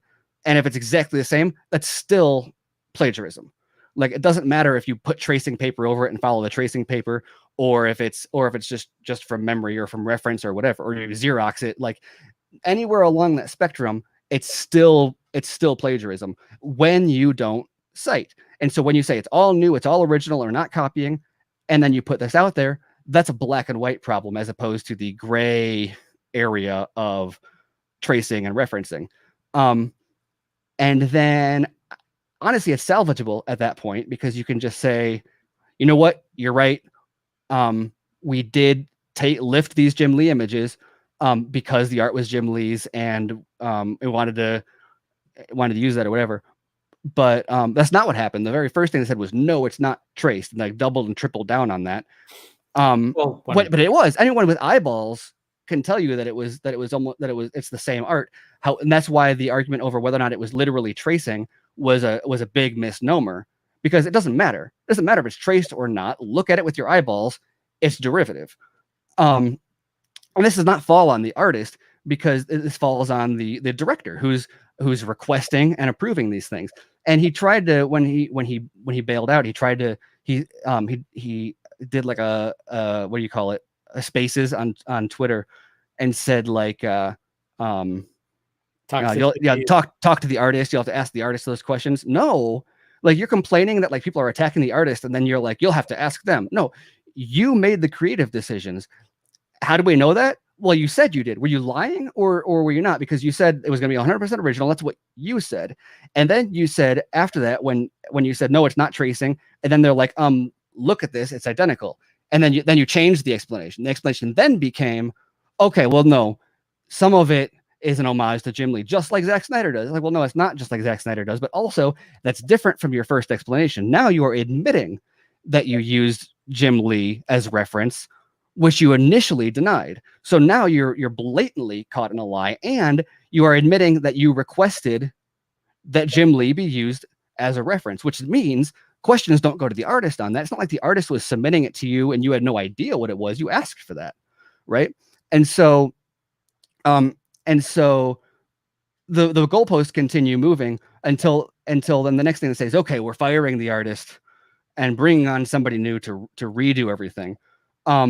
And then, well, they also said, oh no, this is only 1% of the whole thing. You still have to see 99% of it is original. It's like, okay, wait, so you tell everybody it's original, brand new art, and then you show them as the announcement the 1% of it that is not original art. Yeah. Like what? Like why? Why would you do that? It doesn't make any sense. And then a bunch of additional stuff came out, and all the additional stuff that came out was like, well, that's also referenced. That's also referenced. That's also referenced, and it was all way too similar. And it's like, okay, is it really 1%? Because everything that you're putting out now continues to be heavily referenced material. And then, like going back to the tracing a little bit, I don't even think tracing speaks to someone's skill necessarily. I mean, anatomy is hard. Like I'm not an artist. I'm not going to look down on somebody for tracing if they need to, to get the art done. It is a gray area, like I said, in terms of like, at what point is it like a copyright violation or not? But if you're gonna say we are literally using the Jim Lee stuff, I don't care if you do a photocopy of it and cut it out and put it on a new background, as long as like from an ethical perspective, so long as you say we are taking and repurposing, especially because when you are repurposing art, then you have a copyright argument that this is not derivative. We have made changes to it. We have changed the context. We have changed the whatever, and it's intentionally an homage. But once again, that's not what they did. And so then they said they're getting rid of the artist. And then what was the next update after that was, okay, he just went scorched earth, deleted his Twitter, his personal Twitter, the Lightcast Twitter, and the Lightcast. Set me off. That's what set me off when I did my show. I was like, this I mean, I was not going to go scorch earth on my show during Tuesday, but like an hour before, all of a sudden, Mr. Director, decides to just jump ship, leaving the people who were originally involved with this thing, which is people that we know, who we're friends with, who we associate with, who we're cool with, who we've done streams with and all this stuff, to just kind of like go try to explain things. Yeah. So that's why I went full on scorched earth on on Film Junkee Live, and that's why I haven't really said much. I mean, I did a bunch of like snarky stuff on the timeline. You did. But you did some. I had a lot of fun with the Simpsons monorail episode. Yeah. Like, man, you want to talk about like what we just witnessed? Yeah. Watch that Simpsons monorail episode. Monorail, motion comic. And so I think what was fascinating, or like the really telling thing, is like, I don't know. I don't want to dismiss toxicity as an issue, and I don't want to say it's not a problem, but all of a sudden it was. We saw it. Yeah, and I don't even agree with that. Like I said, like, don't go to the artist like to criticize them for this. They were delivering what was requested from them, and Matt was looking at it and approving it and releasing it. The only reason you saw that stuff is because Matt asked for it, and then Matt posted it, or Matt approved it to be posted. So for him to then turn people back towards the artist, especially when he's saying, "How dare you be toxic to the artist," is like it's gaslighting.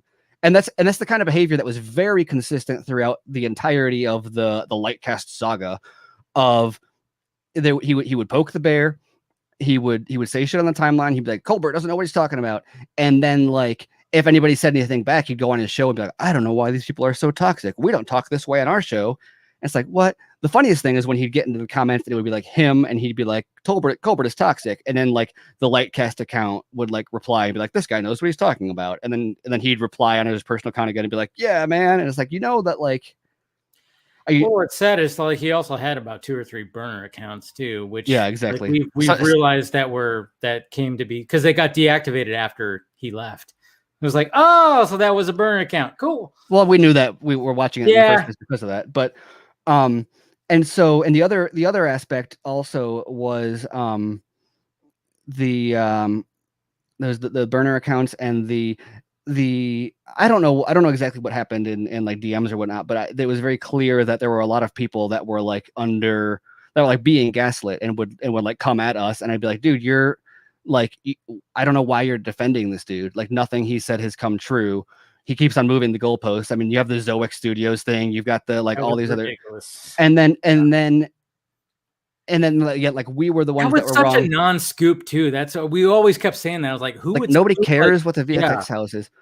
Well, and when he originally came for that, and that's something that I think a lot of people don't know. Some people know, but a lot of people don't. Is that he was putting in work in DMs to convince people of this. I mean, I know he went to the mat with you in DMs about Sam Benjamin about Sam Benjamin, and like not and just I just like let him go, and I was like, yeah, and not just like you got to believe me, but in like sending you like screenshots of stuff and like about Henry Cavill, like talking about I'm gonna have a workout, and he was really big with documents. He would always have like he said he would show people like a contract that he probably made himself. Well, no, he would be like, oh, here's an NDA for whatever that so and so signed, and like you look at it, and I googled like the first sentence of it, and it brings up like a Microsoft NDA contract template on Google, like, and it's like, why am I the only one that like looks at this beyond like the very basic surface stuff? And so the people that were like being gaslit and attacking us, and then we would like defend ourselves and maybe push back a little bit, and then they'd be like, see, you guys are the toxic ones. And it's like, but you don't. Yeah. And so that's why, once again, I mostly stayed out of it, other than my like snarky tweets. And then but then he just totally bailed and was like he's listed as an executive producer, director, editor. And he's like the face of this whole thing. He's going around doing interviews about it. Lightcast Films was like the brand that was putting it out. He turned into Michael Scott, like fucking The Office. No, I mean for real. Yeah. And like, I don't know. I'm not. I don't know how to say some of this stuff without like sounding like I'm insulting everybody else's intelligence. But like some of this stuff, like at least to us, is like very obviously ignorant or wrong. information about how the industry works or what's going on with who and what. And very frequently too, he would be like, he'd say like, oh, here's this information that I got, like in DMs. He'd be like, here's the information I got, like, don't tell anybody. And then I'd DM somebody else and be like, did they tell you this? And they're like, yeah. And then I'd ask him, I'd be like, did you tell anybody else? And he's like, no. And it was like, you know that like people talk, right? Like we've got friends and we talk to them. He didn't realize this now. Like, I mean, yeah, because like he's telling a bunch of people, like he's giving different people different stories. Then you go and you ask that, like someone, he's like, oh, the actors dropped out in order to protect themselves from the studio copyright claims or whatever. And I fully, I think that's what he said on the Twitter space that he did. He was like, oh, the actors dropped out for their own protection or whatever from the studio, and I support that and I'm completely behind it. And it's like, that's not why they dropped out. Like, why do we know that? It's like, well, because like, A, it's obvious, but also B, like, we know these people. Like, do you think like so many of the lies that he told literally had a conversation with him after my stream, and he goes, ask so and so. I'm like, I've been talking to so and so since this whole thing with the shit. Yeah. And what are you trying to fucking a lot of the lies that he would tell were contingent on like the assumption that nobody was going to look into it, or that the people who knew he was wrong.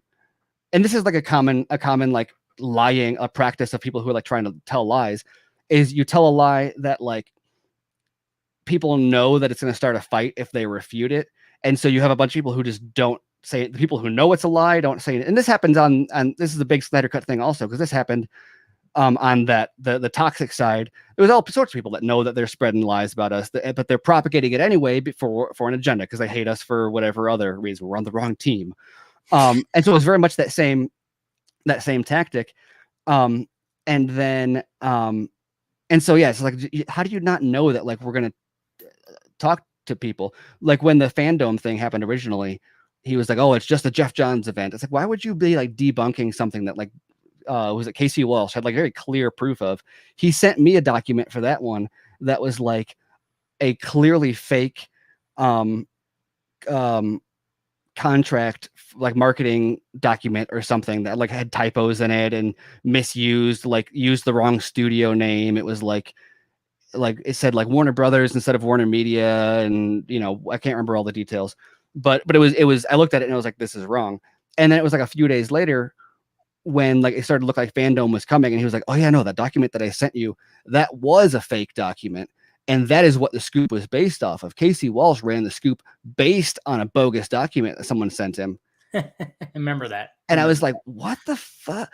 Yeah. Like, just, and then you go and you ask around and people are like, oh yeah, no, that's whatever. It's like, oh, okay, yeah. So he's assuming nobody talks, or assuming that nobody's going to call him out on this, which I guess we didn't, because we knew like it would always turn into like some sort of a, how dare you guys, you're just gatekeeping. And so he deactivates all his accounts. He leaves social media, tells everybody to ask. He directs all the hate away from him and towards everybody else. He says, I was never even really involved in the first place.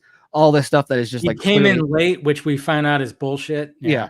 And so, anyway, the whole saga, I mean, the ending of it was perfect, but I mean, the whole saga, I hope people can look back on now and understand like some context for everything, not just the last week's events, but like, I think there's a lot of events and like inner fandom conflict that arose out of this, that now maybe you can kind of see the cause of this going way back to like, you know, you look at these narratives that start about like Dave is anti-Snyderverse or Steve is anti-Snyderverse. It's like, no, really, we just said that he was lying about Batman, but that was spun into like, you guys aren't supportive of the Batman movie, and so therefore you're not. It's like, what? And then of course, you know, a year, 2 years later, whatever, that narrative like sticks, and it no longer matters why it started. Now it's just like, well, but we fought with you this whole time. It's like, yes, you fought with me because you were defending a liar. So like, let's go back and revisit why this conflict started. But to the credit of the four nerds, like massive props to them. Go check out their stream from a couple days ago. Yes, no, it was yesterday, right? It was yesterday. Yeah. But yeah, go check that out. The first few minutes, they Andre Nicotina was the one that started the whole thing before Matt got involved, and so they gave a good apology, I think, of, you know, kind of where they had a hand in it, including like the thing that nobody has done up to this point, which is call Matt out when they have proof that he's lying. I think there's a lot of people would have stuff like this would happen, and they'd be like, well, we got to hold the line, or it'll demoralize the fandom to put this out there or whatever. And I think that Matt leaving and kind of leaving them to hold the bag and to face the ire of fans kind of finally had them be like, oh, this dude is just in it for himself and has been lying this whole time. Sure, now we will tell everybody the truth that he was involved the whole time. All of this stuff that went wrong was his idea, and that takes a lot. I think that, well, maybe they may have felt a little bit like it can be hard to take an L. Obviously, Matt burned his internet profiles to the ground to avoid taking the smallest of L's. So petty, but yeah, no, to their credit, like they took the fall for that. And I think it's a massive sign of maturity and major respect to them to be willing to do that. And I hope that now everybody maybe has some more context for what's been going on for the past few years. And it's not just them. I mean, there's like 5 people from different Lightcast shows that quit in the time following like a day. So if you want like more information about what happened, I don't know if everybody's like dishing or whatever, but like if you know anybody that was involved, ask them. It seems like people are kind of done protecting the liars that were involved in that. I think it just got to the point where like they were fed up with what was happening. Yeah. Well, when the person in charge is constantly causing problems and then letting you take the heat for it, I think eventually, and it was also, these are the people that were being asked to like have fights on Twitter on his behalf. He wasn't always, he would, but he wasn't always the one that was having fights. There's other people that would come at me, and it's like, dude, you are getting in a fight on the internet on behalf of somebody else who is lying. Like, you are taking heat, you are hurting your reputation on behalf of, like, to insulate him and then that allowed him to say, like, well, I'm not fighting anybody. Which, like, it's such a high level of gaslighting and like completely toxic behavior that it permeates the fandom. And you look at what the 4 Nerds did, and imagine go back. Yeah. That's a great point. Also, it's like they said that like they had clearance or that everything was going to be fine, and now they're saying they got shut down by the studio, which I don't buy that. Like, the timing of them getting shut down by the studio is awfully convenient for Matt. I mean, that saved Matt from having to admit that the art was derivative, right? Imagine if this magical copyright notice didn't appear out of nowhere. How is he going to leave the internet without having to explain that he knew the art was being copied from Jim Lee and like rubber stamping it or whatever, giving it his approval? But like, look at these other like fandom fights or like schisms in the Snyder Cut fandom, which you go back and you look at a lot of the things these fights were over. Is the Snyder Cut done or not? Is it going to be episodic? Is it going to be on HBO Max? Like, these are all things that like there were big fights over that like we were like at the center of, and it's all stuff that ended up being true. Now, so imagine if any of those situations there was the whatever the respective 4 Nerds is in that case, and there's other cases had been willing to say like, oh yeah, no, these people are causing fights, knowing that they're spreading lies about you, and kind of whistleblow on that. Imagine how much better this fandom would be. It's like people witnessing toxic behavior in DMs and behind the scenes and knowing that there's liars and manipulators out there and not having the balls to stand up like the 4 Nerds did is the reason that there's so much toxicity. And so I really hope that that's an example people can follow and say, like, you know what, that's bad behavior, and either do something about it privately, or if it's something private can't change it, then say like, you know what, enough of this. These people have been poisoning the well for too long. I've been quiet on it. Let's have it out there. I'm done with this fandom being tainted by this, because that's how everyone's known now. I mean, it's unfortunate because, like, well, on one hand, I can take like some guilty pleasure in watching this guy burn himself to the ground after the kind of like rumors and fights and stuff that he started over the years, but also like it's embarrassing. Like, it's embarrassing for Snyder fans to have gotten so excited about this and then have it like go down in flames. And not only is it his fault that it was ruined, but it's his fault that it was ruined in an embarrassing way. It's one thing for it to just be like, oh, it's shut down because of copyright. It's another thing for it to like just be this massive ordeal of copying and plagiarism and lying. And in the same way that like the toxic behavior of fans is it's bad for PR. It's like you're sometimes nervous to be like, oh, people are going to assume that I'm a certain way because I like Snyder and his movies. And so like it creates this environment on the internet and people have impressions about each other because of that. And now you have the same thing because of this. People are like, oh yeah, those Snyder Cut fans, they're delusional. They don't know how this stuff works. They're liars and manipulators. They're clout chasers, whatever. And it's like, well, no, but I understand why you would think that, because there have been some prominent people who have gone out and done stuff like this. And that's what people have exposure to. And, I think that things are going to change a lot with Zack's Netflix deal and this not being such a like, the fight for the Snyderverse is going to go on. Obviously, people aren't going to like drop that, but his schedule is packed with really exciting stuff that's not original content for the next few years that are starting franchises. Right? There's a lot of Zack stuff to be excited about, to consume, to support, to promote. That is not DC. That is not Restore the Snyderverse. That's not part of this whole thing. And so I think that that's going to maybe break up a little bit of this like this environment that we have, but to whatever extent it doesn't, once again, yeah, props to the 4 nerds. Everybody look to them and see how just like sunlight is the best disinfectant, right? Just like put out speak the truth. You see toxic behavior, you don't have to protect your friend. Like, and I think that's the other thing is people think like, oh, I'm too deep with these guys. I can't, if I turn on them, then they're not going to be my friends anymore. And the people on the other side, like there's plenty of people who have come to me and been like, dude, I didn't know what was going on. I'm sorry. I was toxic and I was harassing you this whole time. And I'm like, yeah, that's cool. Like, oh man, I thought like you guys were going to hate me and I was just going to have no friends. Yeah. And I was like, no, like it'll be a little like, it'll take a bit much for me to become like best friends with someone who was like that. But I mean, there's people that have come and apologized to me who I've gotten pretty close with. And it's like, it doesn't take much except for a little bit of spine and some balls to be like, hey, this is not okay. And it's not my job to protect this, allowing this toxicity to maintain a foothold. It's a phenomenal example of like, you get up and you say this, enough is enough. This guy's lying. This guy's taking advantage of us.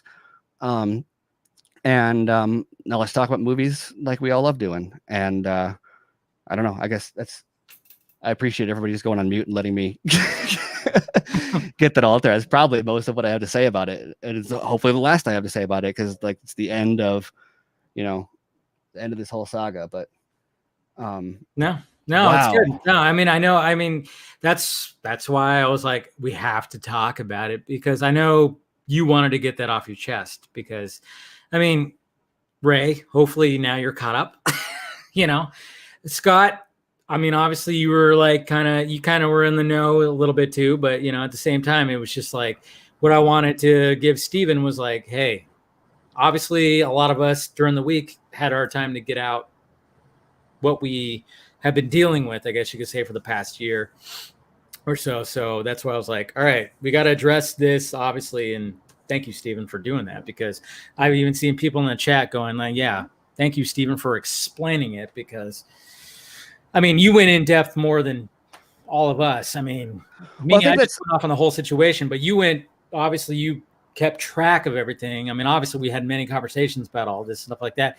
Me being like, always like, doing my Film Junkie Live, I was like, I always try to like tote the line of being like, okay, I'm not going to try to start a war, even though I know shit's bullshit, but I'm going to like, but we always kind of remained as quiet as possible, because like you said, we would get attacked for this kind of shit. And that was always the most frustrating part, because it wasn't just Matt from Lightcast that was doing it. This whole thing about someone would start spreading bogus rumors, and then we would say, no, that's not true. And then people would be like, how dare you kill the hype? But like, look at we've been dealing with that for like. But look at Comic-Con 2018. That was the first place that propped up, and we were like, it's not happening. And they're like, how dare you? You're anti-Snyder. You're killing the hype. And then look what happened when nothing happened at Comic-Con, and that Wall Street Journal article dropped. That almost killed the movement. And it's like, there's a reason we're saying don't buy into the false hype. And so like in the same way, look at the look at like the energy in the Snyder Cut movement after or it's not even the Snyder Cut movement anymore. It's the Snyderverse or whatever movement. Snyder fans. Look at the energy or the passion surrounding like restore the Snyderverse and how much that got like deflated when this thing like went down in flames. It was just kind of like yeah. And so people ask like why? It's like that's why, because when you get yourself all hyped up on bullshit, then when it goes wrong, it's like it's so detrimental. I mean, the fact that like, okay, believing that there's going to be there's a Ben Affleck movie even when there's not is going to make you tweet more, but like it's like you're going to get worn down like the longer that it doesn't come to fruition. And then also I think one of the early points that I made on this also was there were guys that who was it? Was it Heroic Gateway or one of those like Instagram channels? Sorry if I don't talk about Heroic Gateway. Was it Heroic Gateway? Is that the? I don't want to name the wrong. I don't remember the name, so I don't want to name someone who's like cool people. Whoever it was. Sorry if that's the wrong name. But there was a channel on Instagram who started teasing like, we're going to California, and then they would post like pictures together, and they were like pretending they were like we're waiting to meet Zack or like. Oh yeah. It wasn't.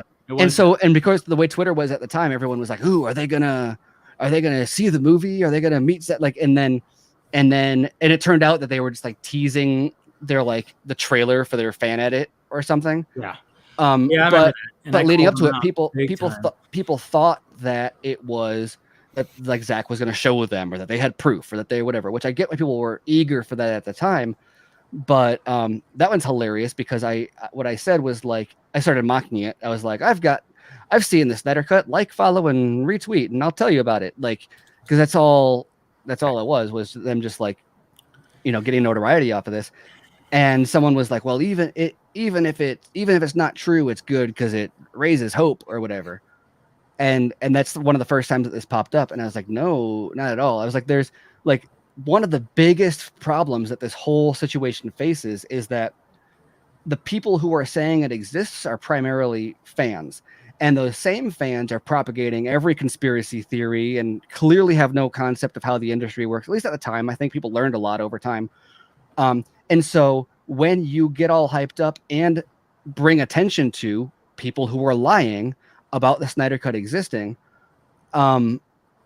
then when they get exposed, then all the people who are the haters or the deniers or the people who are out there like there is no Snyder Cut, just have their opinion confirmed even more. And they'll come back and they'll say like, well, they were lying and they were lying and they were lying, so it doesn't exist.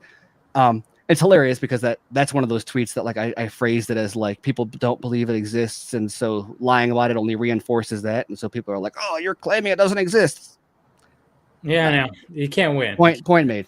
Yeah. But yeah, it's so it's not just he's just one cog in a whole series of, and my favorite part about it is like we're still here. These people like cry toxicity and fly away, and I don't want to like be like, oh, woe is me, because whatever. But like Dave and me and Garza and others, Garza kind of asks for it. I'm not victim blaming. I mean, he'd agree. He asks for it. But like you want to talk about toxicity? Like there's so much stuff like mentions and stuff in our like notifications, people coming after us like every day. That's like anything that they're like the motion comic was maybe a more acute, focused example of that kind of stuff happening. But like, we don't make a big deal out of it every day because I don't care about, it's not my, I don't enjoy just like bitching about social media drama. I say that after like, how long have I been talking here? But an hour. For real? Yes, for real. No. Hey, this is, like I said, we're going to give, I wanted to give you time to get out your angst. I don't even know what I said. My eyes just glazed over. Yeah. Well, you time stamped it. Hopefully you wrote it down. Yeah, I don't know. So that's just kind of the latest in a whole series of that. And so I'm hoping that that's like the final chapter in this Yeah. I mean, this whole thing was mainly to update Ray. Are you good, Ray? So, questions. 75 to 80% of what he said, I saw happening. Yeah. Over the last, year or two, however long it's been. And since the beginning of 2020. Because, contrary to popular belief, I don't engage in everything that happens on Twitter. Right? Oh man! Scott's fucking reaction was beautiful. There's a lot. You know what? And Scott, go ahead and Scott was like, get the fuck out. But no, it's true. Not everything, but no, not everything. 95. I'm just like it's not 100%. Scott was like, you engage with Everyone. Because and there have been times where like Scott has told me like he's tried to like Ray, I'm gonna be your sponsor, right? Yeah. And I just envision Stanfield in his head, like and not even you don't have this particular. I know you don't have this particular drop, but maybe you can get it. But it's from earlier in the movie where the grandma comes out in the hallway wondering what the racket is, and he shoots the wall, and he's like, "He said, go back inside." I feel like Scott wants to tell me that most of the time when he sees me engage anything on Twitter. But here's the thing: is like when it comes to like fandom, like specifically drama between people. I mean, it has to be like it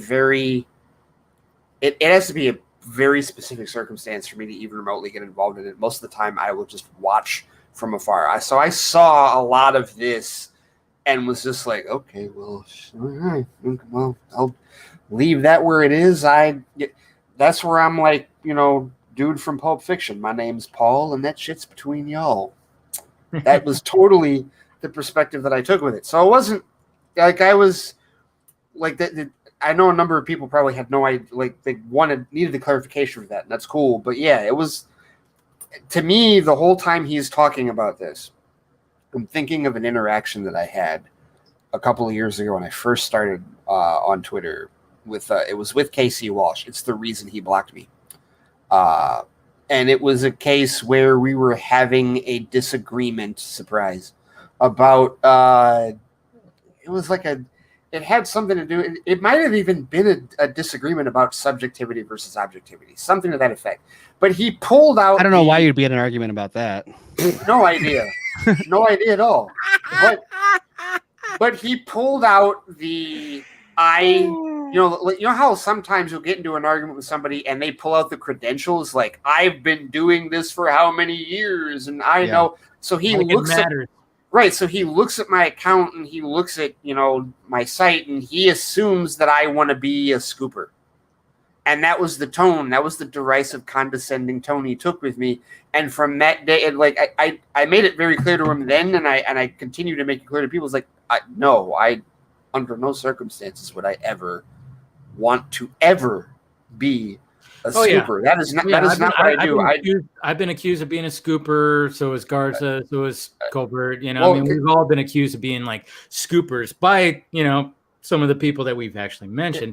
Right. And it's like we're not trying to do that at all. No, because it's not. For me, it's not about sleazy game. I hate it. It's not only is it a sleazy game, but it's also like not why I'm here. I'm not here to report anything. Like I'm here to give my 2 cents on whatever is officially being reported, or even unofficially, the thing that I thought we were going to talk about, which I guess we still could. But like my opinion on that is like, okay, I will share what I think. That's what I do. I'm not. It's like when Grosso, one of Grosso's flunkies, called me the Breitbart of geek news, like 5 years. It was, and the reason she did that was because I made it. This was back when early on I used to make GIFs, or not GIFs, memes. I made my own memes, and they were very homemade and whatever. They were silly, but like I was really like early on, like in like the BVS days and stuff, I was really going after like the bloggers and people like her who would, you know, basically suckle at the teat of one franchise while crapping all over the other. And, you know, just observing some of the things that they say that are clearly biased, some of the behavior that they have that is clearly biased. She took offense to one of the memes that I had, quote tweeted, and was like, this is bullshit. This is why people come at us in this industry. And then somebody literally called me the Breitbart of Geek News, which she liked. And I'm like, I am not a news site. I don't report. No, I don't report on news at all. I give my opinion. Don't come to me for info. I tell you what I share what I think. And if you give a shit about my opinion, awesome.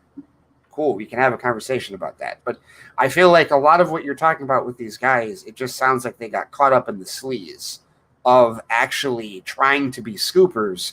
And this whole idea of being first, this whole idea of it's Nightcrawler. You know, I always go to it to like I always look at it. I compare it to Nightcrawler. Like if you look at that, like when you have like these people that are trying to get to the fucking scene first, you know.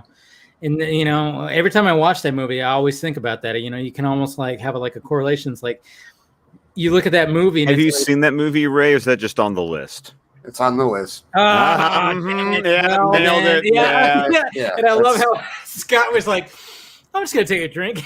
No, you have to watch this movie because it deals with that kind of shit.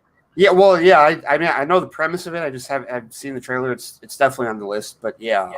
But no, essentially, yeah. And there's a whole culture of that within. And I mean, it's not just with these guys. It's also with a lot of these scoopers, and you know, any one of them that has like the blue check mark next to their name, you know, all of a sudden, oh well, there's their clout, there's their credibility, and it's like, oh, here we go. I may just be it's a possibility that I'm just going to repeat exactly what you just said, and so I apologize. My brain is broken. Shattered Glass is, I think that's what it's called, is a phenomenal movie with Hayden Christensen. That I have seen. Yeah, Hayden Christensen and Peter Sarsgaard. He starts making up news, and it just digging a hole deeper and deeper and deeper, and eventually it catches up with him, and that's what happened here. And once again, that's why like after that original storyboard thing, I was like, okay, and I'm trained in speech and debate. Like I'm not an idiot.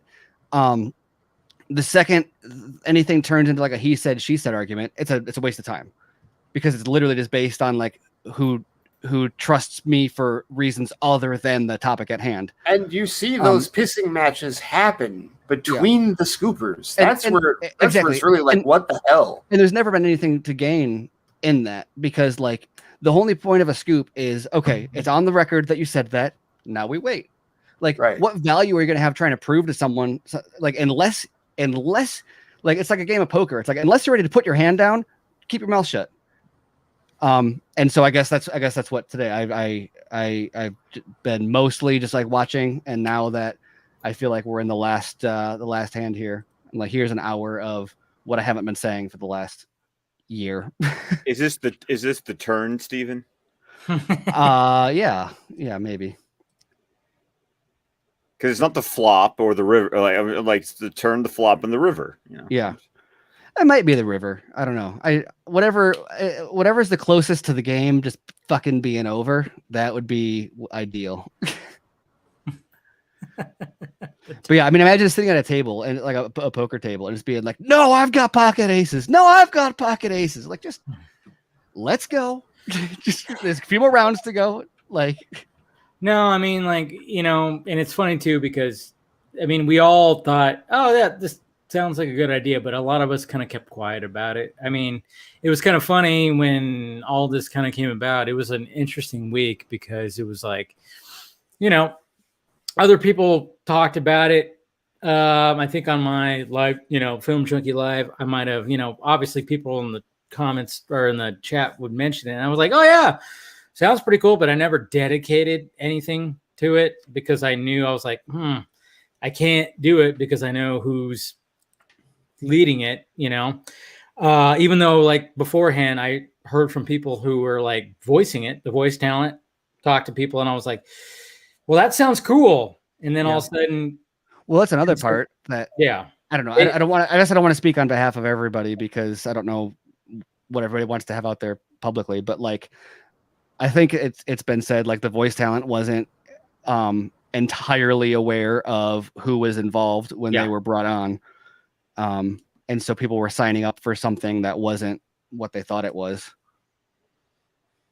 Yeah, exactly, and that's part of it. I mean, and like when we talk about transparency and all that stuff, I mean, that's the thing that we're always going to look to. And that's, and then when it was kind of, it got aggravating too, when it got to the point where it seemed like people involved were starting to defend certain other people. And we were kind of going like, hey, what the hell? And then finally it got to the point where when, Matt jumped ship, then they were like, all right, we're not going to defend anymore. And it was like, oh, well, there it is.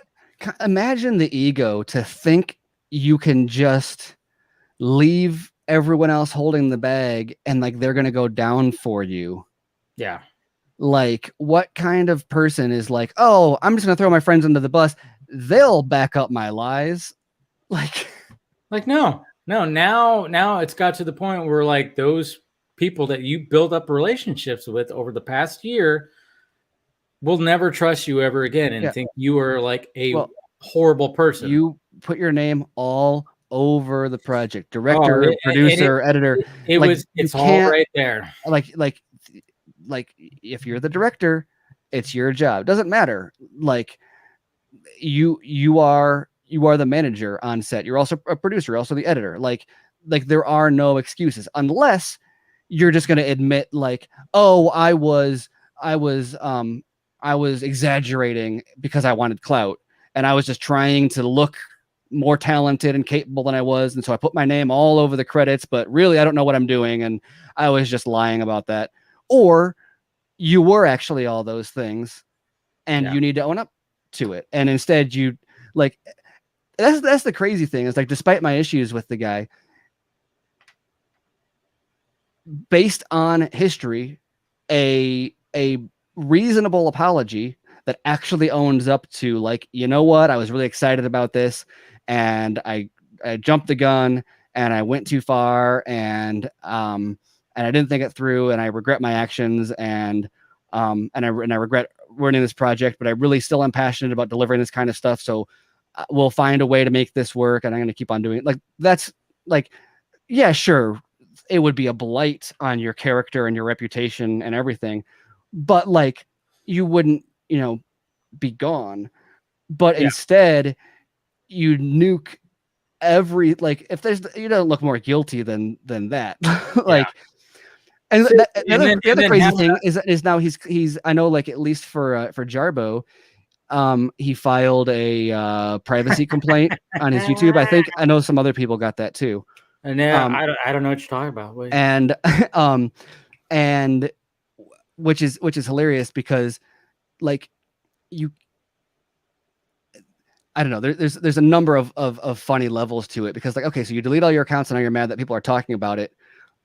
Speaking of which, hi, if you're watching this, you like that looks guilty.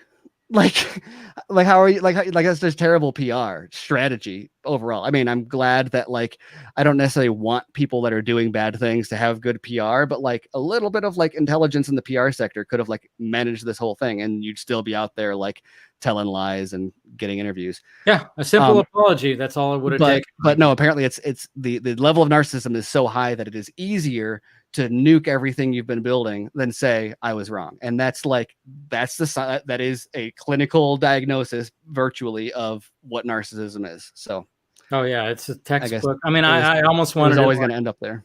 I know. I almost wish the doc was still here to even, and she even brought up a little bit of a I think she talked about the Joker tonight when I was just talking about her one-on-one and she even brought out like, narcissism, stuff like that. I kind of smiled because I was like, oh, there's something we're going to be talking about tonight for sure.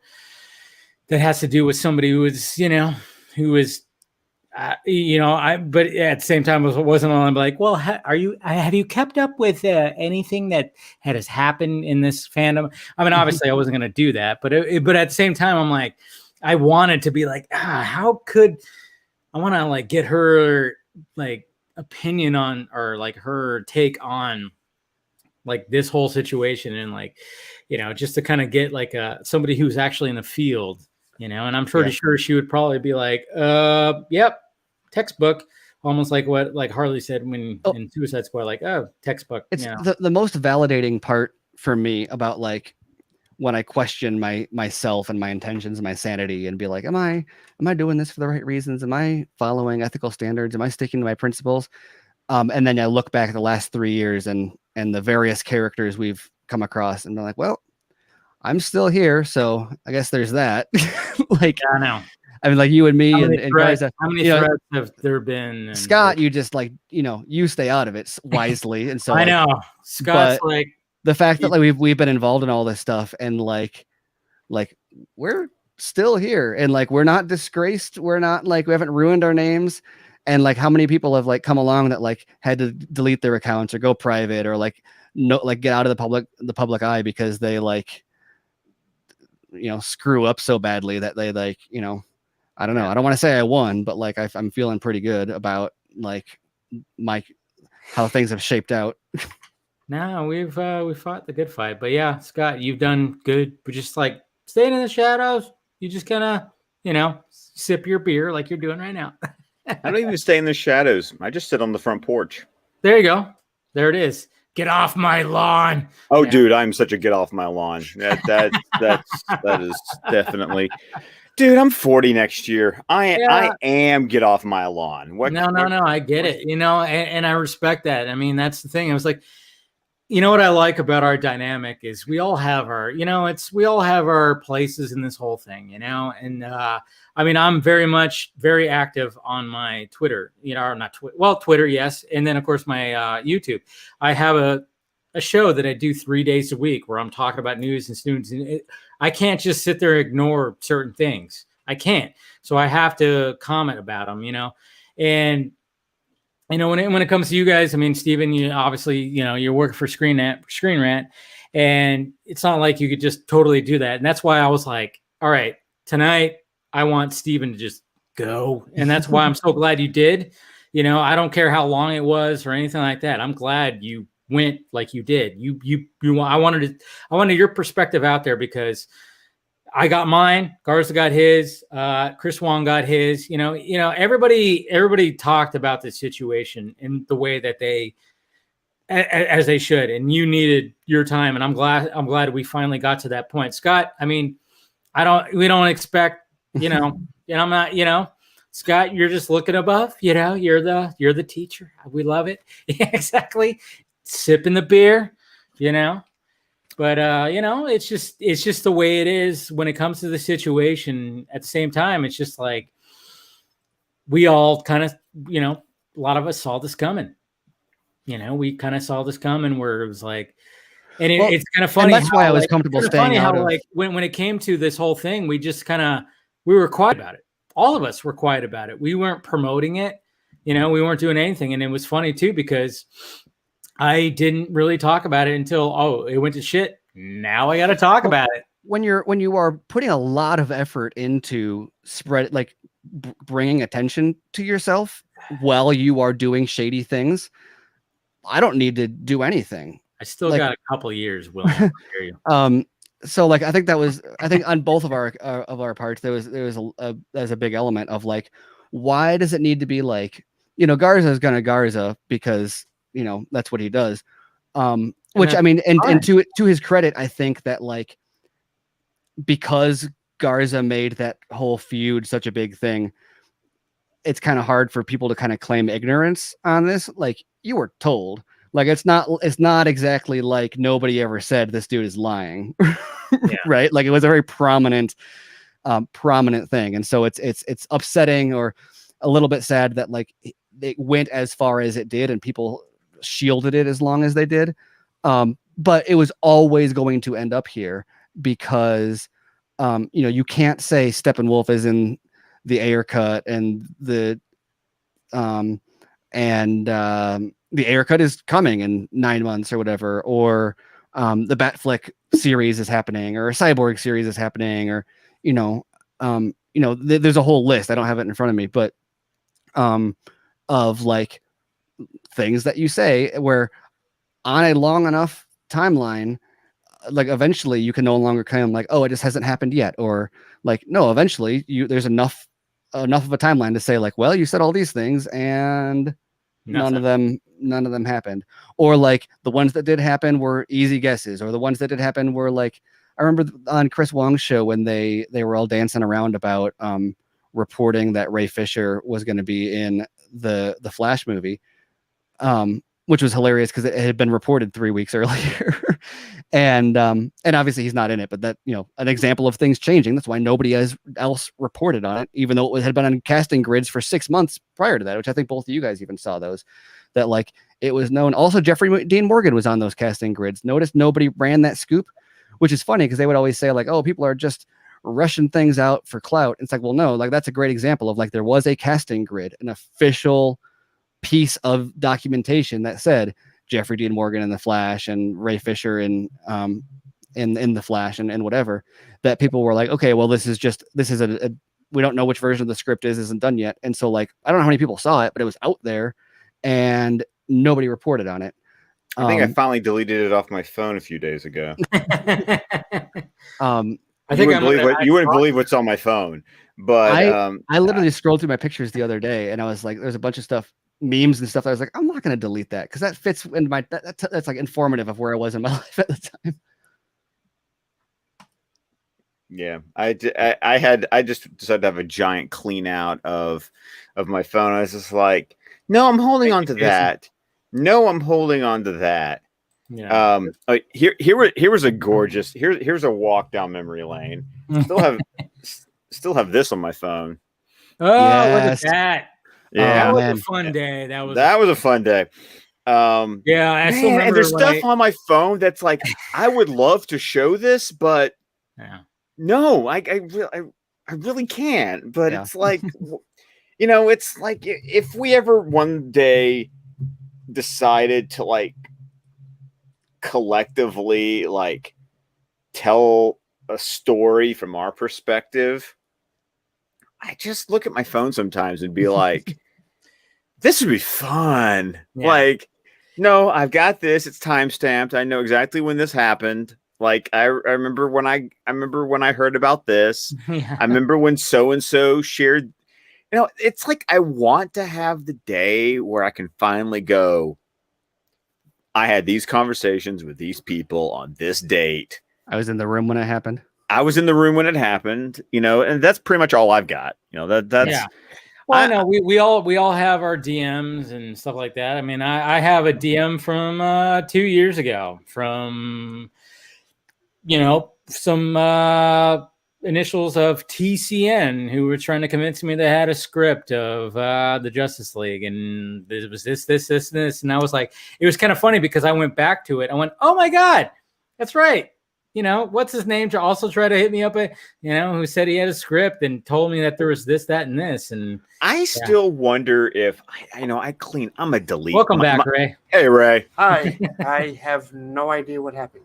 My wife called me a delete Nazi. I was the guy that back when we had a DVR, I'd be like, have you watched this? Clean, like delete. Like my inbox is like the most clean thing you've ever seen because like I'm jealous. I am merciless. So I'm looking at my DMs going, what the DM I would love to find, Dave, is the DM when Steven connected me with you. Oh, that would have been awesome. Because I remember I wanted to ask you something. Yeah. But we weren't following each other at the time. Yeah. So I couldn't DM you about it. Oh. And Steven here acted as the middleman to get me connected with you. Yeah, and we follow each other. And then I remember, and it's probably like our very first DM that we ever had was, I think like I posted Vodka stream happening tonight, and you replied like a couple of minutes later going, I'll be ready. And then I think I just DM'd you and went, you want in? rest is history, or something like that. It was like rest is history, like, you know, or something like that, where you were like, say I was ready, and like you were ready just to sit back and drink and listen to us. And I was like, well, why don't you just come in? Because after, you know, I think after we connected, I started listening to Squadcast stuff, or I think that was when you guys were still Squad to like full on like Suicide Squadcast at that point. Oh yeah, we were Suicide Squadcast for 4 years. Yeah. So I still love it that Ray, it was Funnel Fairy Butter Bar. That was the episode that Ray discovered us. Funnel Fairy. Well, because again, like I've said, which, by the way, for anyone who doesn't realize, that was our BVS Ultimate Edition review. Because I remember that episode because I was in St. George, Florida, drove my ass from St. George, Florida, back to Birmingham. I had stayed up to midnight to watch the Ultimate Edition with the understanding that I'm going to drive 7 hours with a kid in the car. Actually, but that was 2 kids in the car because Declan was born by that point. And so I had what would he have been? Like a 5-month-old in the car and a 3-year-old in the car, knowing that I'm going to drive, try to get everybody to bed. And this is back when I used to record upstairs, where Ray is perfectly aware of the time that Liam decided to sneak up behind Daddy while he was recording and progressed to scare the shit I will never forget the noise that you made. It literally was it was literally the noise. And then Liam crying because I scared him by me being scared. Yeah. Yes. It was our Batman 66 movie review. But that was but back then, you know, I had spent 2.5, almost 3 months arguing with people on Facebook about BBS. And then I'm shocked. I'm just and it was even worse because, you know, on Facebook there's no character limit. So, you know, we're typing essays back and forth with like idiots. And so it was literally like, does anybody like this movie? Does anybody like? I can't even listen to my normal podcasts anymore because they're all taking. Does anybody like this movie? Oh, awesome. This is a review from these guys at Squad. Please like this movie. Please like this movie. And so then I listened to Funnel Fairy Butter Bar and I'm like, thank the Lord. Sane people that aren't dicks. I appreciated that. Like with you and Tim, and it was just, and that would, the rest was history. There was like, okay, and it just turned into, that was my weekly listen of that show. Cause it's like, well, you've gained my listenership. I literally like canceled 2 or 3 other podcasts that weren't even, you know what, the other podcasts I was listening, this is what really pisses me off about it, is they weren't even podcasts that talk about DC movies or talk about comic book movies. They talked about, one of them was a Star Trek podcast. Why are you taking pot shots at Batman v Superman in a Star Trek podcast? Mm-hmm. What the hell is that about? Zeitgeist. I hate. Yep. Okay, but you're right. It is zeitgeist, but I hate negative zeitgeist. It's like it's a compliment. I mean, it's just, you know. So it just became a minefield to find anybody that liked the damn movie, and so it was like, okay, you guys like the movie, awesome. And so I listened to you guys at the laundromat a couple of times, like on a Sunday, because it's like I what am I going to do? I'm at the laundromat. I'm waiting for all my shit to be done. So let me hear what Tim and Scott have to say. Oh, is Brent there too? Okay, all right. This is a Brent episode. It's the 3 of them, that type of deal. And then, you know, Tim put out the whole thing about, hey, we need hope. We're like, you know, expanding. Like, hey, if anybody's interested, and I screwed up my courage, and Shonda kind of like pushed me in that direction as well. Like, just do it. Just try it. You mean your fiance? Yes, my fiance. Yes. We're not gonna do vodka. You're not gonna do another wedding planning vodka. No, we're not gonna do another. We're hitting new topics every week. Last week was wedding planning. Yeah. This week was men's health. Yes, men's health. Yes. Yeah.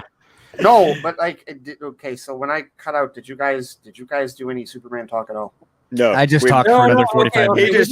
Stephen kept on going. No. Like, yeah, we were still wrapping up everything that happened to Motion Comic. Or we could talk about today, and we could talk about Michael B. Jordan. That's right, Space Jam 2's Michael B. Jordan.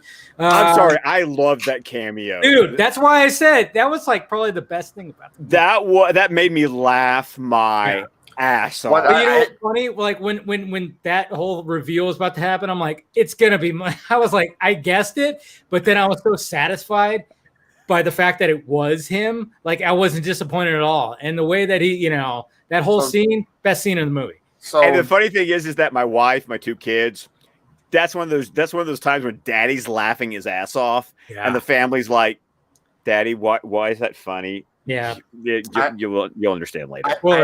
I haven't seen it yet, so I'm now I'm intrigued as to like what the hell the cameo. Although I mean, does it relate to?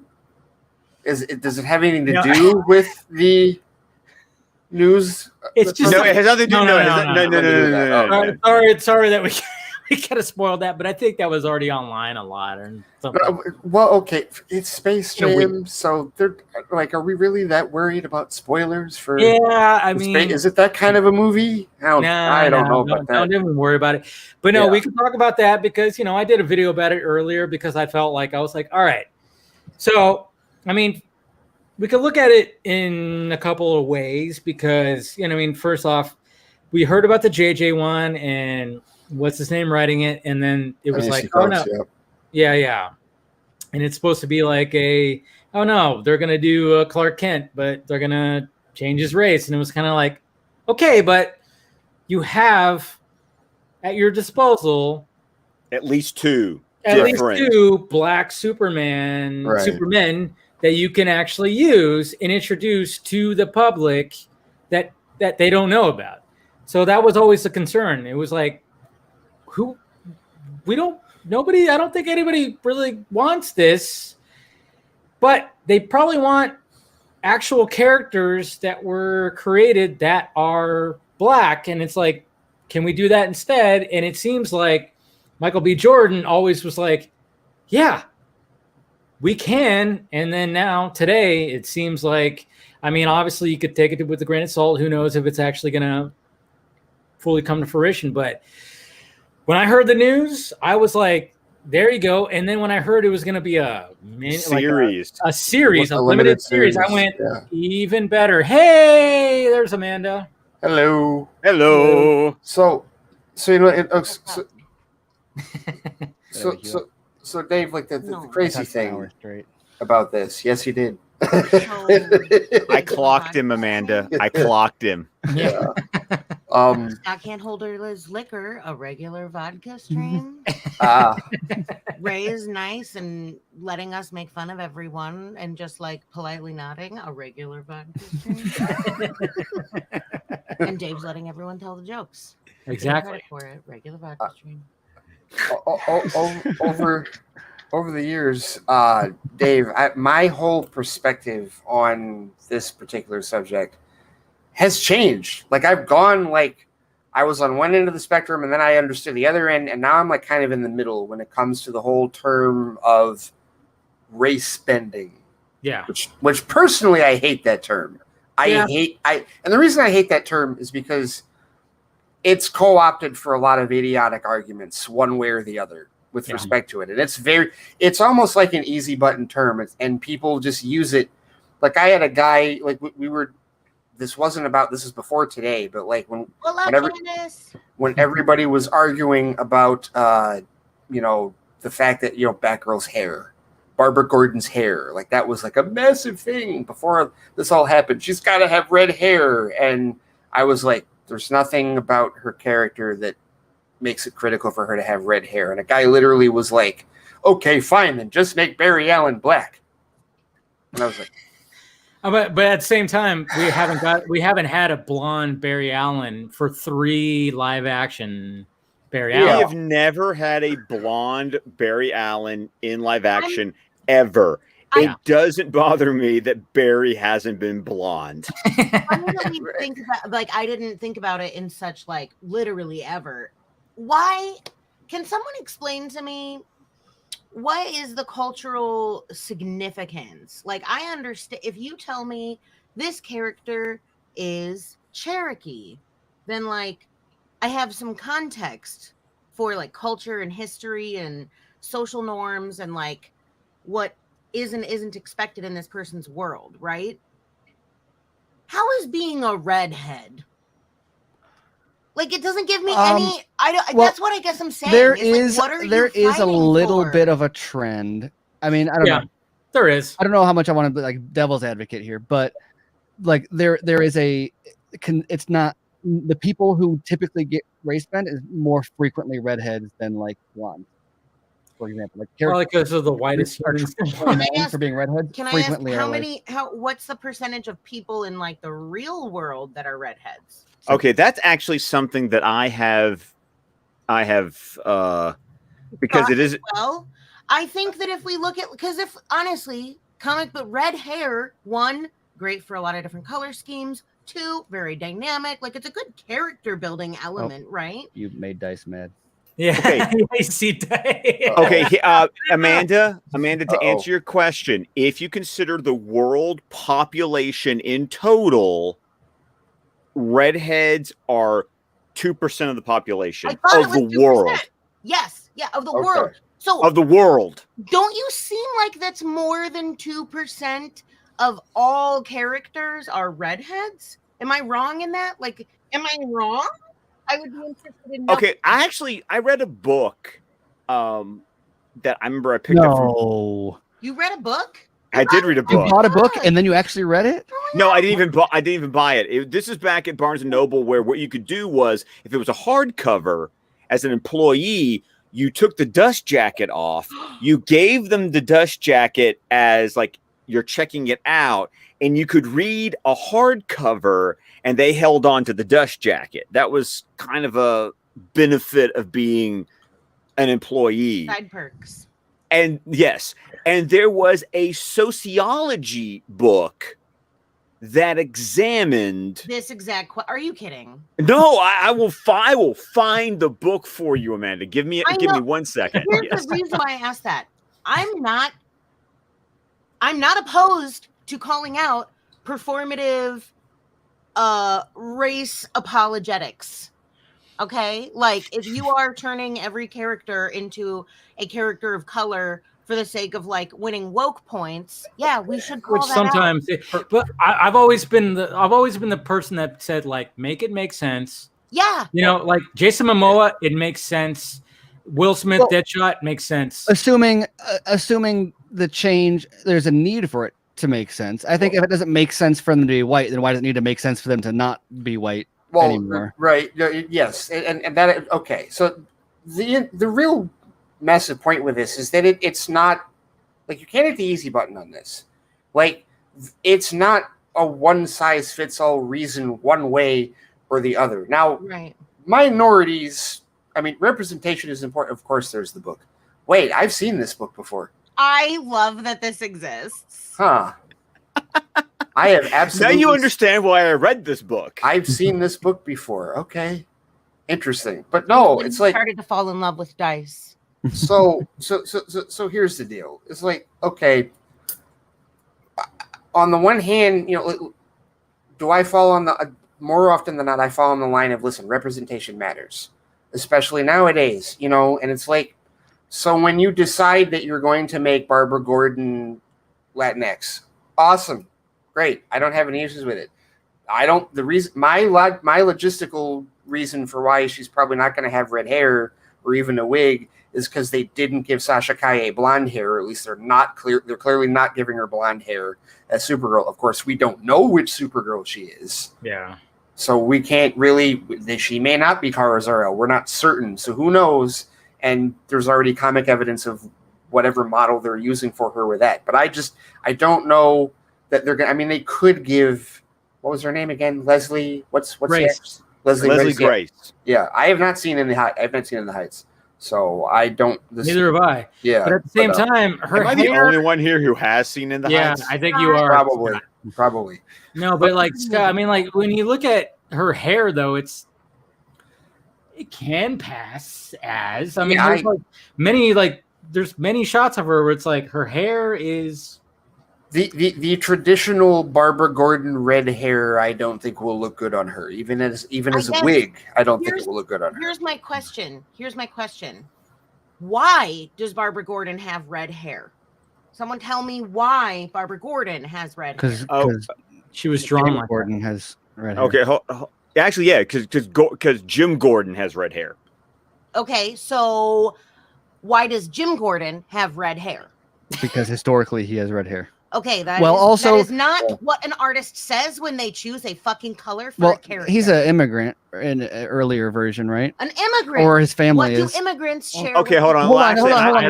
I actually want to delve into this because I am very curious. Like, because okay, at least when you talk about the Frank Miller Year One version, he came from Chicago to Gotham. Okay, so who has red hair and like has a large population in Chicago? The Irish. Irish. Okay. So maybe they have a big history in law enforcement. Mm-hmm. Yes, they do. This is what I'm talking about. When I say like there has to be a justification or a logic to the creator. Okay, he's actually. Oh, here we go. Of Scottish descent, Gordon has served in the Marine. So he was Scottish. His ancestry was Scottish. Okay. Just real quick, Hardboiled Entertainment. I heard Diane Guerrero use that phrase, and since she used that phrase publicly, I've used that. I've said Latinx. I don't know. Yeah. No, the idea is that because in the Spanish community, Latino would be male, Latina would be female, and then Latinx is because of especially with non-binary. Yeah. That's kind of it's a universal non-gendered. But I'm just saying, being the Hispanic one here, nobody in my family uses that. Okay. Anyways, go ahead. Anyone who's Hispanic who uses Latinx. Most of the Hispanic people I know are like, yeah, white people came up with that. Okay. Exactly. I mean, it's true. It's true. It's very true. I'm just saying. Okay. But yeah. So go ahead. That's besides the point. Yeah. You're trying to. But I'm explaining the term. I mean, that's all I. No. I get it. I get it. I'm just saying that my people not using. Yeah, but all right. So at any rate, no. As far as like if race is not if race is not like if it's not a critical component, that's why the whole make Black Panther white argument falls flat, because that doesn't fucking work. Yes, that does not work. That's not the race is critical to his character. It's not critical to a number of these other characters, like Barbara Gordon or Superman. Yep. So a Scottish man can still have a daughter that looks exactly like. So I think the question of whether or not race is important to Clark Kent's character is actually a fascinating discussion. It can be. So that when you're talking about growing up in Smallville, Kansas, in the Midwest, yes, it can change. Like the specific experience that he had, I don't think it would be good to race bend him and then act like everything happened the same way it did. No, that would fundamentally change his upbringing. It would, and him becoming a journalist, like all of that stuff. My God, yes. Well, but Black Superman growing up in Kansas and being like, fuck all y'all. And so like the whole Amanda, damn. You got a damn from Ray, Amanda. You have reached. This is like a new achievement unlocked. That is a new achievement. Like 10 minutes ago. I wish I had a she's like woke up and she's like, give me something to seize onto. So like initially the premise of like doing a Black Clark Kent is like, okay, I'm not going to kill it, but there's so many different layers with it, because on the one hand it's like, okay, there's the idea itself. Is it something, when somebody asks, whenever the question is asked, who really wants this, or is anybody asking for this? Well, I'm sure somebody is. I'm not necessarily asking for it. But this particular question is compounded, one, because a ton of us still want to see the most recent Superman actor continue, who is not Black. Yes. Right? We want to see him continue, and we would like to see Cavill. We want to see Cavill. Exactly. And then I am one of them, and I know many other Black people and many other people of color who agree that they want that to be the case. So there's that layer. And then there's the layer of, it's all a PR stunt because of the Ray Fisher stuff. And quite honestly, I'll even throw in the Nadria Tucker stuff too, because I really feel like part of the reason, especially with this Michael B. Jordan thing, I do think that part of it especially since they're deciding, I guess, the rumors it's going to be a limited series. They're seeing what Superman and Lois is doing on the CW, and it's like the only CW show that anybody's left watching, really, truthfully. I mean, as far as conversation is concerned, I mean, they've all gotten renewed in the CW. I can get into that. We can have a whole other 4 hours about why the CW doesn't care about live numbers and why the people who keep bringing up live numbers just are not paying attention. But at any rate, you see what that show is doing. So you're like, okay, well, clearly people are gravitating toward that. So let's do this as a limited series. But then there's the whole PR aspect. Okay, are you only doing this because you're trying to, because Ray Fisher tweeted again yesterday about, calling out Hamada. Like, is that, I've seen people suggest that. And, like as far as, I'm sure somebody would find the idea of a Black Clark Kent offensive. Yeah. Williams Black too. I know a lot of Black people who would find an idea of Black Clark Kent offensive. And that's so and there's so many different layers to that, right? And that's why I'm like in the middle on this. That's why this is really subjective, because the people that bring up the argument, like I was all for it, like on the other end, like shut up about race bending, this and that. And then people were like, well, wait a minute.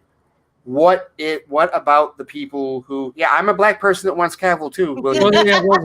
I'm just saying Williams Black too. Williams Black too. No, I got you. Right.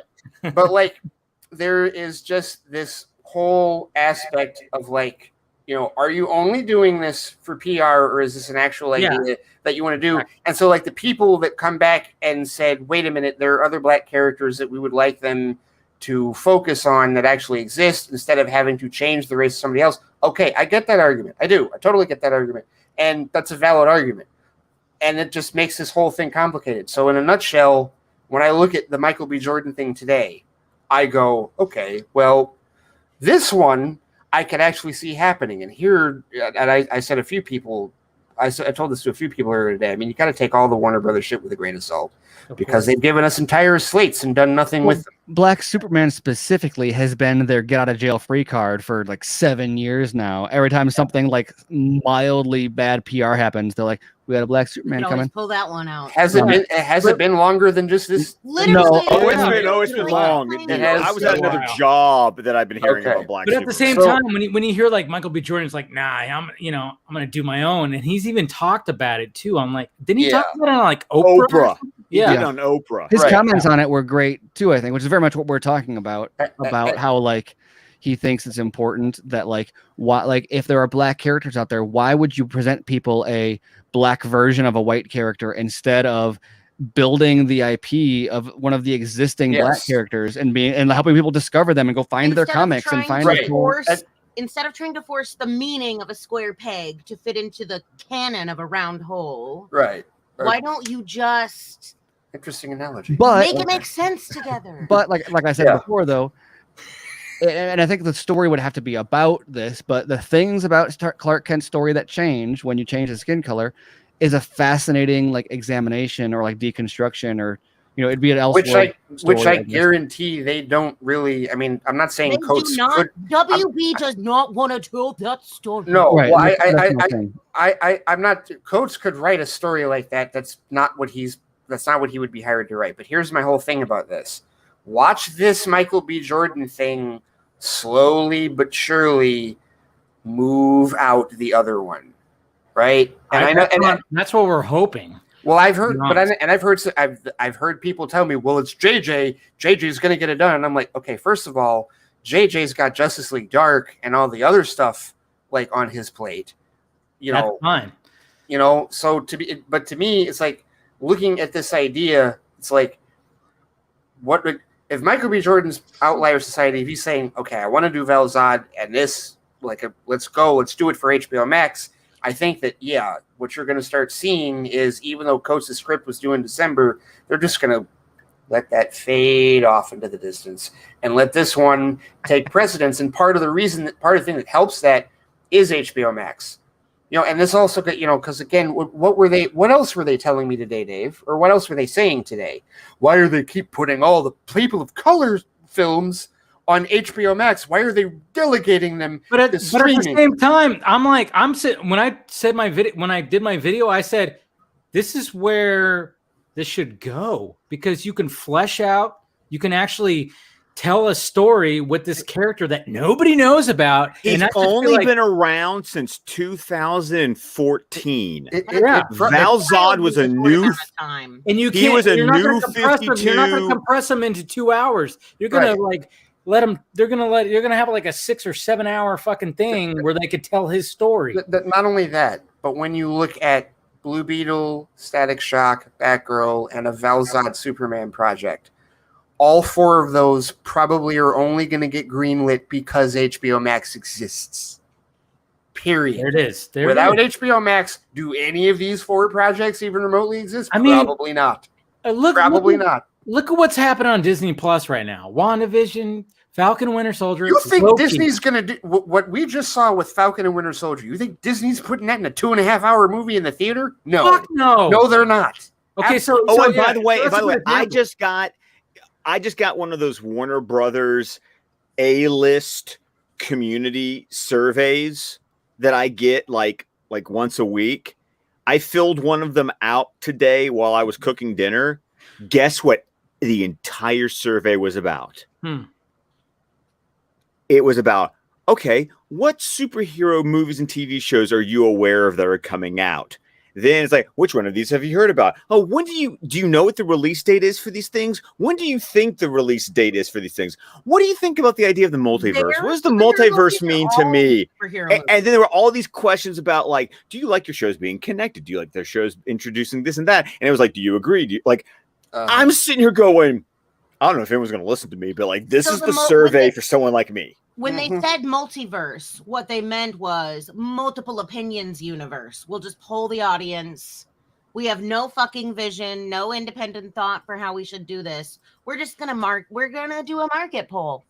You better believe it, because guess what? I bet you this thing happened because of the Marvel introducing the multiverse on Loki. That is exactly what instigated this poll. Hey, I just gotta break it to you, bros. If you are reactionary like that, you already lost, bitch. Ask a different. Go play a different. You know, and I did a whole thing on this last week about how the minute the season finale of Loki posted, like half of my Twitter, I can't believe Marvel beat DC to the multiverse. I know, I hated that too. I was I'm like, really? Stop it. The multiverse did not start today. No, it didn't. It didn't start today. And then even going back to Falcon and Winter Soldier, it's like, you know what? They fleshed out that whole story, and then it got Sam Wilson to be Captain America. And then guess what happened? Oh, he's getting his own movie. Oh, look at that. Hey, what do you know? Yeah, exactly. So but there's Captain still America 4, Sam Wilson. But Dave, there's still this mindset of theatrical is king. Theatrical is the Bible. It must be on the big screen, or else it doesn't count. Remember when physical media used to be like the thing that we would measure by? Like CDs sold. Do you remember that? Yes. And now we measure it by other metrics. It's still, I don't know, Hollywood. Yeah. So I love the fact that Andrew Dice is still fighting for gingers. Oh, still. Listen, the doctor wants to be a ginger. That's all I have to say about that. I am not. I am for the I record. love it. I love you, Andrew. I am not Dice. I am not anti-ginger. I'm not anti-ginger at all. Certainly not. I don't even know what being anti-ginger means, because I'm not pro. I don't know what being pro-ginger means. Oh, I know what being pro-ginger means. I'm saying it right now. I know exactly what being pro-ginger. Hey! Can we recognize this? Okay, I mean, we always talk about how like Hollywood always, race bends the gingers, but what did Zack Snyder do? He made Lois Lane a ginger. I'm like, which actually there is historical evidence for Lois Lane being a ginger in the comics and in TV. Even better. Ex-Mormon ginger. Yeah. Right. Okay. Noel Neal was a ginger in the George Reeves TV show. There you go. There you go. So yeah, when it comes to even the choice that Zack made, even though it was really just like aiming to do this. I mean, in all caps, Dice is yelling at you, Amanda. In all caps. Oh my! Dice is I've never met Dice. I followed him for years. Dice is great. Dice is great. Well, he's one of the 2 Screen Rant people I follow. The other one is here. So I wanted you to say like the other one is not here or something. I wanted you to say that. Damn it. Sorry. Come on, man. I missed the opportunity. My bad. No, okay. but no, listen, because people are like, when it comes to both of these ideas, yeah, I think that this one, if either of them happen, because we're not 100% on it. Because we hear something like as I've famously said, I have show notes full of things that, especially given who the source was on this particular story. I'm sorry, Collider. I know. Well, it wasn't just Collider. It was Chattanooga. It was Chattanooga FBI that wrote it. Yeah. Oh yeah, I know. It was Mr. FBI. Yeah, I will get the FBI. But if either one of these happen, I tell you that Michael B. Jordan one is going to phase the other one out. I absolutely expect that's going to be the case. Because of the response. Everybody is like going, okay. I even said, I was like, yeah, this is what that you should have been doing in the first place. The fact that, that whole other one is happening and JJ was like all about it. It was like, it's just kind of like Cavill is a hot commodity right now. Like, how are you not utilizing him? Okay, let's bring up Cavill again, because let's talk about the fact that I have to appreciate the fact that this man is working it. I think you even talked about on Film Junkee. I mean, he's got Argyle, he's got Rosie Project, he's got Witcher season 2. He's not waiting either. He's got the Highlander. I'm still like, dude, when do I get news about the Highlander reboot? You know how Zack isn't waiting? Well, Cavill isn't waiting either. Yeah, you know what I mean? None of these guys are waiting. Why do we think that his publicist was so like, we're gonna dance around not talking about this thing? Like, because when you have other deals going on, you don't want to like cause people to doubt your commitment to that deal you're planning for your future by saying, I might have a conflict where I have to do this other thing. I'm not saying that he as a person didn't support it.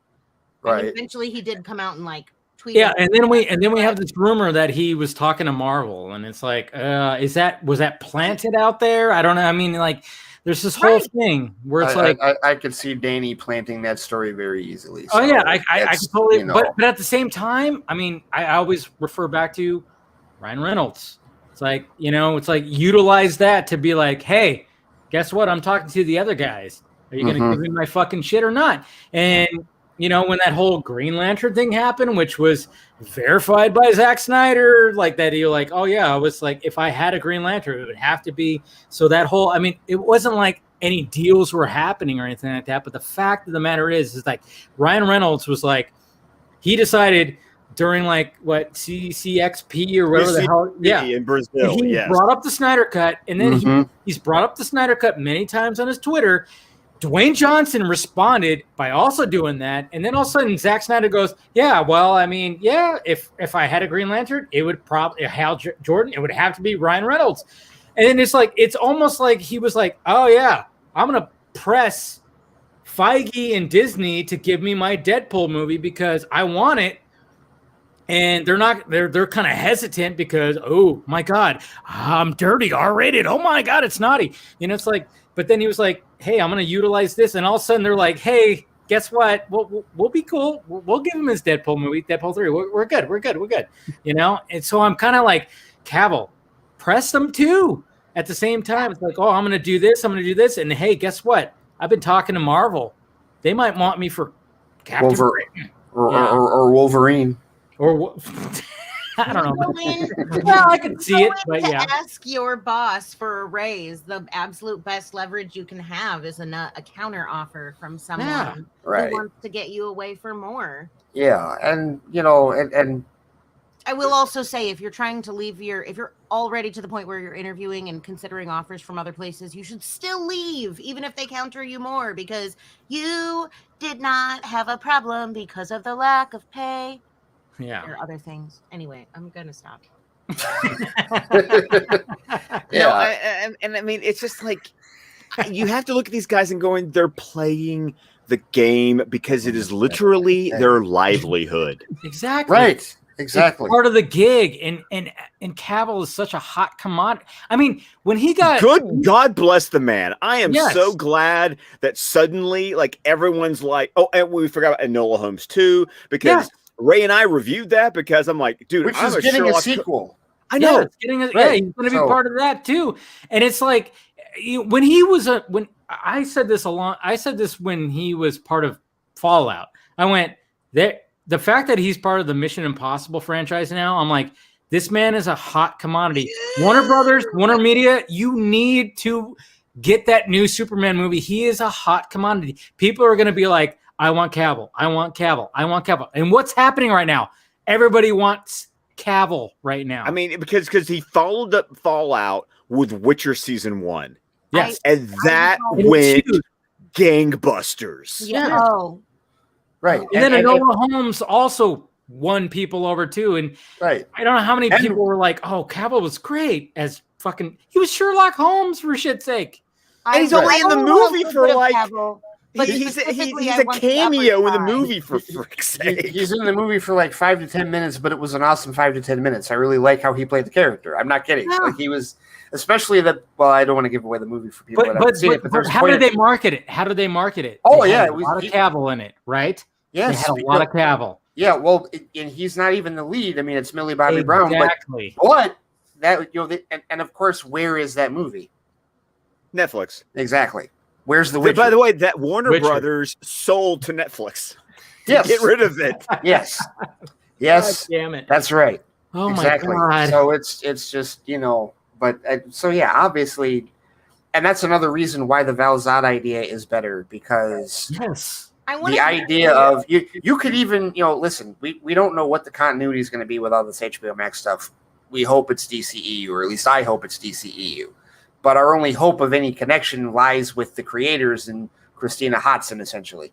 But like if you have a Val-Zod on HBO Max, you can still keep him in the DCEU, and it won't affect Cavill if you wise up and bring him back in. Right, because Val-Zod is supposed to be Earth 2. Right. Exactly. I mean, especially since you're introducing so much multiverse in the Flash movie, and I'm I have fingers crossed that. I mean, who knows what they're doing, but at the same time, what I'm hoping is they're just not making it public that yes, Cavill will have little cameos in some of these movies that are coming out, like The Flash. I don't know about, when it comes to Black Adam, it's like, well, we got Dwayne Johnson and Henry Cavill. They have the same representation. We've seen the fact that they've met up and had a fucking, a couple little shots of tequila talking about, I do have that, fingers crossed, toes crossed, eyes crossed, balls crossed, which kind of hurts. Anyways, but if I'm just kind of saying, like, I'm really hoping that the whole JJ, that one just totally just disappears, and that was all just a kind of like. I hope the Val-Zod Michael B. Jordan thing happens on HBO Max. I think that's perfect. But I really hope that Henry Cavill is still going to be Superman in some of these other movies. Yes, and that would be the way to go. That would be the way to go. Get rid of that. Whatever you were trying to do with that seems like it was all a PR thing. And I don't know if it was just like a response to Ray Fisher. If that's the case, fuck you. If that was the case, that's really shitty. But at the same time, I'm hoping that Michael B. Jordan was like, come on. It's guys. so much easier to just apologize, Warner Brothers. Well, the other, and that's the other thing too, is like, the whole idea of doing this for PR is like, okay, look, you're assholes for that. Yeah. However, on the flip side of it is, I do hope that the project, the Val-Zod one, actually happens, because that's an opportunity for Michael B. Jordan. That's an opportunity for whoever is going to direct the series.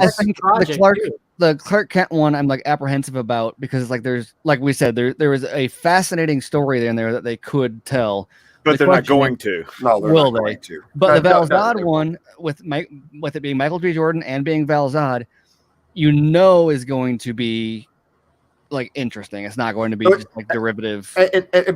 it's going to be interesting. It's not going to be derivative, and it's going to be on HBO Max, which means no box office pressure, no and theatrical expectations. A new character to audiences that they aren't familiar with already. And trust me, plenty of people. And again, I brought this up before, Dave. For all the people that want to argue that these movies should be in the theaters, it's like, okay, you want to put these movies up head to head against the other franchise right now?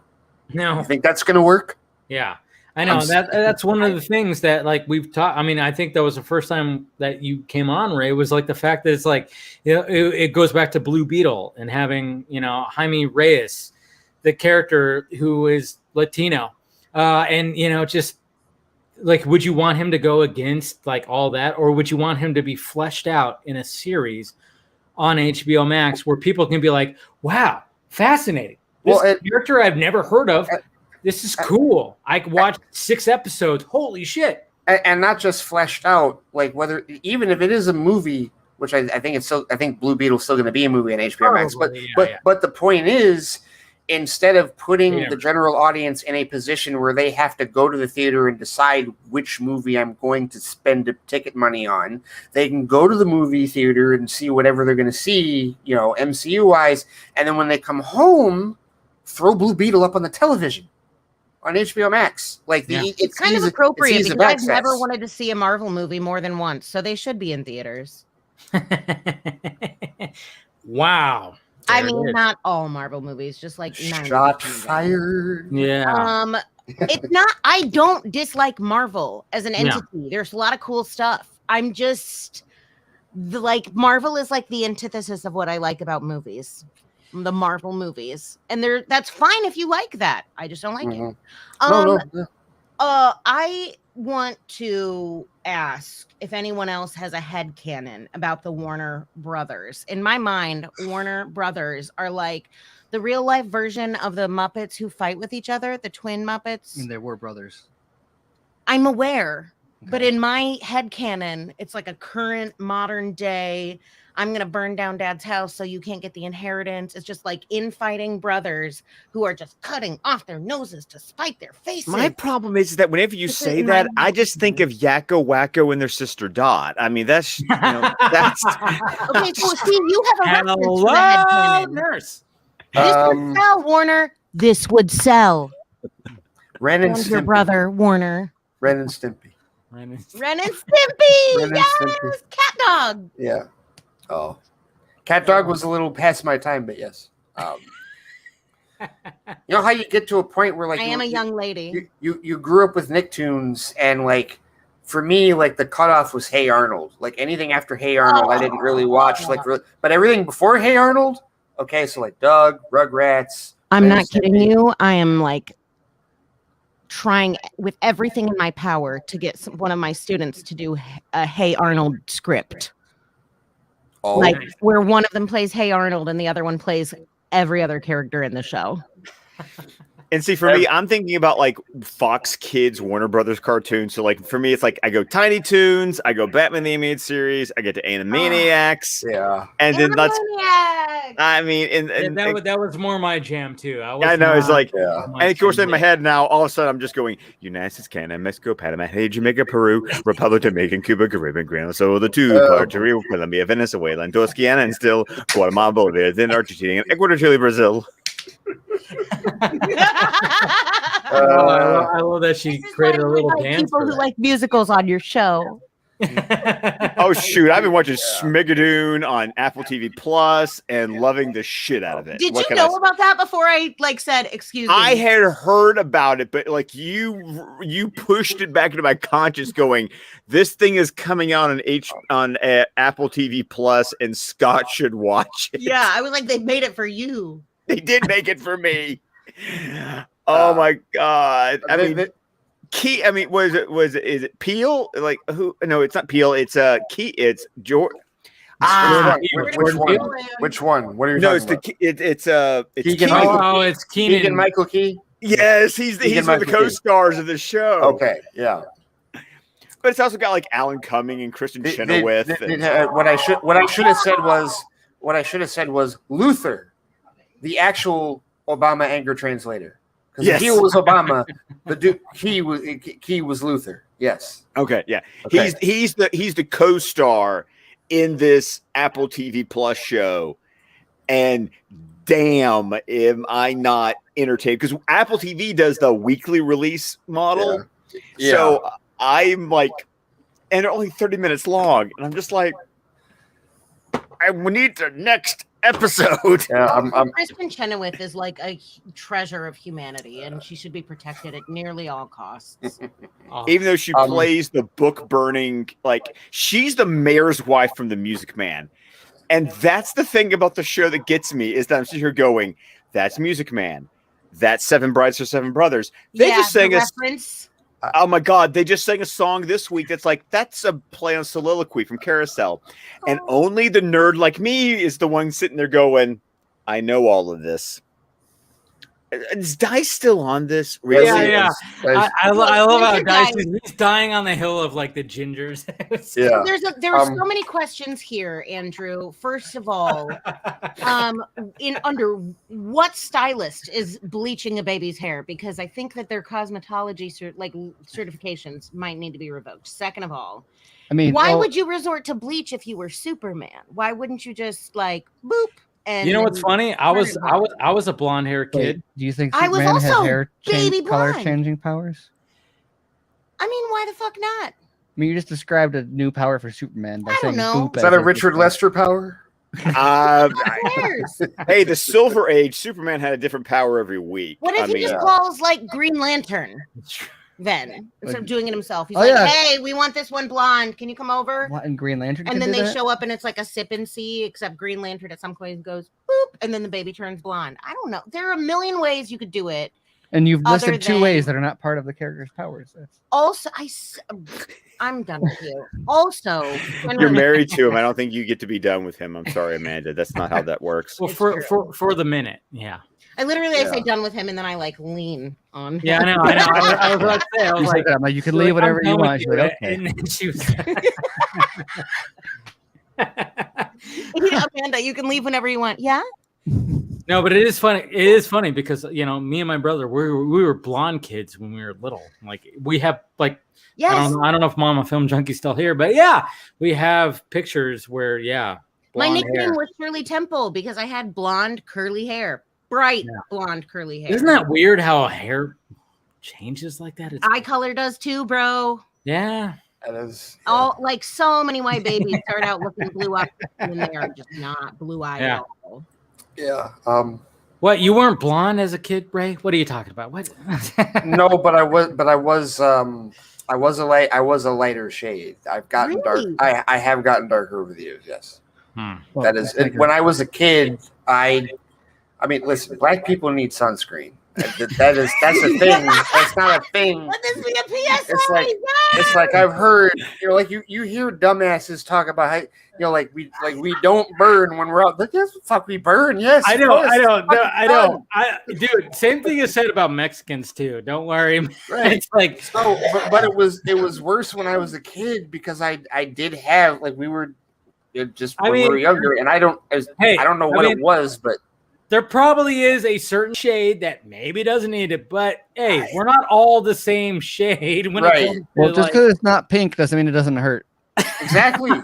No, exactly. Completely so. Right. But yeah, I don't know how, I'm not sure how that happens, where it's but I was lighter than this when I was younger. Not white light, but younger. But actually, later. I was born the child. I was born a poor black child. I'm sorry. No, from the church. No, I was not. No. The Lord loves the working man. Ray was one of the gingers that they changed. Oh my God! All right. Yes. I'm a race bent in it. No, fuck off. No way. Ray was a ginger when he was younger. We knew it. Oh my God. Oh my God. No. Not at all. Wow. When people think that other races can't burn, it's like no, that's not the case.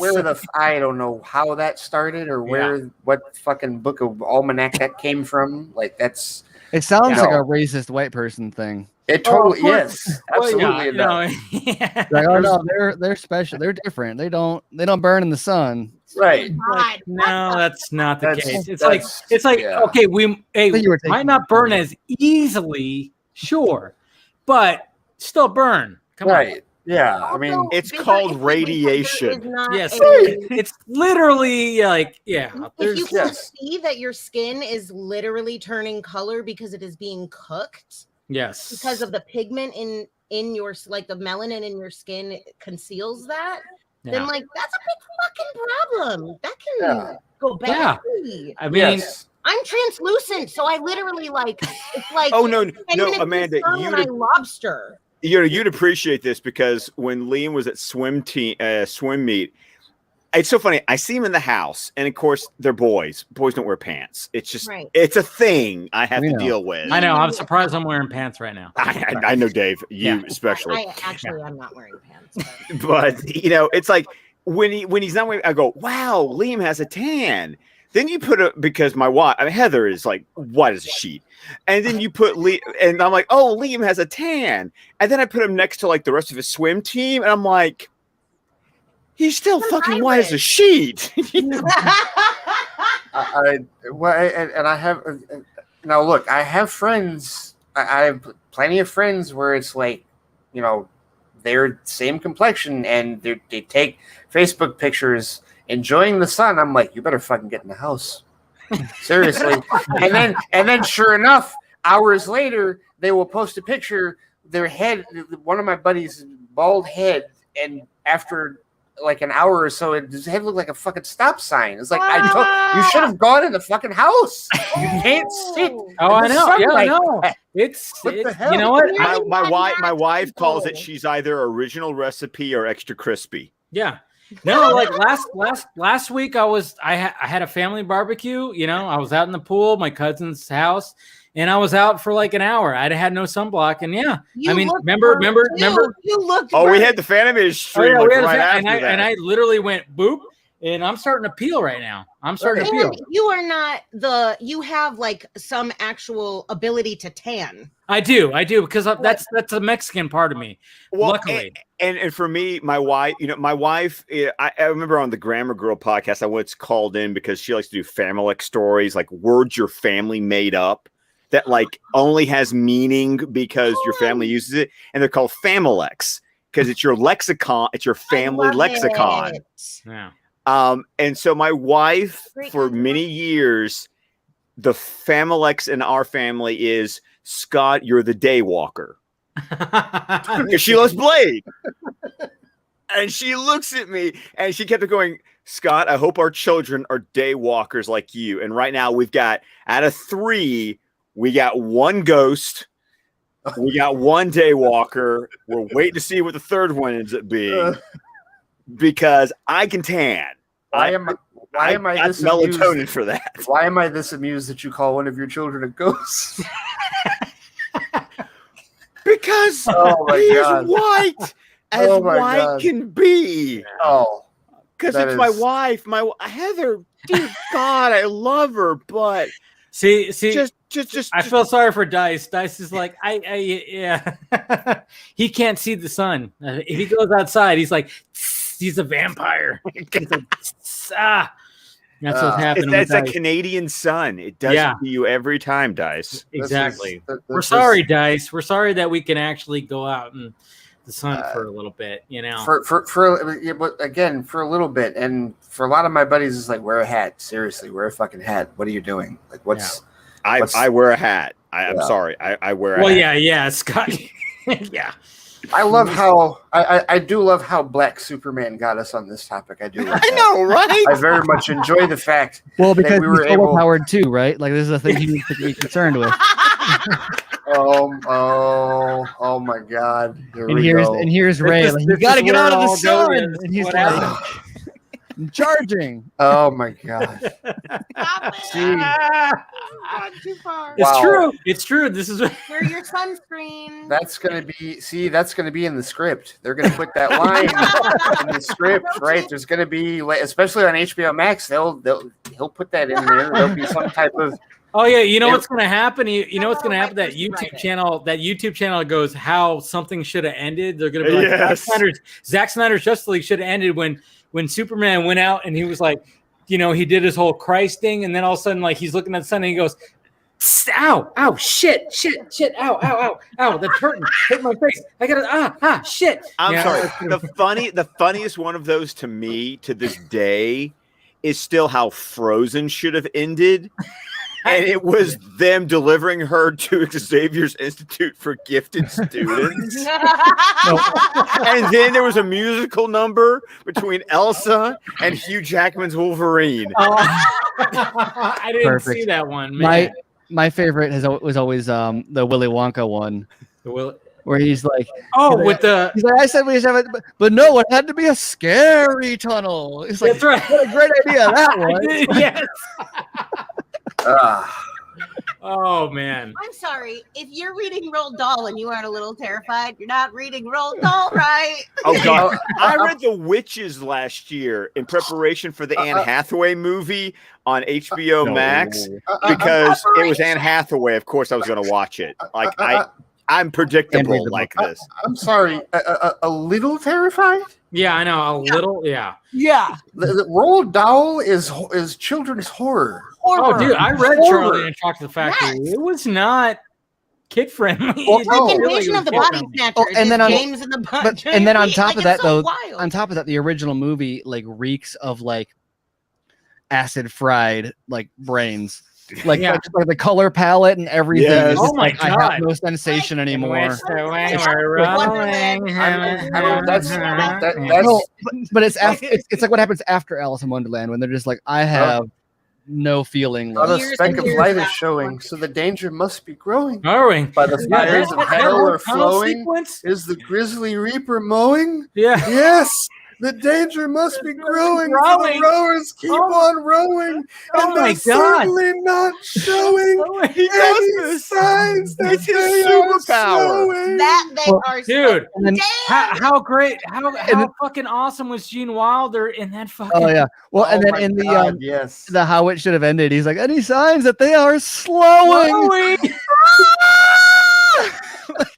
Oh my god! Oh my god! I would like to formally replace Willy Wonka with a black man named Ray. Yeah, they are. They're no. Chalamet is doing it right. Chalamet, well, and it's a prequel too. It's a prequel. Chalamet is not black, so I don't know where. But like, oh god, I'm wondering how that connects us back to our Dune discussion earlier. So it's all coming full circle. It is all coming full circle. Yes, everything on the vodka stream comes full circle. Man. That's the way it is.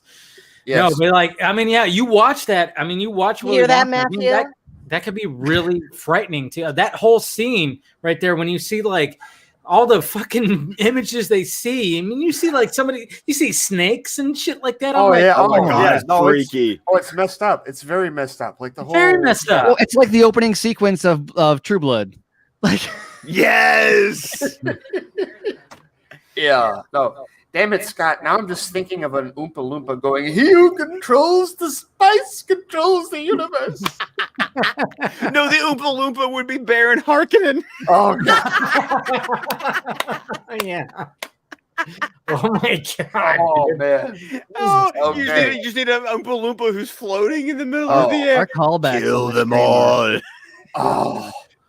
God. Man. Okay, Scott. Now we have to think of an Oompa Loompa rhyme set to Dune. We have to think of a Dune version, and it has to include a reference to Black Sunburn. Black Sunburn. Well, the Oompa Loompas are orange. They are orange. They're orange. Start marketing a sunscreen. A sunscreen, a lip balm. Oh, also pro tip. Anything you put on your face to take care of it, whether it's a lotion or a sunscreen, which you should wear every day on your face, even if your skin is the shade of a lot of different things. I don't know. Kaleidoscope skin. You should still wear sunscreen. Put the rest of it that's left on your hands on the back of your hands, because they are also always exposed to the mother sun. And they haven't figured out how to hand lift. You can get a facelift, but okay. A hand lift. Hand lift. Hand lift. I mean, they can't figure out how to like hide your age by making your hands look younger. Yeah. So put sunscreen on your hands. Legitimate, actual tip. And to Dice's point, yes, Chaney in the Dune book had red hair. Okay. I love when I put that. I saw Scott go, and then he was like, I gotta look it up. Yep. So that's a good question. How many redheads? Why is Chaney red? Chaney was a young redheads woman, very personally- skinny, with an elfin face, with big eyes, all blue, like black pits with no white in them. She had long, tawny red hair. So just like every other ginger, all black eyes, no whites in them, just straight up. No, blue. No. They got to remember that she's a Fremen, so she's got the blue. She's Fremen, yes. Oh, okay. Yep. She's got the blue from the spies. Yeah. Yeah. And that's who Zendaya's playing her, right? Yes, that's who Zendaya is playing as Chaney. Yes. Yeah. Damn. Yes. Who is playing Yes, her and- now? And I mean, yeah. I mean, Dice has a point. They keep on trying to replace the gingers. Turn the Oh, Barbie, boy. race bend the Barbies, not the. so he's so in Dice's mind, Zendaya is declaring war on gingers. She took Yes. over. She took over MJ, Twice. and now she's taking Twice. over. Right. Yes. Twice. Let's Yeah. see. MJ So let's see. That means she'll play Lucille Ball next. Oh my God. no, that's Nicole Kidman. That's Nicole Kidman. They That's gotta do the prequel. Zendaya They gotta do the redoing it, but prequel. instead of being the most emotionally abusive relationship you've ever seen on film, it's the second most abusive relationship you've ever seen on film. Lucille Ball and Desi Arnaz. See, Oh boy, the blood will Blood flow. flow like the blood will flow like spice. My goodness. Oh man, Dice is on a good one tonight. Ah. I fucking love it. Hey, Dice, That ginger just go watch pepper. Ben Affleck work out some more. It'll make you feel better. It's fine. Yeah, Should have that wide pack. I know. I learned about wide pack because of your podcast. Me too. there's a wide pack. There's also a point too. Like, oh man, I'm not even gonna say it. I'm not. No, we looked closely, and that is not what it is. What? The wiggle? Yeah, I was wondering. I knew this was going to come up. it's from junk the wiggle? chain. It's from the chain that the weights are attached to, which is actually a little bit of a problem because that chain should not be jiggling. It's holding 180 pounds. Okay, so there's a part where it's hard. Can we please put it up Oh. Michael, with the Twitch? You got to that point in the movie. Okay. Pull it up. Yeah, it's called the That's okay. episode is Pull it called the up. Batman Workout. The bed. Yeah. Okay, yeah, because if you actually watch this closely, yeah, when it comes, the camera goes down and then you see, the crotch region, there's like a little bit of a Camera doesn't pan down; he pans up. I think both. whatever. It's yeah. You know, Amanda I think has it's watched that enough times I to can't know find the that. name for the Twitch. But not enough times to realize that it's the chain, not the pants. It's I don't know. I saw a Gone Girl, so I was like, maybe. Right because he's got a shower scene in BBS too, right? Mhm. Yeah, but Buzz it like. doesn't show But the. it's not that. No, Hold it's on. not as revealing as Gone Girl. No. The Gone Girl is very similar to the Batman Damned, and I would not be surprised if they referenced if they traced it. Well, when it came to Gone Girl, it was like I remember when that happened. I remember going just like, was that even necessary? But I guess I was worried. Like it was one of those where like You have to ask I was too. yourself, You know Gone what? Girl I was being too. released during Hey, the same time. Dave, do you ask that as- question every time you see boobies? Stop it.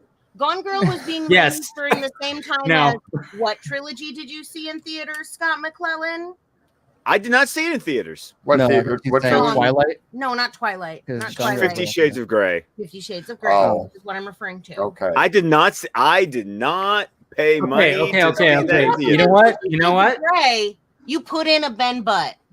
You know No, what? no, it wasn't You know Butt. what? When it comes to 50 Shades of Grey, because just looking at the target audience, I'm like, they should have had some dong just all over the place. If you watch the unrated Gone Girl. edition, which is what I watched because I watched it at home because I bought them for my wife. No, true story. 50 Shades of Grey, first movie. Literally bought it for Mother's Day. Oh wow! Great Mother's Day gift. She became a mother for a reason. I'm just saying. So I'm okay. All right. All right. We are Whereas, off like, the rails all right, here. guys. Yep. Pack it up. We are all, we have lost cabin pressure an hour ago. That was a good night. It's my Oh, great Odin's Raven. We had to call it somewhere. it's my fault for bringing up the sunblock, the sunscreen. Oh no, this tangent went fucking Loki fucking multiverse right here. Right? No, this isn't even Loki multiverse. This is really Crisis on. If this is like the diagram of like the Earth's like just spinning out of control. And I'm sorry, Scott. You mean the live action multiverse? You mean the live action multiverse example that happened 2 years ago that might actually that might actually get referenced again next year in the movie? That might happen. Well, and that happened even before like the open. Another movie you haven't watched, Ray, which would be Crisis on Two Earths. That's the opening title. Like that's a great opening title sequence. Is that a DC movie? It is a DC animated movie. Oh, yes. animated. Okay, all right. Yeah, that's the one that's got the classic James Woods as Owlman that has that amazing scene where it's like, the difference between us is that when we stared into the abyss, you blinked. It's like one of those. It's like one of those like when people talk about badass Batman moments. Oh, okay, I see. The end of Crisis on Two Earths, so Batman versus Owlman. Oh, it's so good. Okay. Oh, If so it makes good. Chris Terrio. I'm saying the kind of art that inspires Chris Terrio to write what Chris Terrio writes. That's what I'm saying. Yeah. Okay. And by the way, it was written by Dwayne McDuffie. Oh, all right. Okay. Because it was originally supposed to be a movie that linked Justice League to Justice League Unlimited. Oh, so this happens in between the shows. Well, it doesn't because they released it as a standalone movie. Oh. But if you have that in your, like if you've watched the end of Justice League and then you watch the beginning of Justice League Unlimited and then you watch Crisis on Two Earths, you're like, and you realize that when Dwayne McDuffie originally wrote it before he passed away, that it was supposed to be originally a bridge between the two series. You look at the end of Justice League and you look at the beginning of Justice League Unlimited and you go, oh, like Wayne McDuffie was a redhead. Why did they change that then? I do not know. Maybe they just anything would be speculation. My point. I just know that it has been reported that movie was originally going to be in between the two, and if you watch Crisis on Two Earths, it connects dots between where Justice League Season 2 ends and Justice League Unlimited Season 1 it's on the list begins, because they're building a new watchtower. They talk about a recruitment drive. Like they build a teleporter. Like there's all these things that aren't in Justice League that suddenly you're in Justice League Unlimited that movie like fills in the dots. But you get stuff like President Slade Wilson and, President Slade. Okay. Yeah, because we're on Earth. That should intrigue you right there. Right there. Yeah. And because it's Earth 3, technically, it's the crime syndicate. It's a crime. Yeah, exactly. Right. The alternate, the evil Justice League. Yeah. Okay. Yeah, exactly. Yeah, you should watch it because, like I said, with Owlman, like James Wood, it's perfect. Scott has given me like at least two different lists of like DC animated, because there's the continuity movies and then there's like the shows and like everything else and like what order to watch everything in, and I think damn near all of it is on HBO Max. Oh, it's all on HBO Max. Yeah, it's all great. It's all great. Like I said, I mean, and like what we were talking about earlier, I mean, versus Batman, the way that all plays out, it's a chef. It's so good. It's so all good. right. Yes. All right, I think we should end it right there because we have gone almost 5 hours. No, we've gone over 5 hours. Yes, over 5 hours. 5 hours and 12 minutes. Wow. When was the last time have we ever gone that long? I think this is a record. This might be a record. This might be a record. Holy shit. Yeah, this might be a record. This is longer than it took me to give birth. I don't know why I made her like my internet. When did you make you a Jewish mother, Amanda? I don't know. It's not even Jewish in my mind. It's literally just like New York.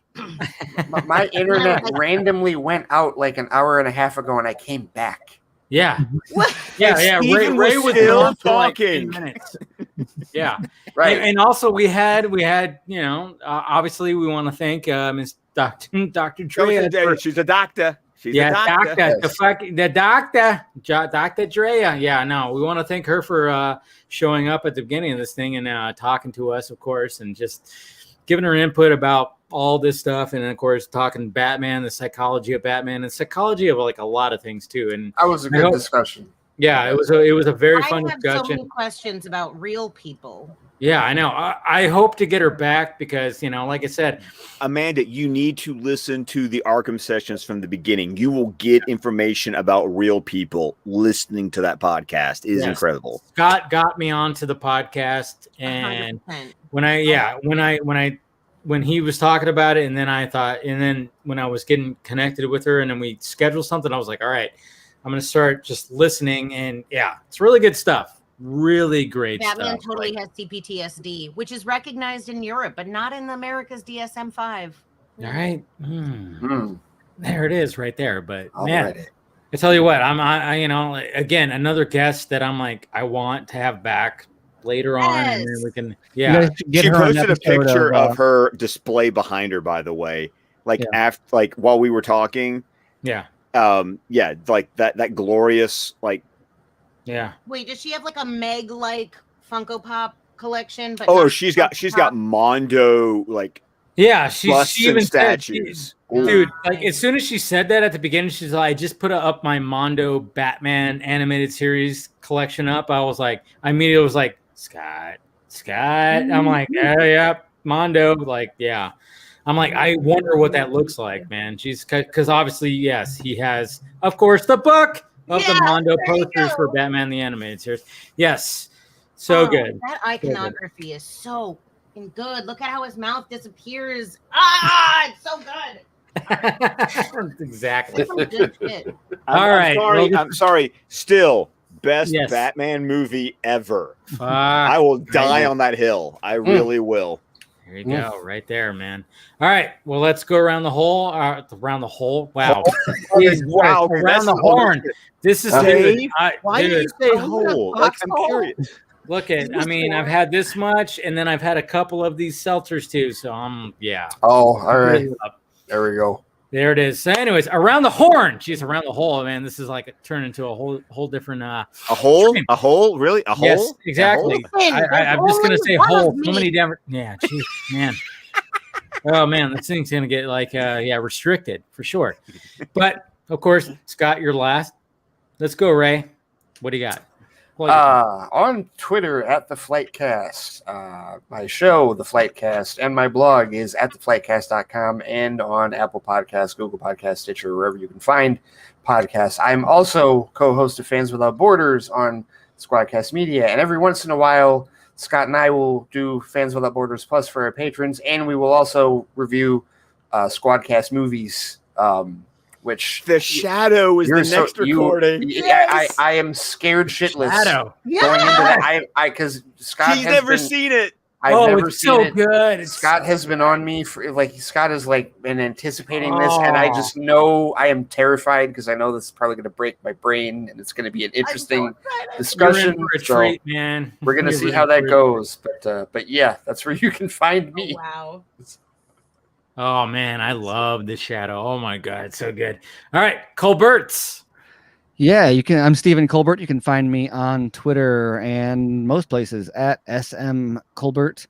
You can find my writing at Screen Rant. I've been doing a lot of analytics related stuff, box office, streaming numbers, Rotten Tomatoes breakdown stuff. Recently, that's been a lot of fun.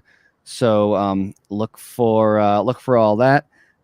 Batman v Superman by the Minute and the other Snyder Minute podcasts are all on SnyderMinute.com. During the Vodka stream, Dice published episode 100 of BVS by the Minute. Here's for that. There it is. Oh, Metahuman Alpha. I'm even trying to read like the title. I love it.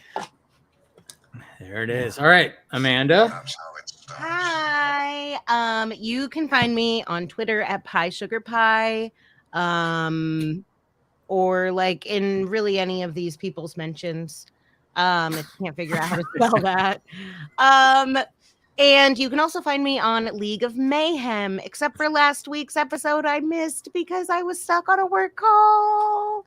But yeah, League of Mayhem, you can find me there. You can also find me coaching college speech teams across the country and everywhere loud women can be heard. There it is. All right, Scott, take us home. Love you, Mama.